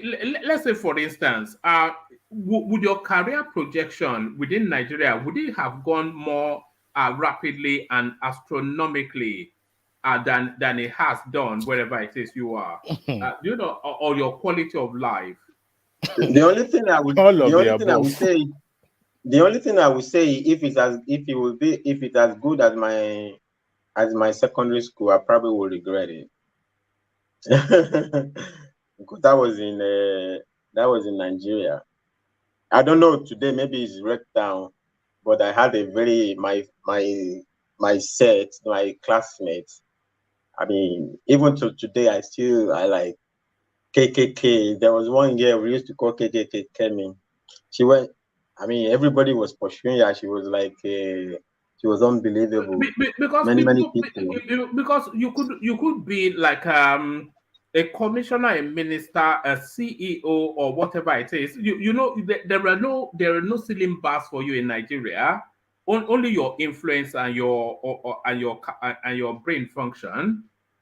But who's gonna make you a minister if you graduate from Nigerian university?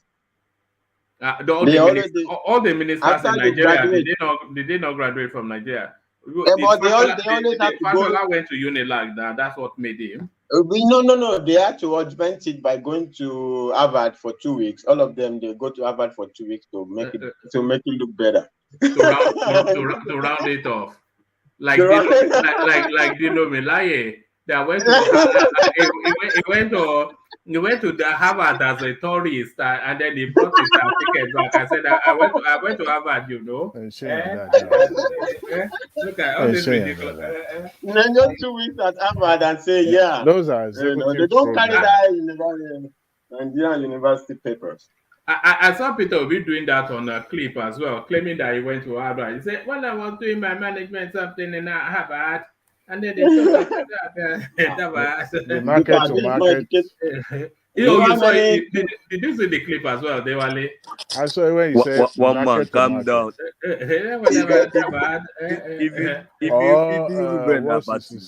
Even Ruben Abati that used to pride himself. Ruben Abati said he was a classmate with Peter Obi. They were in the same. Man, those are in Harvard. We're gonna say 2 weeks program. You want Peter Obi, have you seen the list?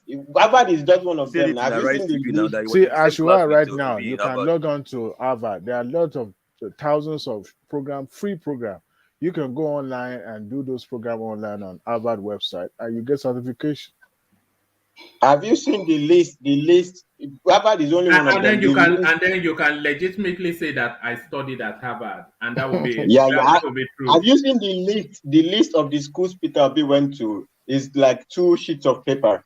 I think Peter Obi is the most educated Nigerian, but they are all 2 weeks everywhere.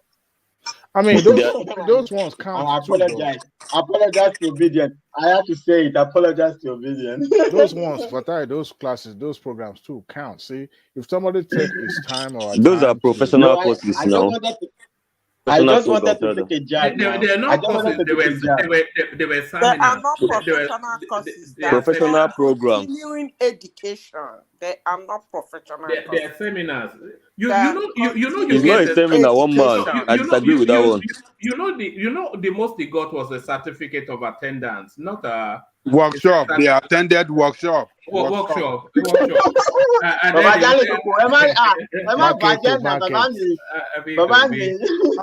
Market 2 days workshop. Did you start the market? No. Market to market. Let's not misinform. Let's not misinform the public. One man. Let's not misinform the public. Let me tell you. All right, somebody has. Let's not misinform the public. Somebody has calculated all the durations of all the courses will be studied across all the schools he went to. I'm not talking about his the ones in Nigeria, like these ones you guys are calling short courses or short whatever you guys are calling it. There are some that lasted 4 months. There are some that lasted 3 months. But to Tommy talk that 2 weeks. Yeah, there are some that lasted 2 weeks, but there are some that went out as far as 4 months. There are some that lasted 2 hours. Uptown, I have only one question for you. Uptown. Wait, let me finish now. Before you guys feast on me. Just one question for you. Uptown. Let me land on the point. Let me land on the point. Sorry. So his handler guy that enumerated the courses had to sum up all the duration. And the summation was like almost 4 years, a bit 3 years plus some months. If you sum up both the 4 month courses, the 6 months ones, the 2 weeks, the 2 months, my brother, and every other thing across all the courses he got. My brother, it's the equivalent of a degree. It's the equivalent. My brother, the point is that Uptown. I will call the music go. Uptown, can I ask you the question now? Music. Anyway, good night, everybody. Wait. My own journey took almost that period, that 4 or 5 months. I will talk of somebody doing the program. All right, take a question from Kulata Uptown. So Uptown, out of all this night school that Obi has gone, how come he doesn't show in his speech, in his answering questions, in his understanding of concepts, in his misuse of statistics? Question is for me. Not Kulata, everybody is for me, that right? fluent now, Kulata. Kulata. Kilo and law school from what is he going to school for? Some people are not just. The question is for me. That, have a gift of Wait. Calm down. Oh, okay. Kulata. Go ahead, Attorney General. Sir. Yes. Thank you, my dear. Kulata. I shall hope you didn't come with the fire for fire. I saw you doing. No, I've repented today. I've done enough. Okay, good. Kulata, Good to know. But God is seeing you. God is seeing you. It's only in Nigeria that we try to gaslight people that involve in continuous education, and that is why we constantly have politicians who are just career politicians that never go to school and never go back to school after office. And for us to come and see a man that has achieved so much in his life, and we say, what has he learned from all of those courses of learning this and learning that and learning business and learning all of those things? What have you achieved? Obi is, in fact, I want my first son to be an Obi. He's not an underachiever. Nobody said what has he achieved. We said it doesn't appear he understands what he's talking about, not what he has achieved. Uptown. They're two different things. It doesn't appear you understand what you're talking about. Is he a performer? Is he a doer? Is he an achiever? So they didn't start achieving those things out of. Hold on, Uptown. The one thing we have to agree, Peter B is not an intellectual. Would you consider? What it depends on what you mean by intellectual. Yeah, you know what an intellectual is. This man I talk about like civil service and all those stuff. Like technocrats. This man study market to market. Market to market. You saw the clip, yes. What we are saying that the man should go back to Harvard and collect his money from there. Because wait. Let me ask Kulata a question. This is an Uptown Kulata. They have taught him anything. Wait, allow me. Kulata is here. Let me ask Kulata a question. Kulata. Three of the programs Obi did out of all the various programs he did was centered. Was centered on leadership, right? Has Obi been leading various, whether you're calling it board, whether you're calling it committee, whether you're calling it state, whether you're calling it anything? Has he been a leader that understands how to lead a space? Or lead an organization, or lead whatever it is. He's not. He could not even lead his own political. He is not. That's the answer. He is not. Okay, they've answered you, Uptown. They've answered you. Okay. Uptown. Peter, that's good. Let me say this. Hold on. Sorry. One man. Peter Obi does not have leadership qualities. Uptown. Oh, really? No, he does not. Okay, can I respond to you? He does not. Can I respond to you? You can respond. You say he's a governor. Hold on. You say he's a governor. He was the something of a bank, etc., etc. He was the chairman of the bank. Wait. He ran a grocery store. Wait. Let me tell you the pointers to being a leader. Let me tell you a pointer to being a leader. There are very simple pointers. Let me tell you. Somebody who is micromanaging and buying petrol. That's the leader of manager. He's a manager now. Calm down. Somebody micromanaging and buying petrol. Uptown, I'm on your side on this one. Don't calm mind down. these people. When you're talking about leadership, calm down. Let me talk. When you're talking about leadership, let me be on your side for 1 second. Oh, fine. You are on my side. Welcome. You like to listen to your own voice. See, don't mind these people. They are jealous. After all, Tinubu was wearing earring in Chicago University when he was there. Whether he or she, I don't know. But at least Obi went to University of Uzuka as a man, isn't it? So don't worry about all these people. How does this evil topic snowball to Obi? Where does Obi appear in this thing? No, now if Obi has not been mentioned now, some people will not sleep at night. But the point is that see, I'm on your side now. There's only one point I have to make on that space of leadership. I'm not going to mention whether bank CEO, MD, or chairman or whatever it is. I'm just going to cite one example. Obi till today remains the only governor, when he was governor, that was the chairman of Southeastern Governors Forum as a minority party governor, surrounded by PDP parties. So normally head should come from PDP, but as an Afghan man, he was the head, and they kept bringing him back till the entire 8 years. I don't think any leader of any governors forum has served for 8 years. He was the first person that served. So it shows the leadership he brought.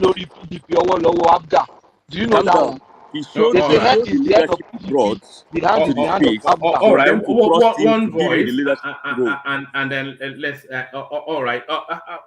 You got to round that up. So let me round that up.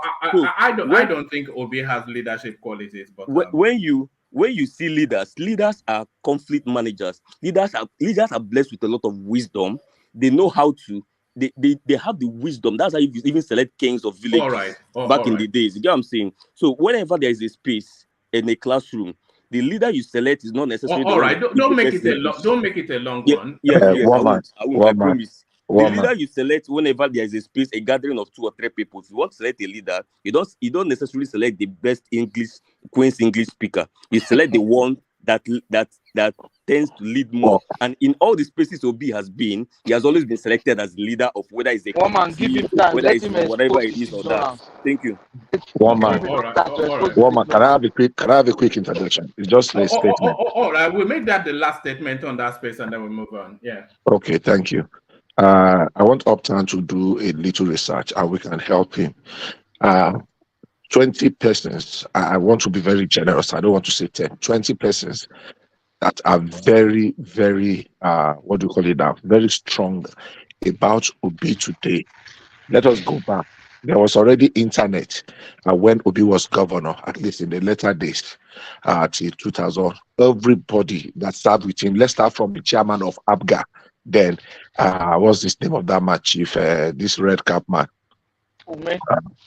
Chief Ume. Let's go back in the record, whether in television statements, whether what they said online, and bring their statement. Then I will assure you, and I can state that more than 90% of them said very terrible things about Obi's lack of leadership qualities. These are people that were with him, at one point or the other when he was governor. They said it when he was governor. He was the worst thing that has ever happened to Anambra. He did this, he did that. The question I have not been able to answer is, all of a sudden, all of them capitulated now and singing his praises. And so Obi has always been an anti-establishment guy. That's why the gang up against him. No, I'm not talking of establishment. I'm talking of I have some of those clips, and they are there, both from Ume, the people that served with him, some of the commissioners, and other, in quotes, intellectuals from Anambra State. They said unprintable things about how he failed woefully in every area. Is it in governance? Is it in appointment? Is it in conducting local government elections? Is it in how it almost destroyed the party that brought him to power? Is it his lack of carrying, He brought the party to power. The party did not bring him to power. No. What I'm saying is that how it almost destroyed the party. If he said he brought the party to power, that is demeaning. That is demeaning on the person of Ojukwu. He promised that he would not. What I'm saying is that if you can bring their statement, and the question, if you can answer what changed that all of a sudden made Obi the Albert Einstein of our generation, the best thing after God created heaven and earth. Anambra voted Obi in 2003. They didn't vote after. All right, please now don't do that all the time now. Just let him have the final word and then we'll move on. Landed Bishop and then we'll move on. Sorry, Uptown, but if you needle at everything, no, one man, he's the gang up now. That happened with that Dan Lekoko, and it's stretched for a good half an hour, 40 minutes. So if it happens, so sometimes we just let it flow and then we. So I'll just show you that because that's just I'm sorry. I don't want to sound a little bit, to sound, how do you call it at all? Obi does not come to me as an intelligent individual. I'm sorry, but that's the truth. All right, brilliant. All right, let's go on to Patrick. So Patrick, come into the conversation and pick it up from wherever you would like. So what we were talking about was Putin almost now out of power, but people insisting. Ribado was here earlier, giving us chapter and verse, but I'm still insisting that Putin is out in 2 weeks. And there's a fight between Chief Onitiri, and Madam Obi Ezekwesili. Her commentaries on the on the Alaba demolition, and him towards pulling her back from ethnic stoking up. So all of that. And then, of course, the Madam Ngozi one, I think we've over enumerated on that. But this space, subsidy removal was not in my speech, but I announced it. So Tinubu now making true then my theory that he had a rush of blood to the head. So come at it from wherever you like, Patrick. Yeah, let me, first of all, come at Obi. Yeah, Obi, I think he was just trying to sensationalize what was happening. Now, the Lagos State people, the Lagos State government has their own policy. You understand? We can't hear you, Patrick. Can you hear me now? No, can you hear me now? There's a heavy static overlaying Can you hear me? voice. We can hear you, but can you hear me now? We can hear you, but there is heavy static overlaying your voice. Okay, just give me like 2 seconds. Let me just move to where I think I'm going to get traffic. I don't want. I think I'm outside and my AC is making so much noise. So, yeah. Can you hear me now? We can hear you. Carry on. Okay. I'm saying that I think around that event, because Lagos State already marked those building for demolition, and they've been warned before then. Warned that look, they have to try to reinforce the building and to foster crisis, but they were not responsive. So if they decide to move in, Obi is not supposed to be the one telling the government how to govern their state. They had demolitions in Anambra. She never said anything. You understand? They had even all the killing in Anambra and everything. So I was reading a tweet by Reno. Reno said, look, Obi is just being hypocritical, that there was killing, all the killing in Anambra of that northern woman with all her kids. That Obi never said anything, but when that girl in Sokoto was killed, she was all over the place. And so it's just very sad that she has brought herself to that level, and I never expected that from her. Do you think because she stands accused of being a closet IPOB, do you think there's some veracity to that? No, I don't think so. I think at times she just overreacted. She never really thought it through, and she just overreacted. She's in no way. She's a Nigerian, I think, and a good one at that. So she's not likely to. She just overreacted. That's the way I want to see it. And I'm happy that some people have called out order. And look, it's not like that. A soldier was killed in Anambra. A soldier was bringing the husband, a northerner, to Anambra, and she was killed. The husband was killed. A cadet officer from Anambra that just finished ND and wanted to go and give her mother the right salute. She was raped. She was kidnapped. She was treated anyhow. She never said anything. Ahmed Gulak was killed in that place. Ahmed Gulak, and that thing could have sparked a major issue. She never said anything. So, but that Josh girl that was more, her life is also very important. And that girl that was killed in Sokoto, the woman was out there screaming, shouting, everything, It's just, I think she needs to just retrace her steps and be human and be fair to all. So that's the way I want to see it. With Madam Ngozi, I don't think Tinubu cares about whether they post his picture or not. But to me, that tells me a lot of things. One, it tells me the value she placed on the president. You understand? For example, if Michael Jackson in those days was at that meeting and she had the opportunity to snap a picture of Michael Jackson, she will post it now. She say, Michael Jackson was there, I had the opportunity to be with Michael Jackson today. At that, or maybe when Diana was alive, if Diana was at that summit and she had the opportunity to post a picture with, take a picture with Diana, she probably would post it. She would say, I have this picture. She would short. She might not even delegate that one. She would just post it. It just depends on the value she places on people. I'm sure President Jonathan was there, even as a former president. She'll probably say, oh, President Jonathan was there. I was happy to work with him, this and that. She'll post it. It's just that the value she placed on her president, she just like Zita said, she was not excited to see the man. And I don't know, she has the right to do that. But it shows how she values Nigeria, because that man is representing the country. And the people in the country have the right to push back and say, look here, you cannot belittle us, you cannot.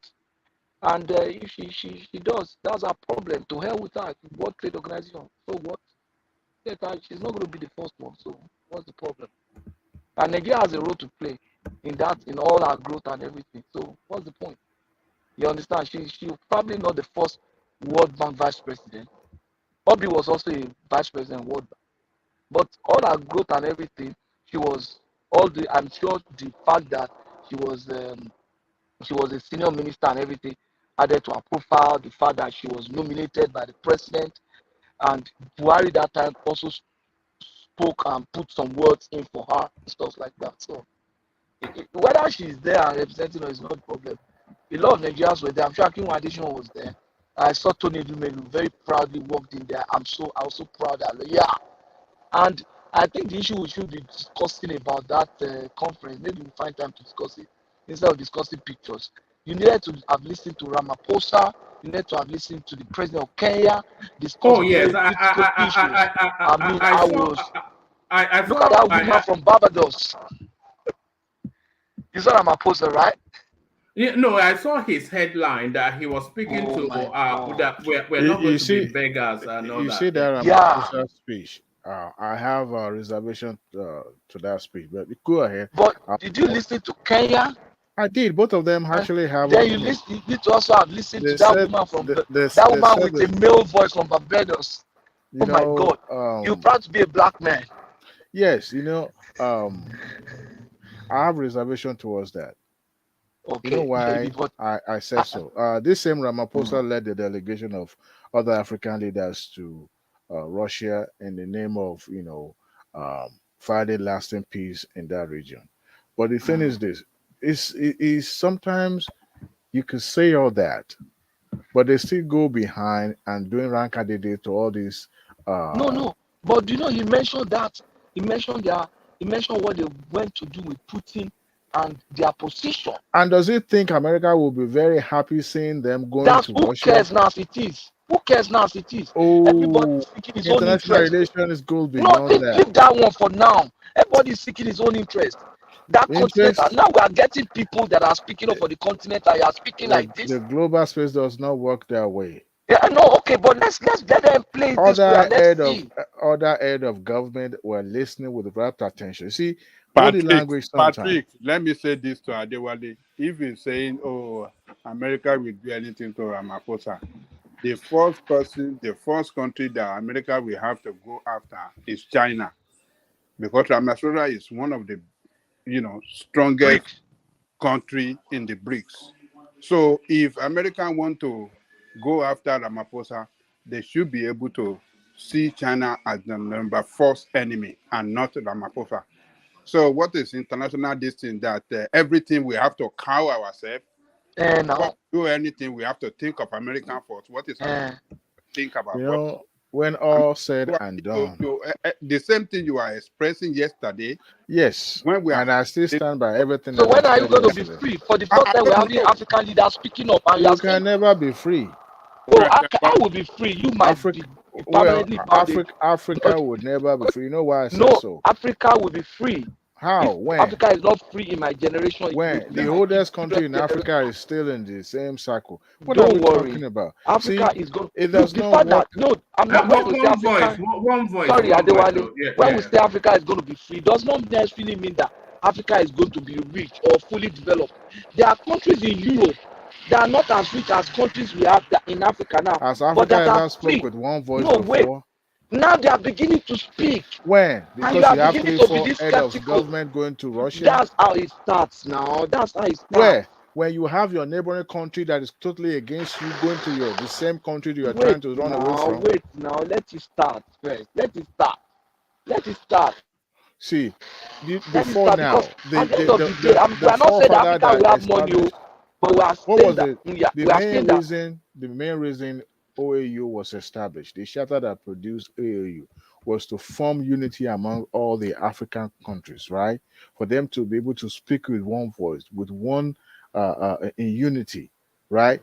But then it was created reform over reform, and yet none of those people that were signatory to that charter were able to come together in one voice, because he went to Russia with 4 or 5 head of state, means the entire continent is speaking in one voice. Adewale, this is what we should do.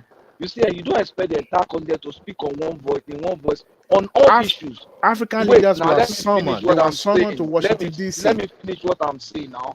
You don't expect all African leaders to speak in one voice on all issues, but we can agree on speak in one voice. Majority can speak in one voice on certain issues. But European Union speak in one voice. They have interest. Let me give you European Union. They are evolving now. Wait now.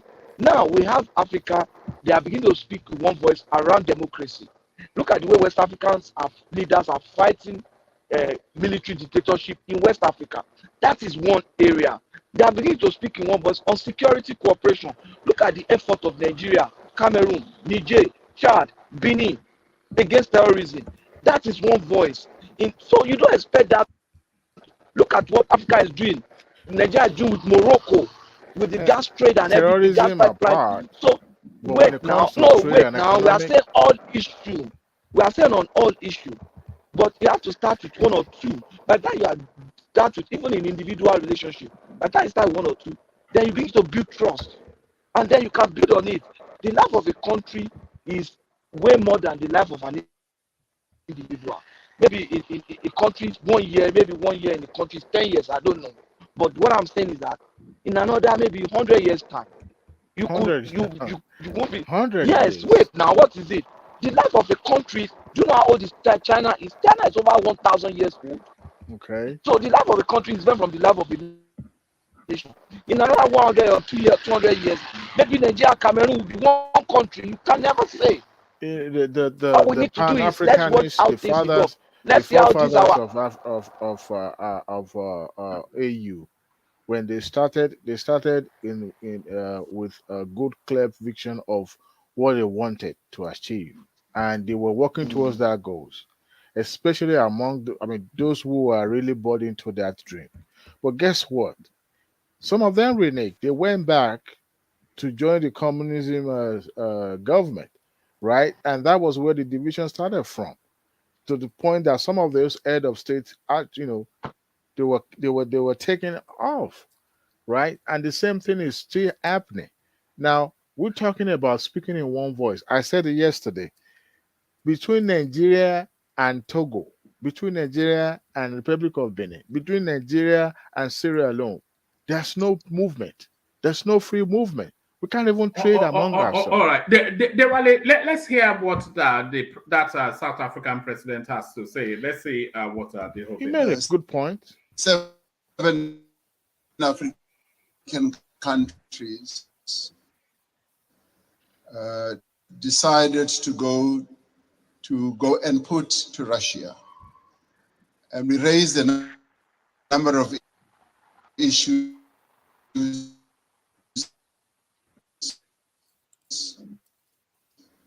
Zambia was represented, Comoros was represented, South Africa. So we were all represented, and Egypt as well.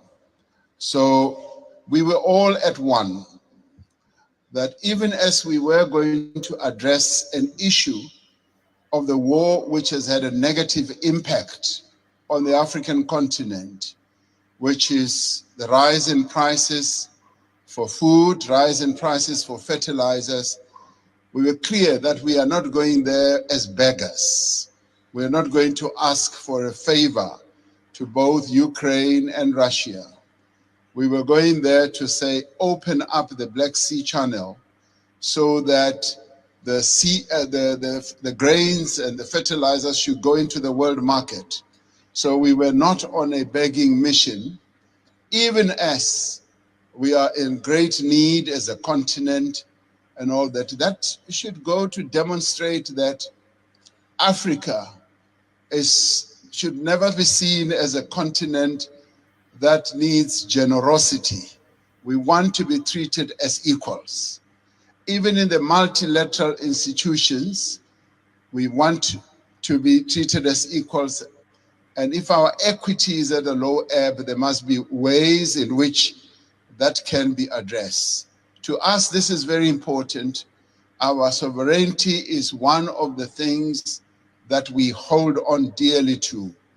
And we demonstrated that very clearly to both President Zelensky and to President Putin when it came to this issue.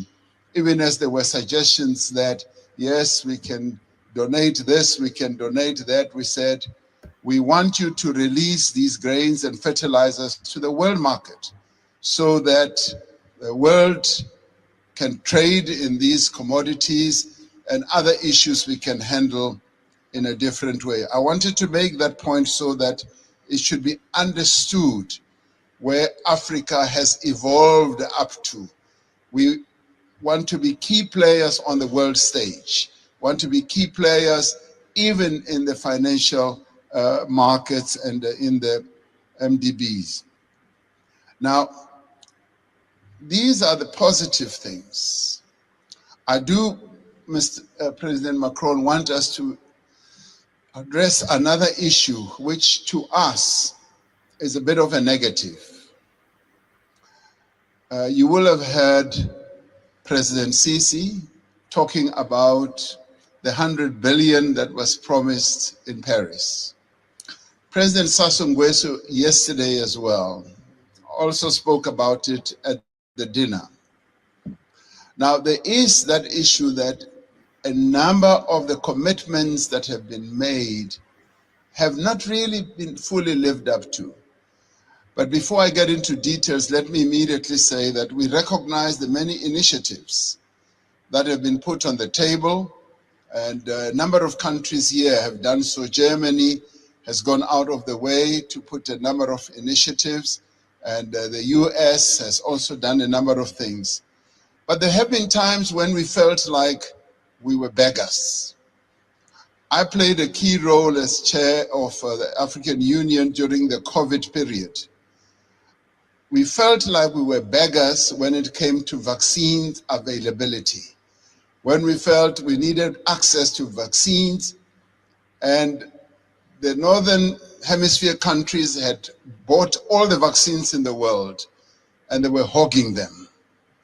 And they didn't want to release them at the time when we needed them most. And we felt like we were begging.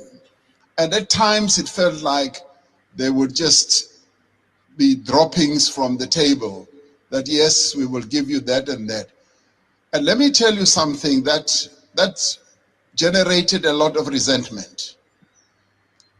We resented that, and it got worse when we said we want to manufacture our own vaccine.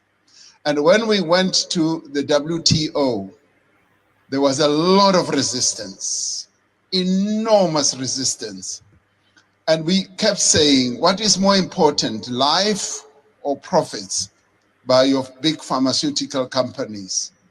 And that too, I must tell you now, generated and deepened that disappointment and resentment on our part, because we felt like life in the Northern Hemisphere is much more important than life in the global South. And these are issues that need to be addressed. And I'm glad that we are all seated here like this, because we've got to get to the heart of these matters and address them. Now, I come to promises that have been made. And Chancellor Schultz was saying, we've got to walk the talk. Yes, we want to see the talk being walked. President Sassou Nguesso yesterday said at the dinner, $100 billion was promised per year. And he was saying, I've never seen that. And many of us will testify that that $100 billion has never really been made available. And this should stand out as something that needs to be addressed. Because sometimes we sit at conferences like this and say, yes, we'll make this available, and we believe you. We believe you, but now the tire must hit the tar. We must now see action flowing from that. Now, I want to then talk about something very practical.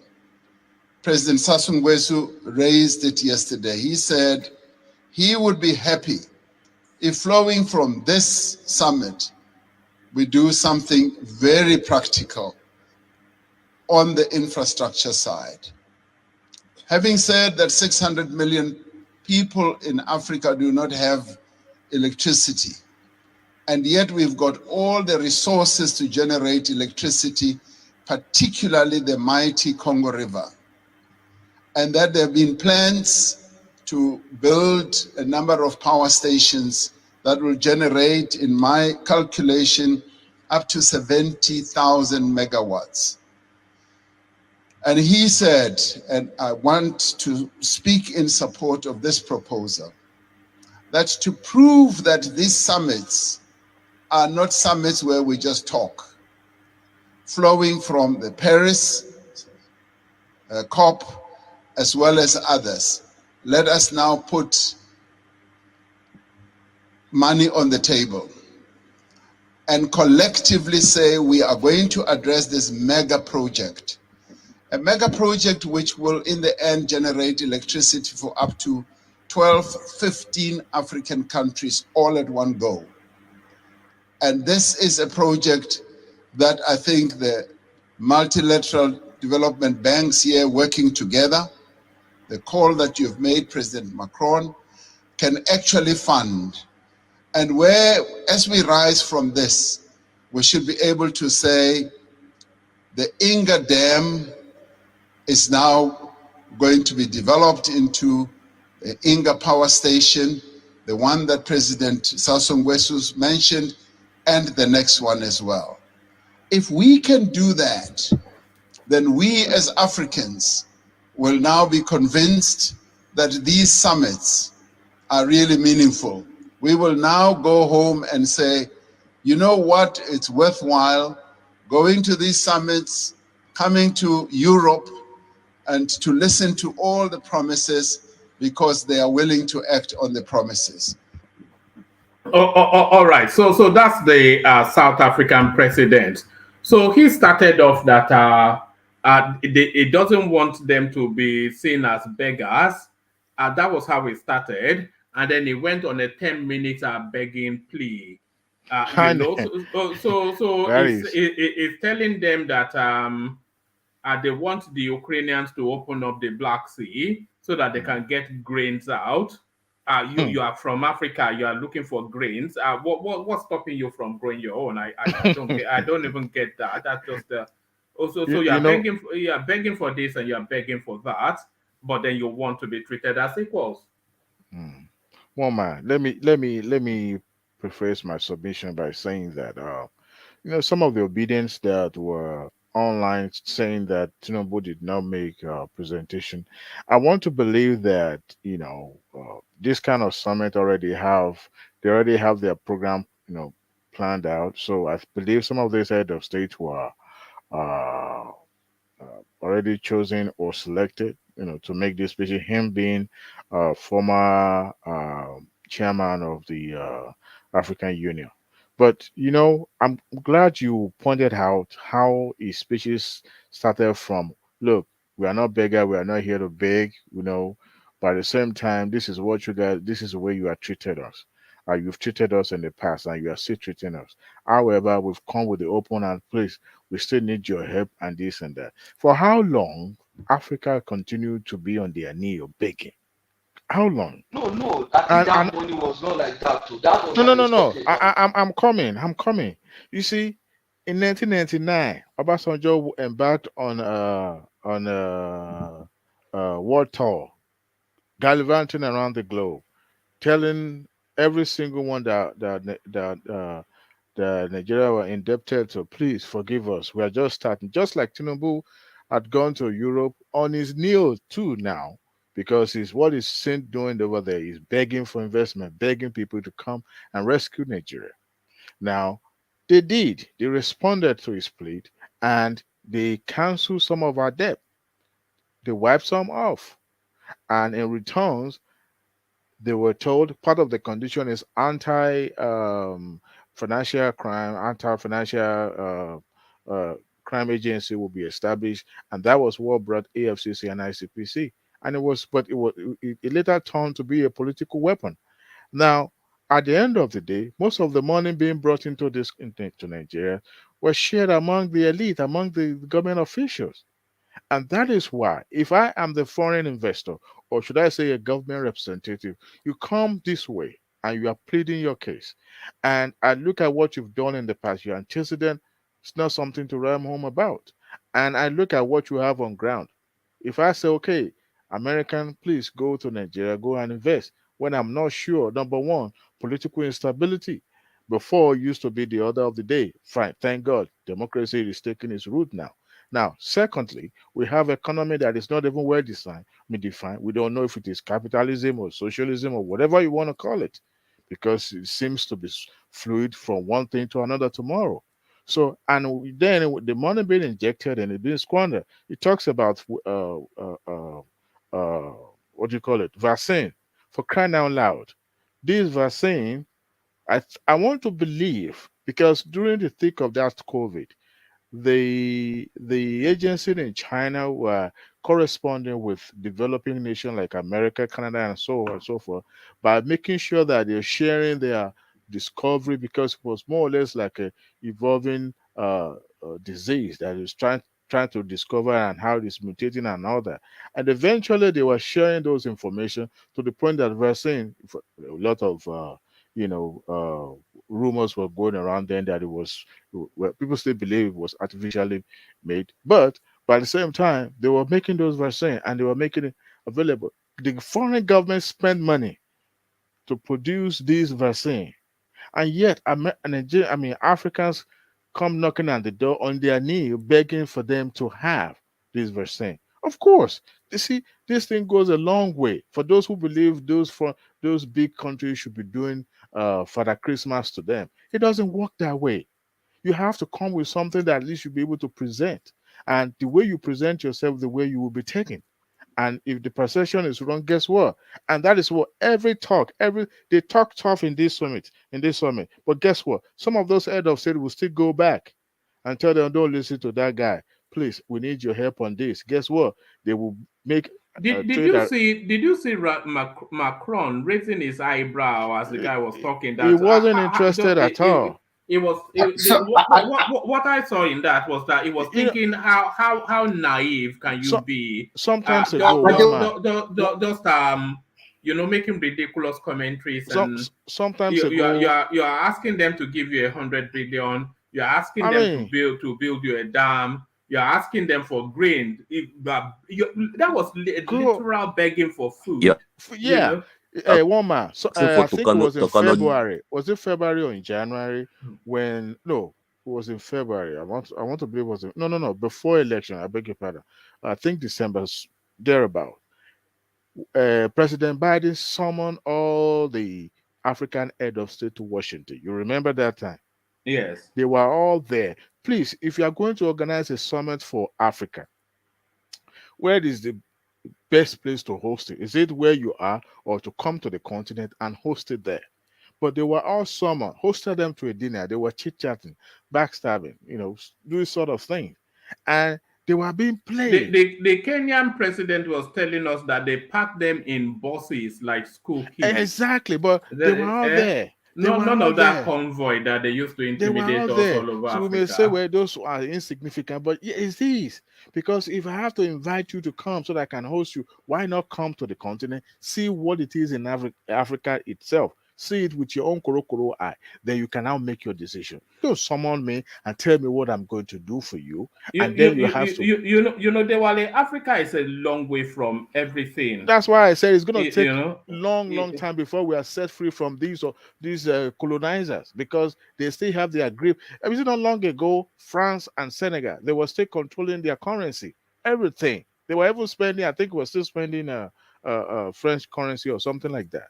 So, I mean, we need to look inward. We can say from now to tomorrow, Africa will never be free from these people, because the more you are trying to free, I mean, talking tough like this and all that, you still see your brother go back and renege and tell them, look, this is what I want you to do for us. And they know some of the instability in Africa were caused by these colonizers. Indirectly, they influence the uprising and everything. The uprising in the Arab Spring, it wasn't just happenstance. It was by the imperial people, imperialists, and then the uprising in Libya. It wasn't just uprising. Some of these things were happening, but you and I would never have an idea, clue about how these people are destabilizing the country, because the moment Africa is stable. But you see, the thing is, the counterweight to that is that Africa does not have the leverage to take a tough stance. You don't have to. Hold on. They don't have the leverage to take a tough stance, but 30% of the global resources is in Africa.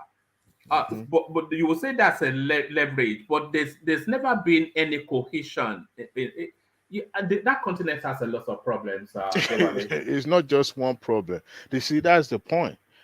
We can liberate ourselves, but you see, you don't even have to have leverage. All you need to do. How will we liberate ourselves? How? Good. All you need to do is to listen to your brother as one family. If you're able to speak with one voice and make one demand and stand with it, then you'll be able to liberate the continent. Because as it is, it's about divide and rule. Okay, you may not have the resources, but your neighboring country does. Now you can use that. We can both come together and say, we lay claim with these resources. This is how we want. You see that common purpose, Dewale, it'll be very difficult to achieve, just because of the way that that continent had been polarized. Because it's been chopped into several European stocks, which is still vested within. So you have the Anglophones, you have the Francophones, you have the Portuguese, you even have the Germans in all those Zambia sort of spaces. And those entrenched positions is created even internal mutual distrust. And all of those European sects within the African continent, they have a funnel through. They are being puppet mastered by their European spaces, especially the Francophone ones. So you would never get that common purpose just because of the way it's been structured. Well, the bottom line is that African Union as outlives its existence. It needs to be scrapped, because I don't see the purpose of having an organization. Even the West African, what do you call it? West African organization. I don't see the purpose of their existence, because what is the point? We cannot even form a trade partnership with the neighboring country. So if we are going to strengthen these organizations, we have to redefine what is the purpose, what is the benefit members were deriving from this organization, and then in such a way that it will be well designed and design, and then other countries that might want to go back to renege on the plan will be sanctioned. So when they look at the sanction and what they tend to benefit, they will weigh it side by side and know that one is going to the impact of one is going to be very, very weighty on their decision. They will decide, okay, you know what, I would rather follow my brother than to me going solo. So to me, you don't have to. Anyway, Africa, forget it. I rest my case. Others can have their own. All right. So there it is. Remy, did you want to come in? Yeah, Remy. Yeah. I want to come in. Adewale, you have made a very good speech, but I think it's the right time to also start. Africa should come together. You also talk about Obasanjo and that he begged, and but you've forgotten one thing: a whooping $40 billion were paid off our debt. That's a huge amount of money. And when you look at all these developing and developed countries, they also borrow money from the international market to finance most of their projects. In China, I realized that most of their local governments are holding a lot of money to develop that country. And unfortunately for Africa and for the rest of the developing country, the financial world, the financial institutions are all in the hand of developed countries. I'm talking of America and some European countries. So they use it a lot to develop their own pace. They are so good about their divide and rule that they attract our best brain to Europe. I don't blame them for all these things, because if we do not put our house in order, then those people that are house in order, they will poach them. And they have been poaching our best brains since almost 40 years or more than that now. So the problem we have in Africa, as you rightly put it, is that there is no cohesion and there is no coordination among the set leaders. And I know this man that was talking, I was even ashamed of what he was talking about. He was just talking with both of his mouth.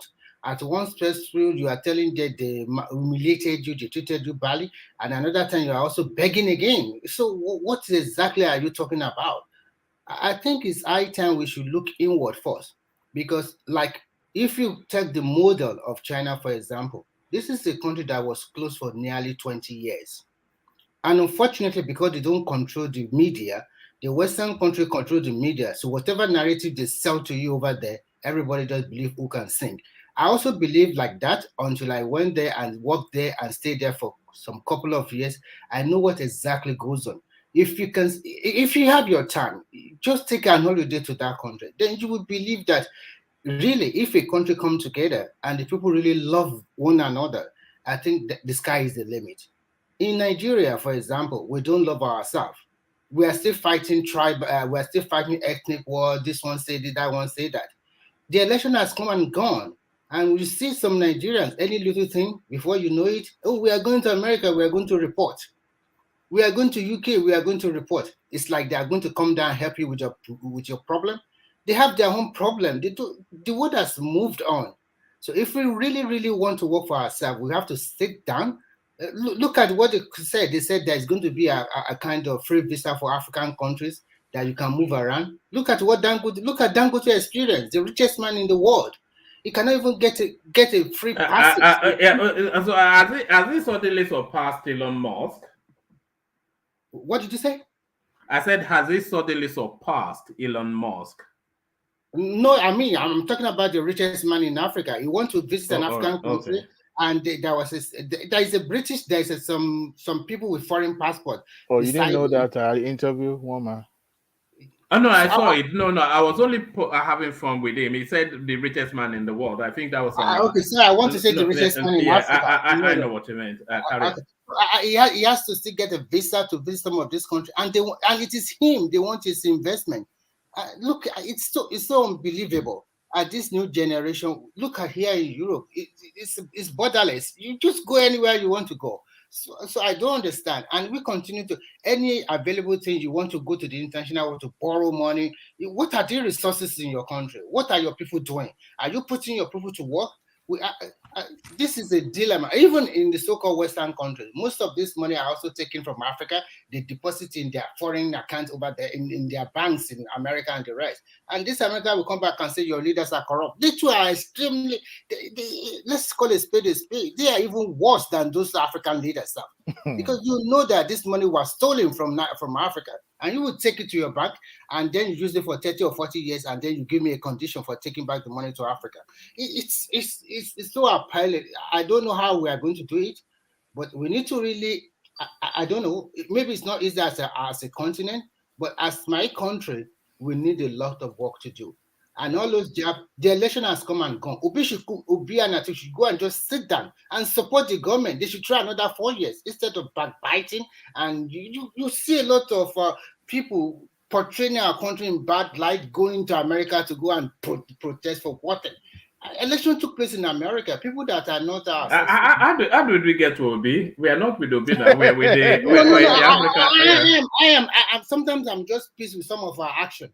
Election took place in several countries, and if things are not right, did they come to Nigeria and protest to Nigeria that please help us? They are not doing something very well in my country. I don't know why people just think that way. They will just come and solve your problem. You should think. When we have a military government like Abacha, Babangida, did they come and do something for you? So, first Nigeria they should supported us there, but it was because the ambassador was dating our sister. I'm just kidding. It's high time we should look inward by ourselves and try to support the government. The ambassador there was ourselves to death internally, but not washing our dirty lining outside. All right. Let's bring Kulata in. Kulata, what did you make of the double speech by the South African president? Don't call us beggars, but please give us food. If I start talking about Africa, I'm giving my opinion, controversial opinion, while semi-drunk, and it didn't end well. If people still call me out for it, the issue with Africa is more than meets the eye, in my opinion. Let's not do the IQ thing tonight. I'm not going there, Babati. I won't go there. But it's more than meets the eye. It's just the truth. Like, it's not by... how can we have a group of people that are so handicapped? They can't help themselves. They can't build anything. They can't copy anything. They just want handout all the time. They've liberated them to an extent. They're still on training wheels. At some point in time, you have to start passing some hard judgments. But I'm going to step away from that angle because it's not going to help. But what Babati said in another platform, was it yesterday or 2 days ago? That may be a solution for us. And I think I'm going to paraphrase.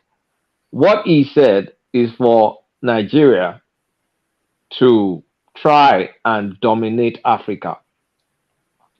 When you dominate Africa, when you dominate a place, you can set the agenda, you can set the region, you can force a direction. So what do we mean by that? Means economically, our banks are in almost every African country. We're trying with the banks. I'm not going to lie, we're trying with the banks. Our music, our culture, we're trying with that area too. Our gas, our petrol, we know nowhere there. If we're the ones selling petrol to most African countries, Francophone countries is going to be difficult. France has a tight leash. But Anglophone and the other ones, if we're the ones supplying them economically, we're dominating them. If we're dominating them economically, and if we're also dominating, like, what other area? Telecoms, well, South Africa, that may be too late. But who knows? Who knows? So service sector, if we're providing manpower, and we have the capabilities and capacities to do all these things. So if we're doing that, we will turn ourselves to a mini superpower in Africa, not by name alone, as in by deeds, by muscle, by soft power, by hard power. Let's dominate. There's so much that you can dominate in Africa. Like, we can be controlling. Africa is blessed with all sorts of minerals. Like, before we start talking about, let's have industry, run this factory and all that stuff, all the pipe dreams that some of them. How about we do the immediate processing of agricultural produce? Simple stuff. We're one of the people with the highest amount of cashew that we produce. But guess what? We go and process our cashew in Vietnam. How about we start processing, agro-processing? We turn to the agro-processing giant in Africa. We process, we turn cassava into tapioca starch. We turn cassava, we turn it into ethanol. We start dominating the ethanol sector. We do like I'm not even talking about anything revolutionary. I'm even talking about basic processing, just second level processing, rather than uh just selling raw stuff. Just basic, just a little value addition, just some value addition. If we're the value addition giant in Africa, we can, if we mine gold, we can refine it. If we want mine oil, we can refine our crude oil. I'm not saying we do robotics and I mean all those fanciful things. Hopefully, we should be able to get there, but things that are attainable, achievable. If we can turn to the real economic powerhouse in Nigeria, we can set African agenda. But without someone, I mean, Babati, you're the one that put it in my head now. Without someone dominating Africa, setting the pace, Africa will be directionless because they divided us in 1914. That division is still there, the Berlin Conference. And I mean, we had to take over the colonial powers. We have to take over their roles in Africa. When we take over all the Africa, they'll be forced, they'll be trading with us a lot on our terms. There will be some unity. Okay. So Otumba K, let's engage here. So because you are very nice with it, the way I phrase it. Enough for the Pan-African bullshit. No, fuck all that. We are dominating, control. I agree with you. You can't survive without Nigeria. You make them, they will still benefit, by the way. We're going to be very gracious. They will benefit from you. Is that not what Tinubu is embarked upon with this hard stance that he has taken with the fuel subsidy? No, yes. This is the whole idea. I know we are Africans and we'll not be comfortable hearing it. This is the basic concept. Other countries are exploiting African countries. Nigeria should also join the party as well. That's the truth. We should exploit. Since okay, look at what Dangote was talking about. I can't even move my goods and services into Benin, but they go buy from China. Well, if I need to dominate the Benin market, I'm not going to meet with Benin. I'll go and meet their daddy in China. I can't talk to Niger because Niger will not open their market to me. So if I want to deal with Niger, I'll go and meet Niger's daddy in Europe, which is France. So I'm going to go talk to your daddy in France since you don't have control over your own country. So guess what? Your daddy in Europe will tell me, listen, Omo, let's make the deal with my boy here down in your country. Okay, I will give you the power to that. I'll give you the keys to the kingdom. But this is the deal. That's the way you do it. So it's like all these things are fine in theory, but no, man, it's not theory. Oh man, it's doable. I thought about it. It's doable because we are very unique, particularly in Africa. We have that leverage. They will have you control that Africa, and through you they control that everybody else. It sounds very, very wicked or very, it's not very nice. But this you mean to sublet colonialism, sort of? Yes, Africa is there for the taking. Unfortunately, I'm sorry. Unfortunately, that is just the way it is. But Nigeria cannot continue to ally themselves with other African countries that sound like this. That was a very pathetic pitch. Nigeria should not be begging. We should not be begging. We're not Togo. We are not Niger, for God's sake. We're not Chad. But if Chad and Niger wants to be exploited, join the party. I'm sorry. That's the way dominate the damn thing. Can I interject? I'm sorry, yeah, one sure. can I? Yeah. Because I'll be leaving soon. Yes, I'll be wrapping up. It's Sunday. Well. About Sunday morning. Yeah. So I think I agree with Kulata on the submission. Like I always say, their respect. So instead of Africa and Nigeria gallivanting around begging for respect,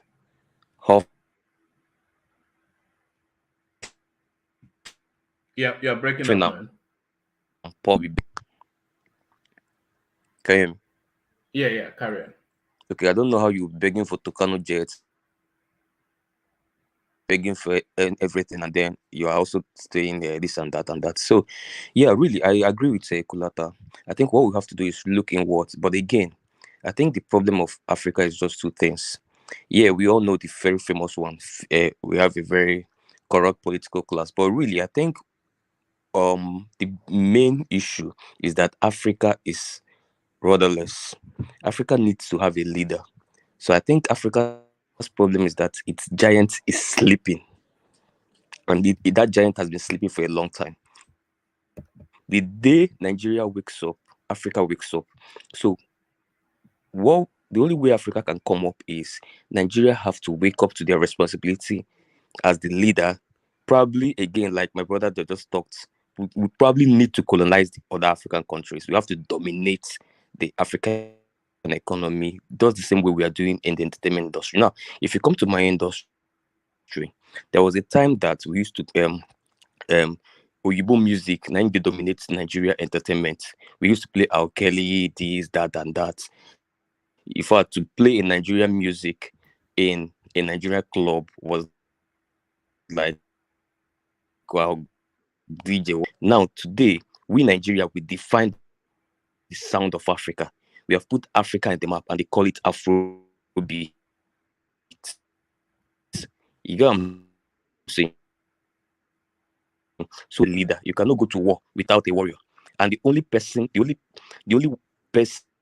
that is positioned to be the warrior, whether by size, whether by soft power or potential, because it's not soft power yet. We have not transformed it to soft power.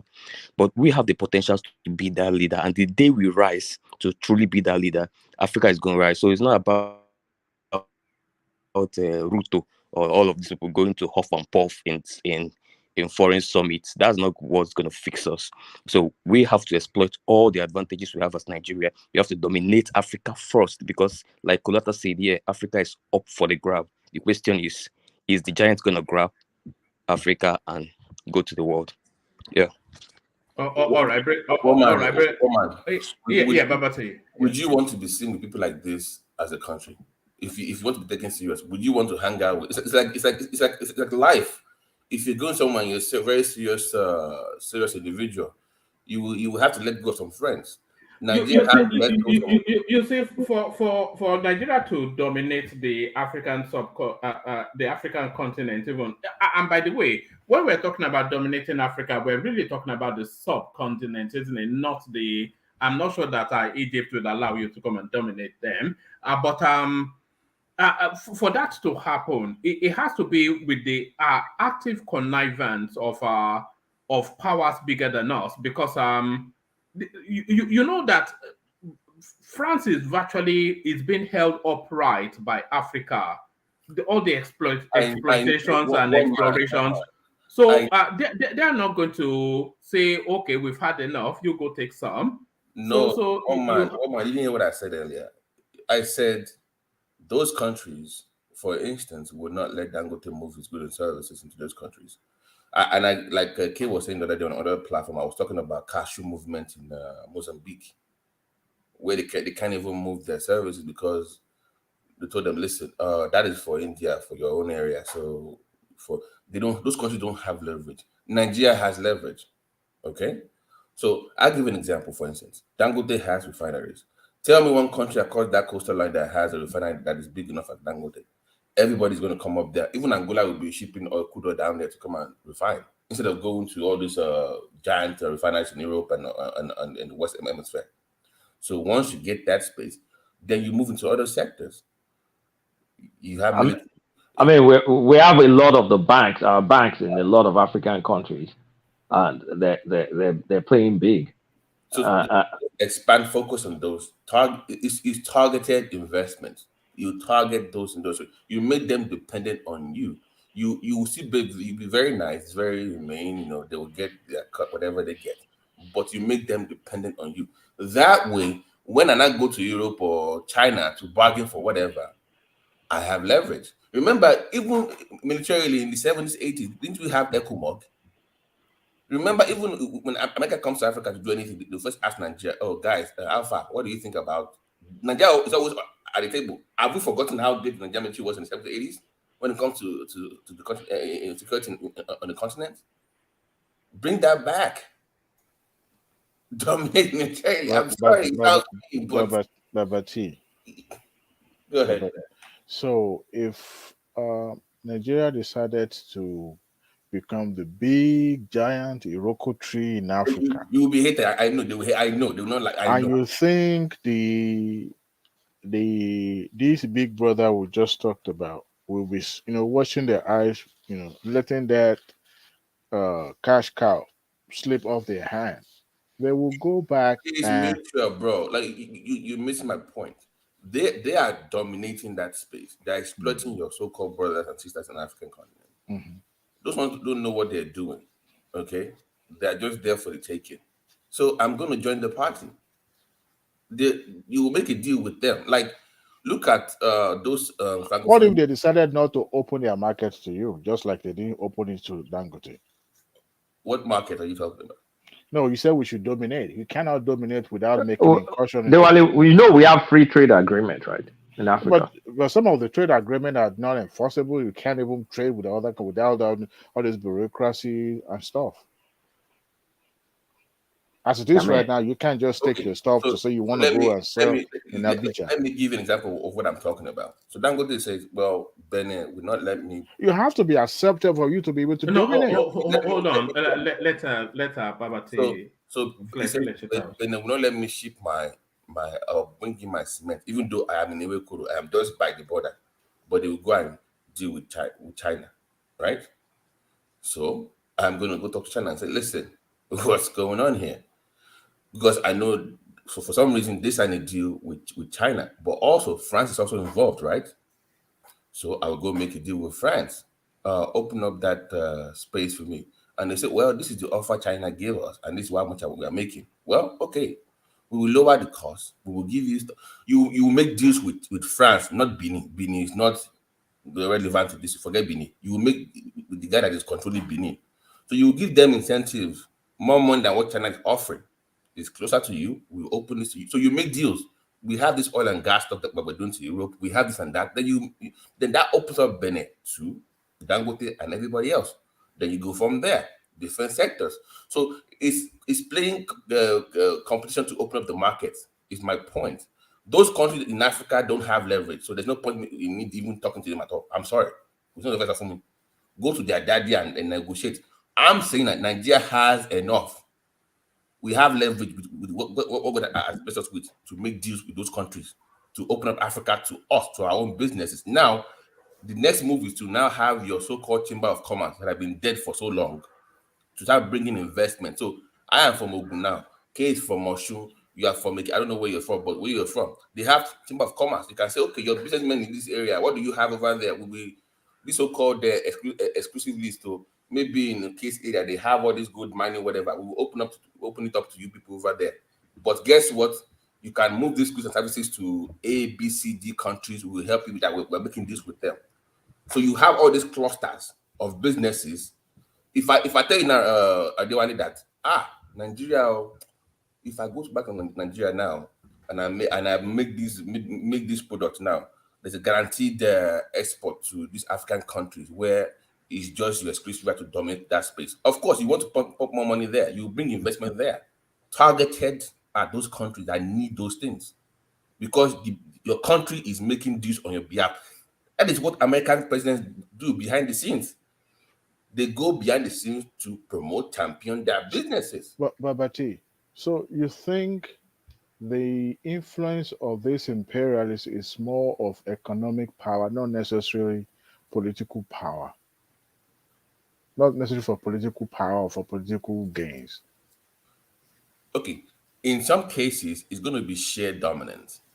In some instances, we can pretty much take over. So there's some countries, I believe in Africa, Nigeria can easily just take it from European countries. I believe that. And there are some that you need to partner and co-dominate, if that makes any sense. So this is my whole point. Nigeria has to separate itself from other African countries for us to get to where we're going. You cannot move, you cannot progress with this kind of mentality, with this kind of people. We are Africans, so I know, let's hold hands. Let's let her come in. I'm sorry, fellow Africans, for upsetting you tonight. So, but sorry. No, Babati, you're spot on. But let me Zita. I also support what Babati is saying. We should take over West Africa totally, entirely. Because all the other nations. All right. Let's before you move to Madam Sita real quick, see, a trade agreement sometimes doesn't skate through. Sometimes you might need to compromise and all that. And in some instances, when they know that they're not going to get upper hand, guess what they do? They will flood your country with weapons and cause unrest, and probably have military takeover and have this guy is too compromising. Kilo de Adewale. I'm not trying to be. Why are you a surrender? You can't be friends. Forget friendship and holding hands. I'm not trying to be. I'm not trying to be an agent to of Western doom. power all the time. No. I'm trying. Diwali is the Democrat now. I'm trying. Hey, see, you're right. It's the What reality is your that leg? I'm trying to speak to reality. You see, this thing is what has been the problem of Africa for a very long time. Every military head of state that you see has always have the input of all these foreign countries, and they've been doing it successfully. It's not that people can't sit down and form a trade agreement. You're not listening, bro. You're not listening. Oh, okay. I recognize that fact. Remember, I keep saying that you made this. If it is that easy, people. A lot of countries will have done that in the past. No, listen to what I'm saying. You're not listening, brother.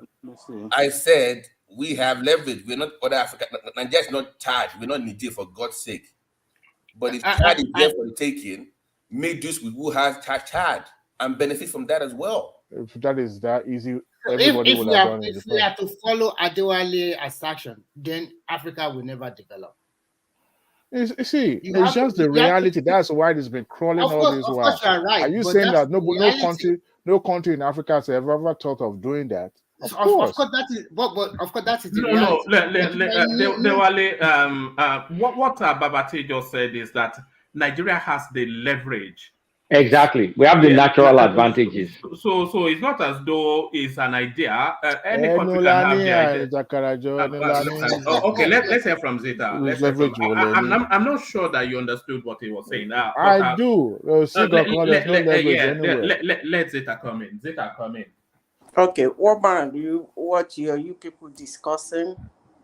Oh, you were not in the conversation? Oh, well, I just started listening to the submissions of people, or that's you want me to take from there. But I'm seeing a picture of the conference on the screen. So, can you? All right. We were talking about the submission by the South African president at the summit. It was saying that Africa wanted to be treated like equals. At the same time, also them making demands that was somewhat like begging, and then the conversation then pivoted to the where we are now, that maybe Nigeria should just seize control of the African continent, especially our sub-region. So that's where we are. Okay. I don't really care about what the guy said, because you don't earn respect by saying, give me respect. You have to earn it. Okay, so Africans and their African leaders has been doing a lot of things, saying a lot of things for the past 4 years now, which I always tell anybody who cares to hear that is the part of me I don't like discussing.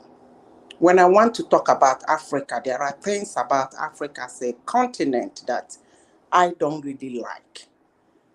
They don't really do it the way they would have done it. But then, when you say it, you get attacked by your fellow Africans for not going their way. Again, since people are discussing about how to make Africa better, let me say this. I think I woke up when I don't know who was talking about entertainment industry. Africa as a continent, will I use the word black if I'm permitted to use that word? Entertainment is in our blood. Actually, we don't train. We don't actually do anything to do that. It's just who we are. And anybody who puts a little effort into that area as a black man shines. It's just us. And we own the industry as black people all over the world. We own the industry because that's who we are. Now, back to what Africa can do to help themselves.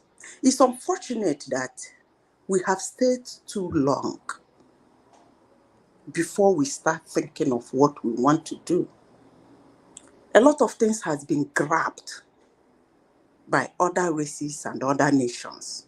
So it has come to a situation where we have to struggle very hard and do some things very extraordinarily for us to be in the limelight of the world today. Talking about manufacturing, going to the manufacturing industry, everybody believes that way Africa will shine. But I want to remind us that there are most of the things you think you are manufacturing. Some people are already expert in it. That's why I use the word we are kind of late. So we have to struggle hard. Yes, as somebody said, Africa is a green land. I think we discussed that some time ago in your platform. It's still green in the sense that I won't use the word monopoly because there is almost nothing you will want to sell in Africa now. There is somebody not doing it somewhere around the corner. But I want to use the word that Africa is a monopolistic environment and a monopolistic market. In the sense that if you can make something and litter it all over Africa, two things are about to happen. If the government of other, that's acceptance. I heard somebody talking about acceptance.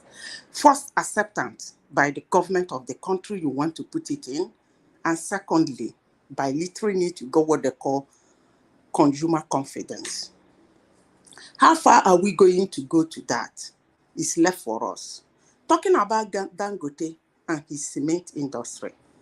If you listen to him in some of his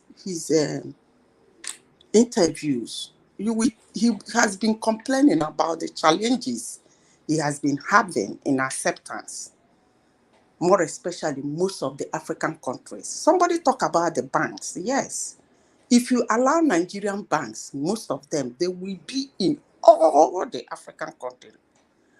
But most of the government of that nation, they don't want them. For reasons I don't know. But I think now that Nigerian president and Nigerian economic body, they should find out why.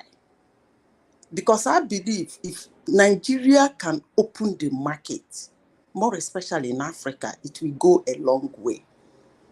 But come to think of it, what are the things we are not doing right? Talking about manufacturing, how far can we go in manufacturing? That has always been the question. What market are we targeting? Are we targeting African market? Are we going to still beg them to help us and not tell them to respect us? Because that's what we've been doing over the years, over centuries. Beg them to help you and then still tell them to respect you. I don't know how that works, but we say that anyway. But I think we can start with us. Nigeria is a very large country. And I call my country Nigeria, I call it a market. When you have a country like Nigeria, it's a market, just like the United States is a market. In Africa, I think Nigeria is a market. So can we start with ourselves? How far can we produce? How much can we buy before we think of going outside of Nigeria? How good is our product? It's not all about doing something. People talk about monopoly. There is no monopoly anywhere. It's just that it is not perfectly competitive. When a market is not perfectly competitive, it becomes a monopolistic environment, a monopolistic market, and it's up for grabs in the sense that all you need to do is to make your product a little bit different from what others are doing. And then you litter it everywhere. Very important, you have to litter it everywhere. How can they do that? Dangote is complaining. And we are talking about Dangote because we know him. What about others who are doing one thing or the other? We have a Nigerian man as the agricultural whatever. How far is he doing to help us? We have a lot of mineral resources. Do we have the technical know-how to get it out of the motherland by ourselves? Or are we going to still beg them to come and help us get it out of the motherland? And then we tell them to respect us. So these things, can we start by doing it ourselves in the first place? Before looking around when we get tired or get confused, we can call for help. Not calling for help for everything. I am not really comfortable about it. And that's the part of me as an African lady that I don't like discussing. Thank you, woman. Oh, all right, brilliant, excellently put. So, Kulata, to that space, then the domination of Africa. Yeah. So me, I don't have all this pie in the sky manufacturing one thing, because our infrastructure deficit is so huge. I don't think we'll be competitive in manufacturing. So I feel our potentials are in service sector and value addition to agricultural produce, and of course oil and gas sector. Those are the areas where we have natural advantages. We have the population, a huge one. So if we train up our people, there's a ready-made service industry that we can use. IT, entertainment, banking, and when it comes to produce, petrochemicals, petrol, AGO, all those stuff, we can. And then value additions like oil palm, rubber, ginger, hibiscus, tomato paste. Don't just sell tomato. Make it a paste, make it a puree. Basic stuff like refining. Just additional input, additional value addition. It will go a long way, because across Africa, there's that value addition is not there. So if we can get that right, that will require little power, but not the kind of power we need for manufacturing. And again, for manufacturing, the likes of China just don't have. They have advantages that China and Vietnam and co. They have advantages that cannot be easily overwhelmed, because right now it's not just labor that is cheap, but the know-how is there. So you cannot beat where you have combination of affordable labor. Better than the West. Still expensive nowadays, but also know-how. Because I think it was Steve Jobs or something that said something before he died, that people think we go and manufacture in China because it's just cheap. He said no. There are a lot of things that they do in China that we frankly don't know how to do anymore, or don't know how to do over in the West. So that's why I'm not really too gung-ho about manufacturing, because that's kind of like, I think the whole world has outsourced manufacturing to the East and the Far East. That ship has sailed. That ship has sailed. But software, there's a bunch of Nigerians that write beautiful software, and there are many creative minds that we have. So I just think, I look at Nigeria like the Southwest region and co, huge service area. The East, anything close to manufacturing, that is where we'll get it, because they have the natural ability. Go to Aba, look at what people people invent in the Southeast. So we have a lot of that. The South, it should be like a gas petrochemical industry. That's what we should have. And the Northwest and the Northeast, that should be, farm produce that they added some value to it. So we won't be exporting raw cashew nuts and exporting it to Asia. Okay, let me not talk about some personal stuff. Can I ask you a question? Is it too big for me to say that Nigeria, in my opinion, based on our location, we should be a hub? The same way you have a hub in Turkey, all those major airlines. What Ethiopia is doing, we should be able to do that as well. We should be competitive. Well, we're located in a prime place. Like, look at South America to where we are. A hub for what? Flight. Airline. We should be. We're located in a prime space. Look at where we are. Just look at where we are. Africa to South America. That is Colata, dead. can I ask you a question? Yes. I think I need some clarification. You said the ship for manufacturing have closed. They closed it. It shut down. It's moved. It failed, in my opinion. Then I asked, you mentioned putting a little value addition, VAT in our agricultural products. Mm.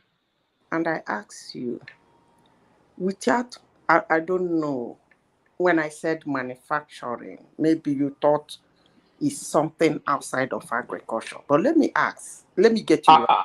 When I think manufacturing, I'm thinking heavy manufacturing.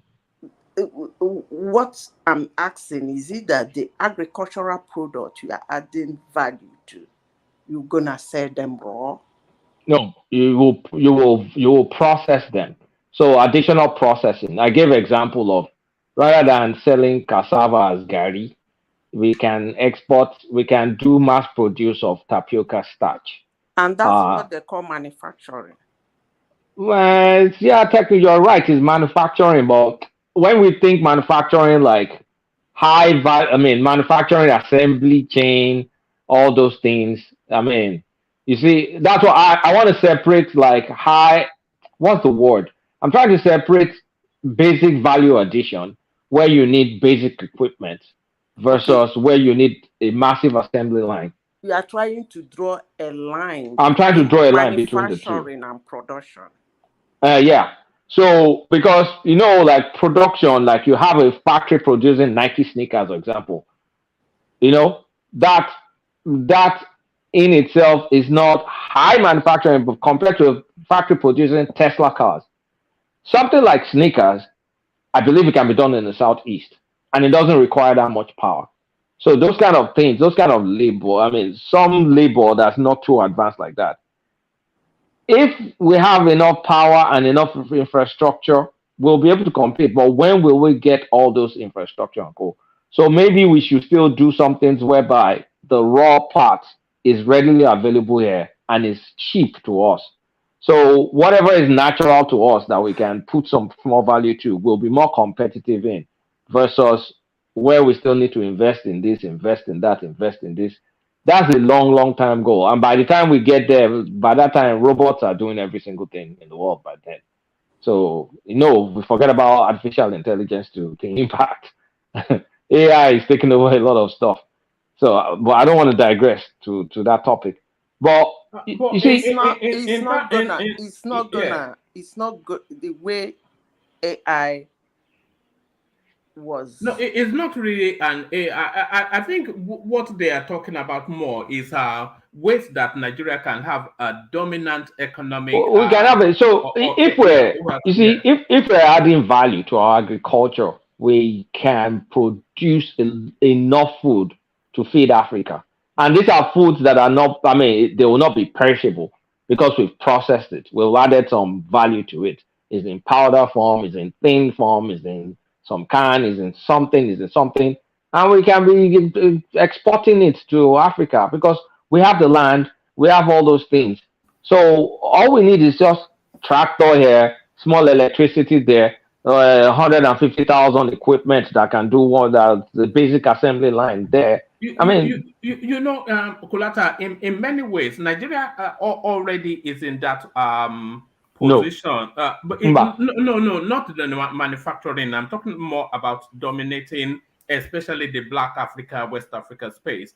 I feel we're already in that position, but we've not commercialized it. We've not commercialized it. That's why I don't believe we're in that position. Let me give an example. We are the number when it comes to movies and music. We're the number one, right, in Africa for now, right? In terms of we're not really making money. But how many movie studios do we actually have in Nigeria strong enough to actually dominate the space? Even though they watch our stuff, but you don't have it. We're not making money. My point is this: once you say, "Oh, want to make a major blockbuster in Africa," you should be thinking Lagos. You should have major studios in Nigeria where everybody has to go to. The same way it must. I think that's in the pipeline already. Somebody is putting, I think, a quarter of $1 billion in that space. That way, you want to become a star in Africa. Where do you go? Nigeria. You come to Nigeria. That's how you dominate. So I think that's already happening. No, okay, let me give a good example. I wish of time was still Look, here. Look at what Indonesia is doing with palm oil. You know the number of produce they get just out of basic palm oil. It's unimaginable. Check, go to any grocery store. Is Malaysia. I sorry, Malaysia. Indonesia too. Both of them. Malaysia and Indonesia too. Malaysia, I mean, both of them are very good. I mean, they do both palm produce. But yeah, I mean, either Indonesia or Malaysia. Picked it from Nigeria. Actually, that is not. They picked a particular breed from Nigeria at a point in time. They too had it, but there's a particular breed that they got from Nigeria a while back. But I think the main thing I'm trying to drive at is, if you know the number of produce they get out of palm oil alone, it's mind-boggling. Check your soaps, check your any sort of condiment. You will see all this chemical, this. A lot of it is gotten from palm oil. And if it's not gotten from palm oil, it's got from the palm kernel oil. So what's stopping us? What is really stopping us from doing all that stuff? Nothing. Like, and we have all these things natural grown in our place. Cassava frustrates me the most. We're the highest producer of cassava. But if you see what they're using cassava to do over here, when you see something gluten-free, a lot of it is coming from cassava. Sorghum. I think we're also the highest manufacturer of sorghum in the world, or one of the highest. Cassava, we're definitely the highest. But what do? We eat everything as gari. We don't even export anything. We don't add any. The only value we do is to make it gari, and we soak it and drink it. Hide, cow hide. We have one of the best cow hides in the world. Gucci comes to get some cow hides in Kano. I'm sure you guys don't know about that. No, I know, but it's not widely known. Yeah, it's not widely known. What do? We eat the freaking momo. There's some quarries up north that they used to make a lot of fine Italian countertops. Who knows? It's in Nigeria. What are we doing about it? Nothing. The Oluwa glass that used to be in the southwest, what happened to Oluwa glass is dead. They've been producing glass in Ile-Ife, since something BC. That means there are natural advantages for us to produce fine glass. Just in that dominant space too. Remember when Buhari went and removed Yahya Jammeh in Gambia and then installed whoever this latest character is, that is the president of that space. Yeah. You see, that's sort of that's more my thinking in terms of this dominance that you're saying. No, economic dominance. I want economic dominance. Yes, that's where I'm going. If you had done that to remove Yahya Jammeh and install this guy, but then taking an economic team with him as well to then seize, but to have Nigeria have control of I'm expecting President Tinubu to be going to African countries. Take Tony Elumelu. Take Otetola, take Dangote. Those are the people that should be going to you with all these African countries, and then start talking about, oh, you guys have this, we can help you here, we can help you develop this area, we can help you develop that area. But us in Nigeria also need to be developed, to be giving people stuff. Okay, if the basic thing we do is to have Dangote refinery and Buafi refinery supplying majority of African countries petrol, that's enough leverage. Because everybody in Africa, I mean, before everybody buys Tesla, it's still going to take 50 years. They'll still be driving petrol-based cars. If we're the one, helping them refine their petrol, Ghana sends us crude, Angola sends us crude, they rely on us. That's still something. And then we are the ones giving Africa and supplying all the ethanol and all these things produced from our cassava. So we're the ones supplying them Derica, tin can, whatever, canned food. Even fertilizers from Dangote. Fertilizers. Yeah, so I mean, we have the capabilities to do all these things, but we're just freaking lazy. Do you remember that storyline of the Guinean passport, Tinubu and all that? So the president of that Guinea, at that time, he's no longer the president. He came out in support of Tinubu, and he was saying when he wanted to run for a second term, Tinubu showed him a lot of support to get him in. And then when he got in, Tinubu then came in with a team of experts to help him build a financial blueprint for the country. So Tinubu actually built the financial blueprint for that country. So with that, really? yes, if I find the story, I'll send it to you. With that financial blueprint, so those are the embedding sort of spaces. If we're going to leverage in the manner that you are describing, so like you said, they're not as clever as us. So why not? They're not, honestly, let's not lie. A lot of African countries, sorry, my African brothers, but they're very docile. When Nigerians go to their countries, a lot, especially aggressive southern Nigerians, whether Igbo or Yoruba, they feel the presence, they feel the hustle, they can't keep up. And we just go there to trade, just trade, and we dominate them. So imagine now doing it on a bigger scale. And those guys, they don't have like the kind of hustling spirit they have. They're very content people, as in they won't care. So all we have to do is to take over their lives and their businesses. Don't rub it in their faces. That would be rude.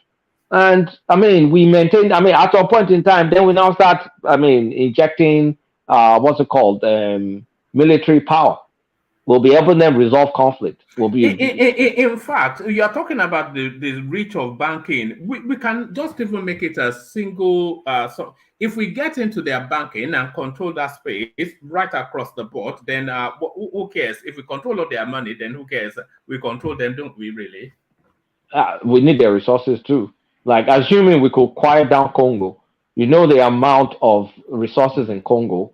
A bunch of lithium, everything you have that's in your laptop, your cell phone, a lot of it, a lot of the important stuff comes from Congo. Think about it. Congo makes a deal with Nigeria and says, well, all you making cell phones, and we have this rice from Congo now. Come and put your plant in Nigeria to produce, because Congo has agreed to make a deal with us. So it's mutually beneficial. We still control the space. Africa will. Yeah. And we maintain the peace there. All this talk is cheap. It's cheap. Very cheap. Yes, all this talk is cheap. Any country that want to dominate others must first of all have a full control of our own resources, secure the border, have a strong military,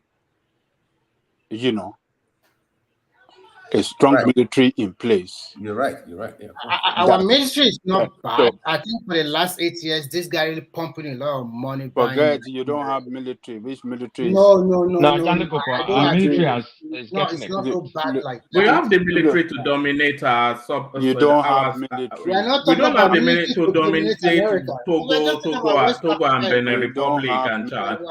You don't have military to dominate anything. When your military cannot take it, when your military cannot even secure your economic infrastructure, they cannot even secure it. So where is the military that you got? They are looting your resources left and right and left and everything.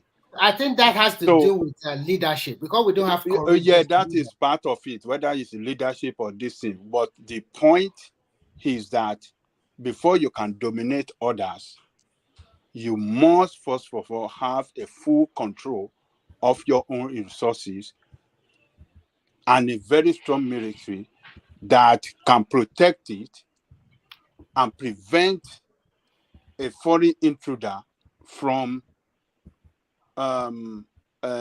dominating you as well. But at the moment, you are being dominated by foreigners.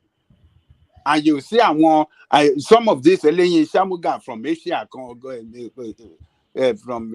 China, from Thailand, they dominate you. All these Shamuga too, they come to dominate you. So how can you dominate others? You can't.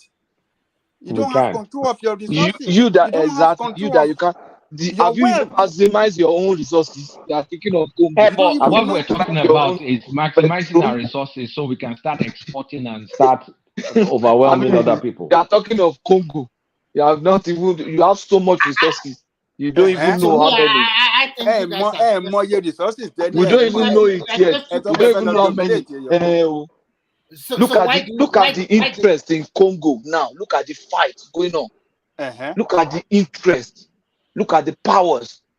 You can't play there, both financially, technology, militarily, numbers, and the level of influence. Yeah, but what about So the just low leave them. hanging? What about the low hanging fruits like Like Togo, what? like Togo, Like Benin Togo. Republic, Do you know the interest? like Ghana with Niger. Do you know the interest in Niger? Do you know the France interest in Niger?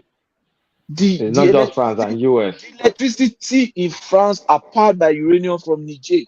Yes, 80% level. The president of Niger was a former president of the French company that was working on that uranium. So they have those structures in place. So the best thing is, let's first of all be able to feed our people. Let's not seek to first dominate. Let's first of all seek to rely less on them. Because if your level of reliance on them is less, then you can be said to be relatively independent. Patrick, I disagree. We can dominate some sectors. Nothing stops us from dominating financial sector, entertainment sector right now. No, what are you going to do with their financial sector that can be dominated? Your banks go there. One policy, one change in government and a change in policy can finish your banks there. Oh yes, you are right. It depends on how strong your banks are over there. I'll give you example. Look at our banks in we have presence in Nigeria. People who have worked for financial institutions have presence in all these West African sub-region. Do you know even just Sanusi policy finish those banks? Some of the Africa sub-regional banks that we have. I have like two friends who were MD. One of my friends was MD in Gambia. The other one was MD in is this Sierra Leone or something. That policy finished, then they came back home now. So the first thing is let's even feed our people. Let's even give them food to eat. We can now gain cooperation. Look at what Buhari is trying to do with train to Niger. Look at the level of opposition he faced. To be able to seek to dominate these people, you also have to be able to invest in them, lure them with your money. Look at buying car or truck or military vehicle for Niger. Look at the level of opposition he faced. How can he be buying Land Cruiser for Niger? We are hungry here. We are not there. Feed your people, get them well taken care of, become less give them good education. Exactly. On healthcare, that's what China did now. Capital development, everything. China became less dependent on the rest of the world to an extent. So they closed their economy. Yeah. No, we cannot close the economy. They became reliant. They became like they closed the country for about 20-something years. We cannot close our economy. By the time they open there, they have gone far. No, you're wrong. We can. Wait. No, we are not going to close completely, Baba T. We can achieve that if, for example, 70% wise, we are self-reliant. We can then start looking for allies in the area of maybe the other 30%. By doing that, we are doing what? We have not closed completely, but we are limiting our trade. We are limiting our trade to few people who we can trust. But you must remember that China uses authoritarian as a communist. No, Remy, you are right. But Remy, you are right. No, Remy, you know the difference is that when we say China closed the economy, it wasn't as if China was completely closed to the world now. China was still doing business with North Korea. They were still doing things with Russia. They just did what? Became self-reliant. They are doing business with Nigeria too. I mean, that time they were doing business with us back then. Business with the rest of the world. And exactly. Our national stadium, Nancy Rulere, is a Chinese company that built that national stadium. Exactly. In 1970, so we are saying that 1970. close self-reliant 70%. The remaining 30%, make sure you are dealing with selected people that will protect your interest, and they'll do that for like 20 years. And then open up. By the time you have opened up, you have gone far. You have gone far. All right. Yeah, let Babati come in. Okay. there are internal issues that you need to resolve. Nobody is disputing that. But like one man was saying, there are countries that you can easily, even as you are fixing your own issue, you can easily induce with, you can easily take over. I won't use the word take over necessarily. You know what? Effort, dominate. Let me stick with my domination thing today. Yes, the West African, if you remember, there was an article because we used to have some manufacturing companies. My family used to have manufacturing companies. So I'll go back in the late 80s. And they used to partner with some German companies, and there was this article back in the days. Songota was supposed to be the next, like this huge manufacturing town exporting goods to West Africa. And I remember when we used to go to those plants in the weekends, you would see all these trucks and stuff from Gambia, from Mali, come load up from Congo back in the days, and they pretty much were dependent on those. It was like coming to Home Depot, because that was like a Home Depot version, the part of that song that we had back in the days, and that involved construction, painting, wood finishing was Songo back then, and those West African countries had to come every weekend to get those goods, but we never leveraged on it. Was my point. Like, you can do something that we've always done before and do in that space, but now they are shipping from China, they're shipping from other countries. Let's bring that back.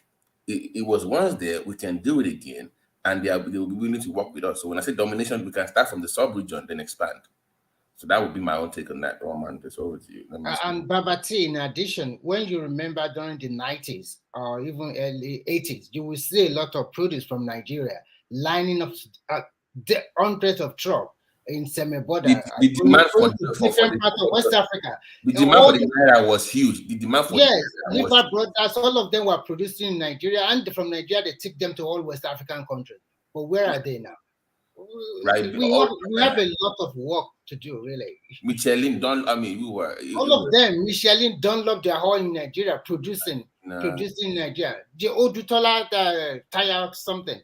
I remember when Eligasa was very big manufacturing plant lying low in Ibadan doing nothing. Oluwa glass, I remember. So we can produce that. We used to produce glass in Nigeria. Yeah, we used to produce Oluwa glass. I remember that well on that Ring Road area. Where was that? Yes, it's true. And now we are bringing glass from the rest of the world. All of these things have been produced in Nigeria before. Where are all these? You see, we shifted from producing sometimes in the 80s. Consumption alone. We took just consumption, and now just people that import junk from China. So Peter Obi was right after all. So we have to go back from consumption to production, just like Peter Obi. Groceries.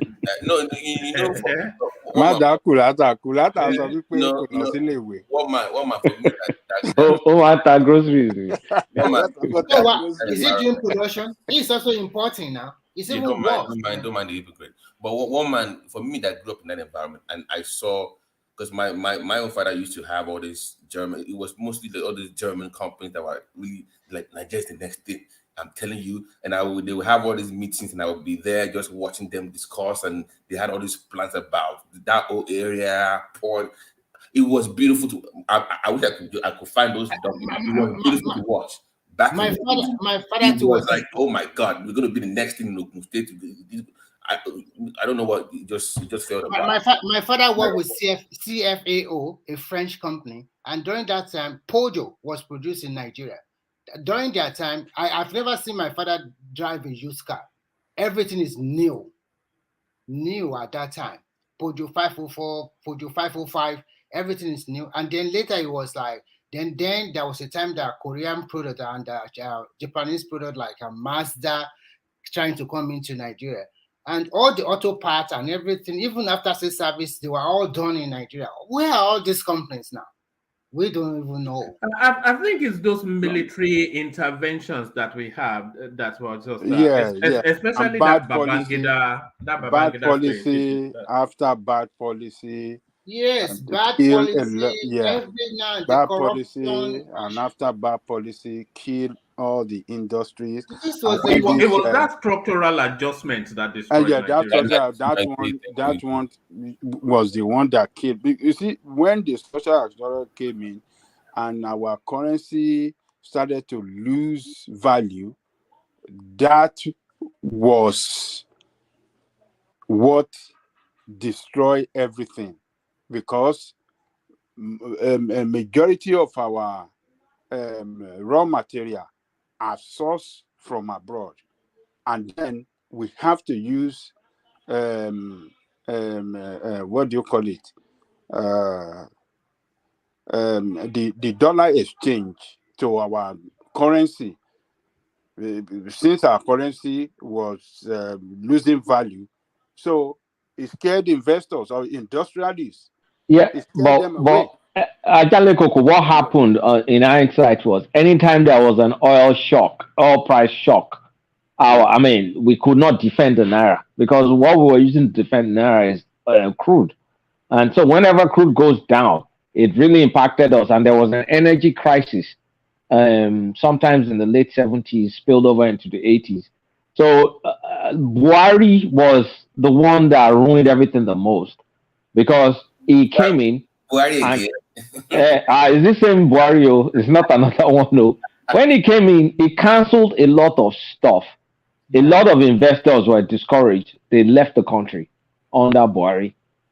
It almost was like an Idi Amin when he came in. So that plus, of course, then Babangida tried on hindsight. Some of his adjustments really helped us. If you look at it from an economic perspective. Look, it was Babangida that even destroyed a lot of things. Manufacturing, bro. No. Manufacturer had to die at the time he died. If you understand what was going on then. We did not know now. We were young, we were living through it. We went into a recession during the time of Buhari that time. But actually, if we go and check our record well, under Buhari, Nigerian recorded we recorded a better GDP than what we recorded during the civilian administration, Shagari administration. Let me check. I have the GDP numbers. Let me check. We were a negative when Buhari took over government. We are in like minus 10. Minus 10K. Yes. GDP. I'm going to check.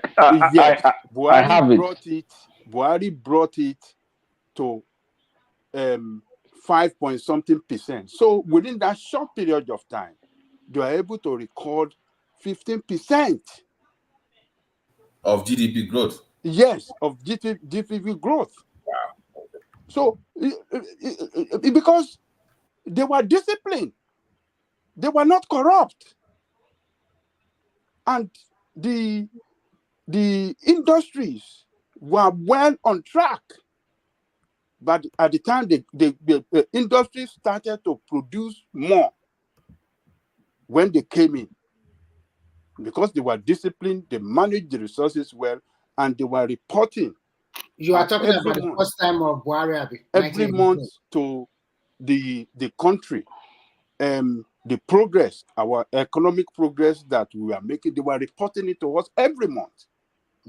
So it was when Babangida came in. Yes. With his earning and Kama and it started divide and rule. And then it started with his when did Buhari leave? Buhari spent he left in 84. 95. I think he left in 84. 95. 85. No, it's 84, right? I mean, he entered 85, in 83. 85. He went in 83 and left in 85. He came in 83, he left 85, yes.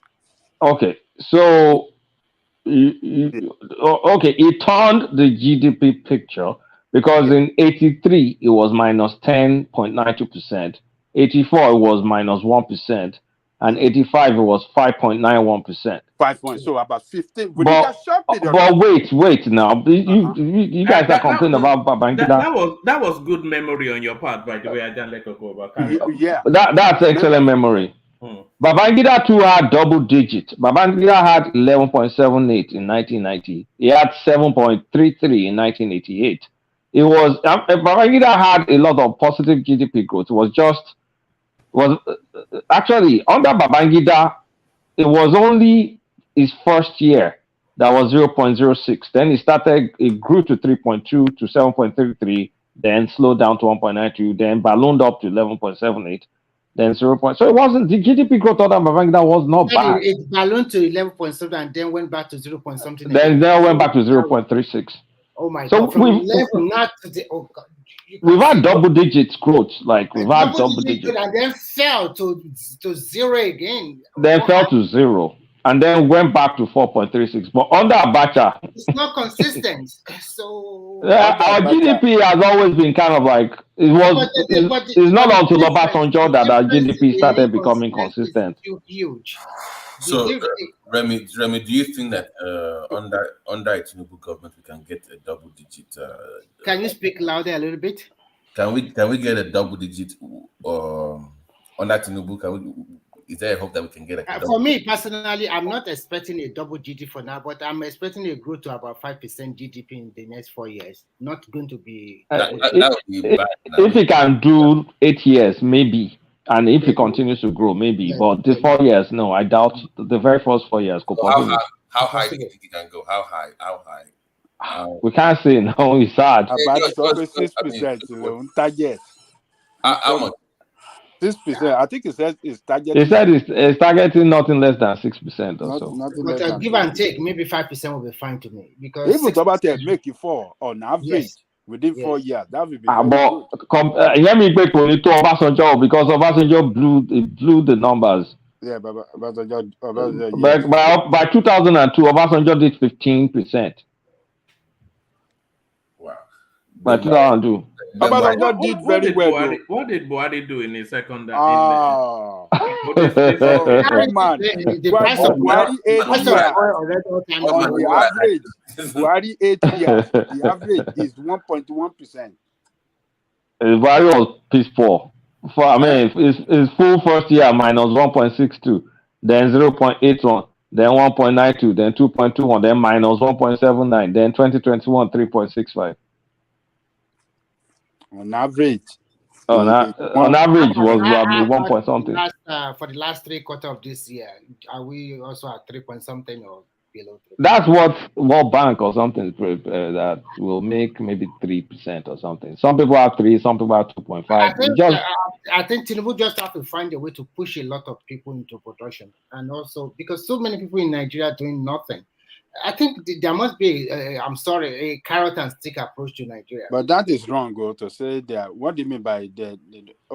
Are you mean they're jobless? Is that what yes, a lot of people are not productive, nothing to do. You have too many millionaires without business, too many billionaires without business. Too many without any business. And even if they have the money, what do they use the money for? They just use the money for material, not for production purpose.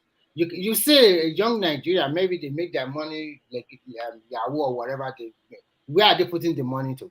You see them buying expensive vehicles, buying clothes or something you like that. See, the funny thing about our GDP picture, when we were fighting civil war, do you know the GDP we were getting? 1969, 24.2%. 1970, 25%. We were in the middle of civil war. 1971, 14.2. Because the production never stopped, we still continue to produce. Double digits, 3 years consecutively. That was Awolowo's. That sounds dubious to me. No, why do you say that? Because if you're in a war situation, then you are not in a productive. Economic one man. The whole nation is not in war now. Only the southeast. One man. Yeah, it was only in southeast that that war. I mean, they concentrated that war on. Yeah, but even your resources are hemorrhaging towards the war. No matter where they are. Can I ask we had that was when we recorded. How can you have growth during that war? That was when we recorded. Double-digit growth during war. One man. Those are dubious figures. No, hold on, one man. That was when we recorded. That was when we recorded industrial growth. It was explosive. That was when we recorded industrial growth. If your GDP is that high during war, after the war, we recorded a very rapid. What year did the war stop? No. So 1970. it was 70. Nigeria. 69. I think it was started from 1967 to 1970, I guess. Okay, so in 67, the year it started, we had a negative growth by 15%, 15.74 negative growth. But by the third year, 1969, that's when it shot up to 24%. Because the war is already because the war was wrapping down. Yeah. And after the war, we started a very rapid industrial growth. And you see the government, the Gowon government was well committed, was well focused, and they pursuing that industrial goal, decisively. They were not corrupt. Yes, they were not. They were not corrupt. You see, for a country to develop, their vision is also not good. How can they not say they have a lot of money? Do you know what to do again? Well, that was Gowon that was making such nonsensical statement. But let's not lie. If Tinubu doesn't come in 8 years, if he doesn't come close with us, because I'm looking at the years that we had economic expansion, and you could actually feel it in the economy. Because between Obasanjo time to Jonathan time, there was only one double digit, but it was getting to 8%, close to 7%, high 6%. I can tell you could feel it. To be honest with you, that OBG that I knew many people that went from renting to buying houses and buying cars. I mean, that OBG economy, that first 4 years really changed people's lives. I'm not kidding. Back then, that was good. Look, so let's not lie. If Tinubu doesn't make good GDP growth, I mean, unemployment will be the best number, but we don't have reliable unemployment numbers.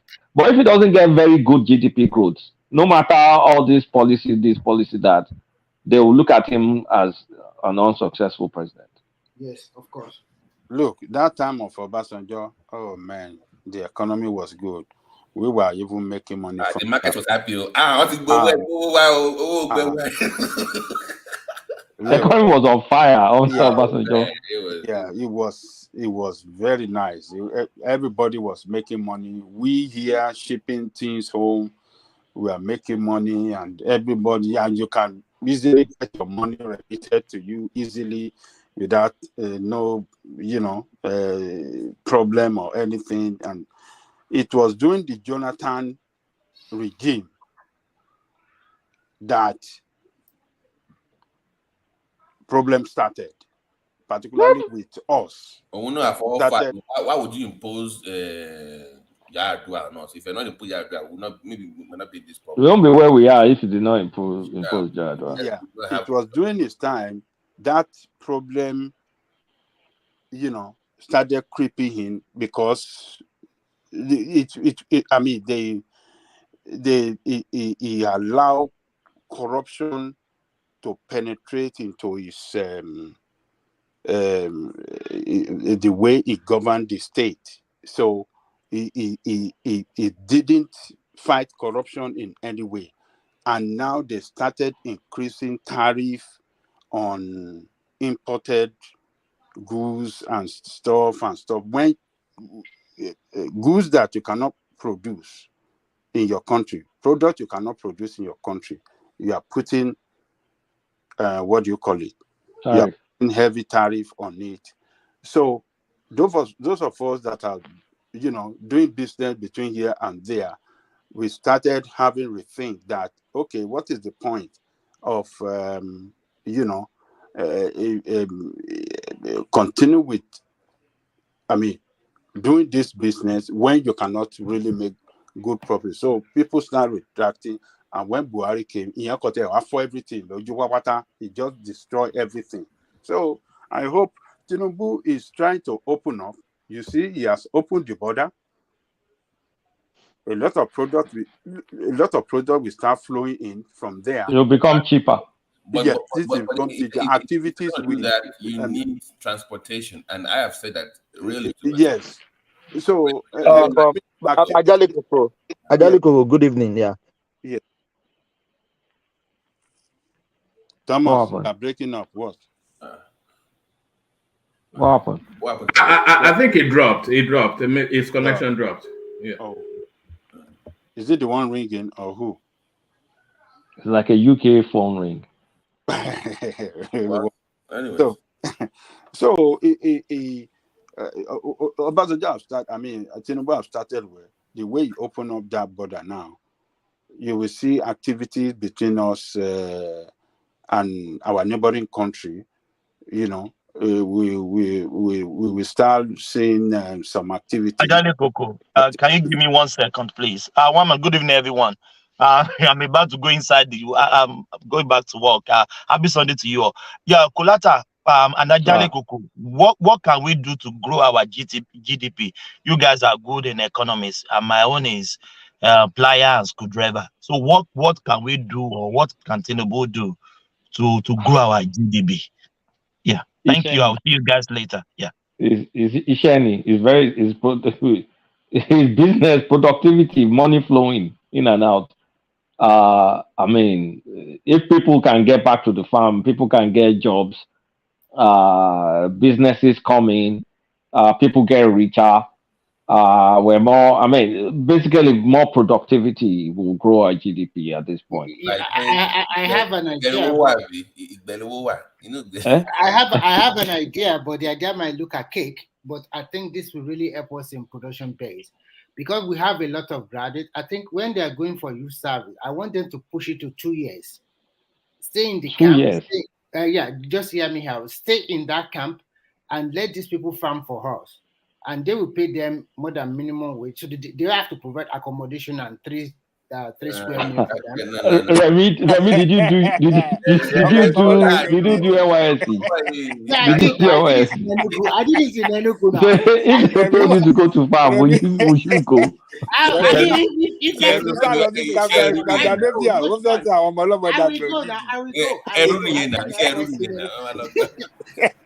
go.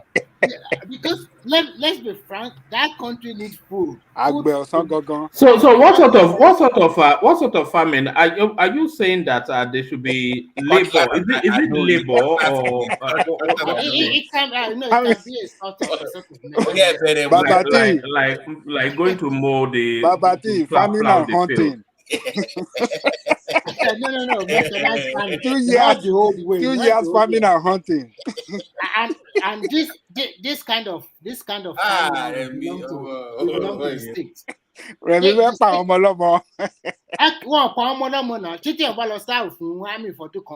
There's some country you go and serve in the army for 1 year. They train you how to handle guns. They train you out and a lot of exercises, and they kept them as a reserve. I think I agree with you. I'm just joking, but I agree with you. Well, look at this now. No. We have a lot of them. You jump them into the labor market. No job, nothing. Look, my own is I have said it on this platform before. I have recommended that, look, if we really want to have a better future for the coming generation in Nigeria, we must start to have compulsory military training for all our children. Whether you're in public school or private school, there must be military training immediately they enter secondary school. They must have particular period of the year where they must be in military camp. It doesn't matter whether your child is a billionaire. I mean, where you are a child of billionaire, millionaire, or this thing. But those countries is that sort of like the Israel model? Yes. You see, when we do that, those countries that do it because they don't have enough manpower. Like Israel will say you must, but we have 200 million people, so we have the pool for it to be optional. I don't think so. What are the incentives you have to give to these young people to go back to the farm? They don't want to do this hard job. Yeah, you can't tell them to come and no, that's not the kind of. No, they don't want to do agbe. Everybody wants to. There's no more white collar job there. Everybody a lot of them are actually going back to the farm. So I know a lot of young graduates that they've not even bothered with the labor market. They've just gone to the that is farm. their area of interest. Some people might have different interests in fashion or movie. You can't. So how many percentage? Why the rest are just? You don't know what is. If you ask some young people in Nigeria, if you know what they are doing, it's so nice begging online. Doing a lot of stupid hookup or something. We have to reorientate. We have to reorientate these children. So force them to the only way we can reorientate them and make them and let them see themselves as one family for that country, have that sense of patriotism, is when you let them come together at a particular point in time for military training. Let them interact. Let them have the same mindset. We want them to have the same mindset that country belongs to us, because what would be their job on the farms? All right, gentlemen, I'm going to take the conversation offline. Thomas is not available, as you can see, work commitments. So we'll say goodbye to our listeners. But then, of course, this is why I always encourage you to join us. So if you had come on screen now, you'll still be part of the conversation. The conversation still carries on, but now it's like a private party. So we'll see you later in the day. So we come off the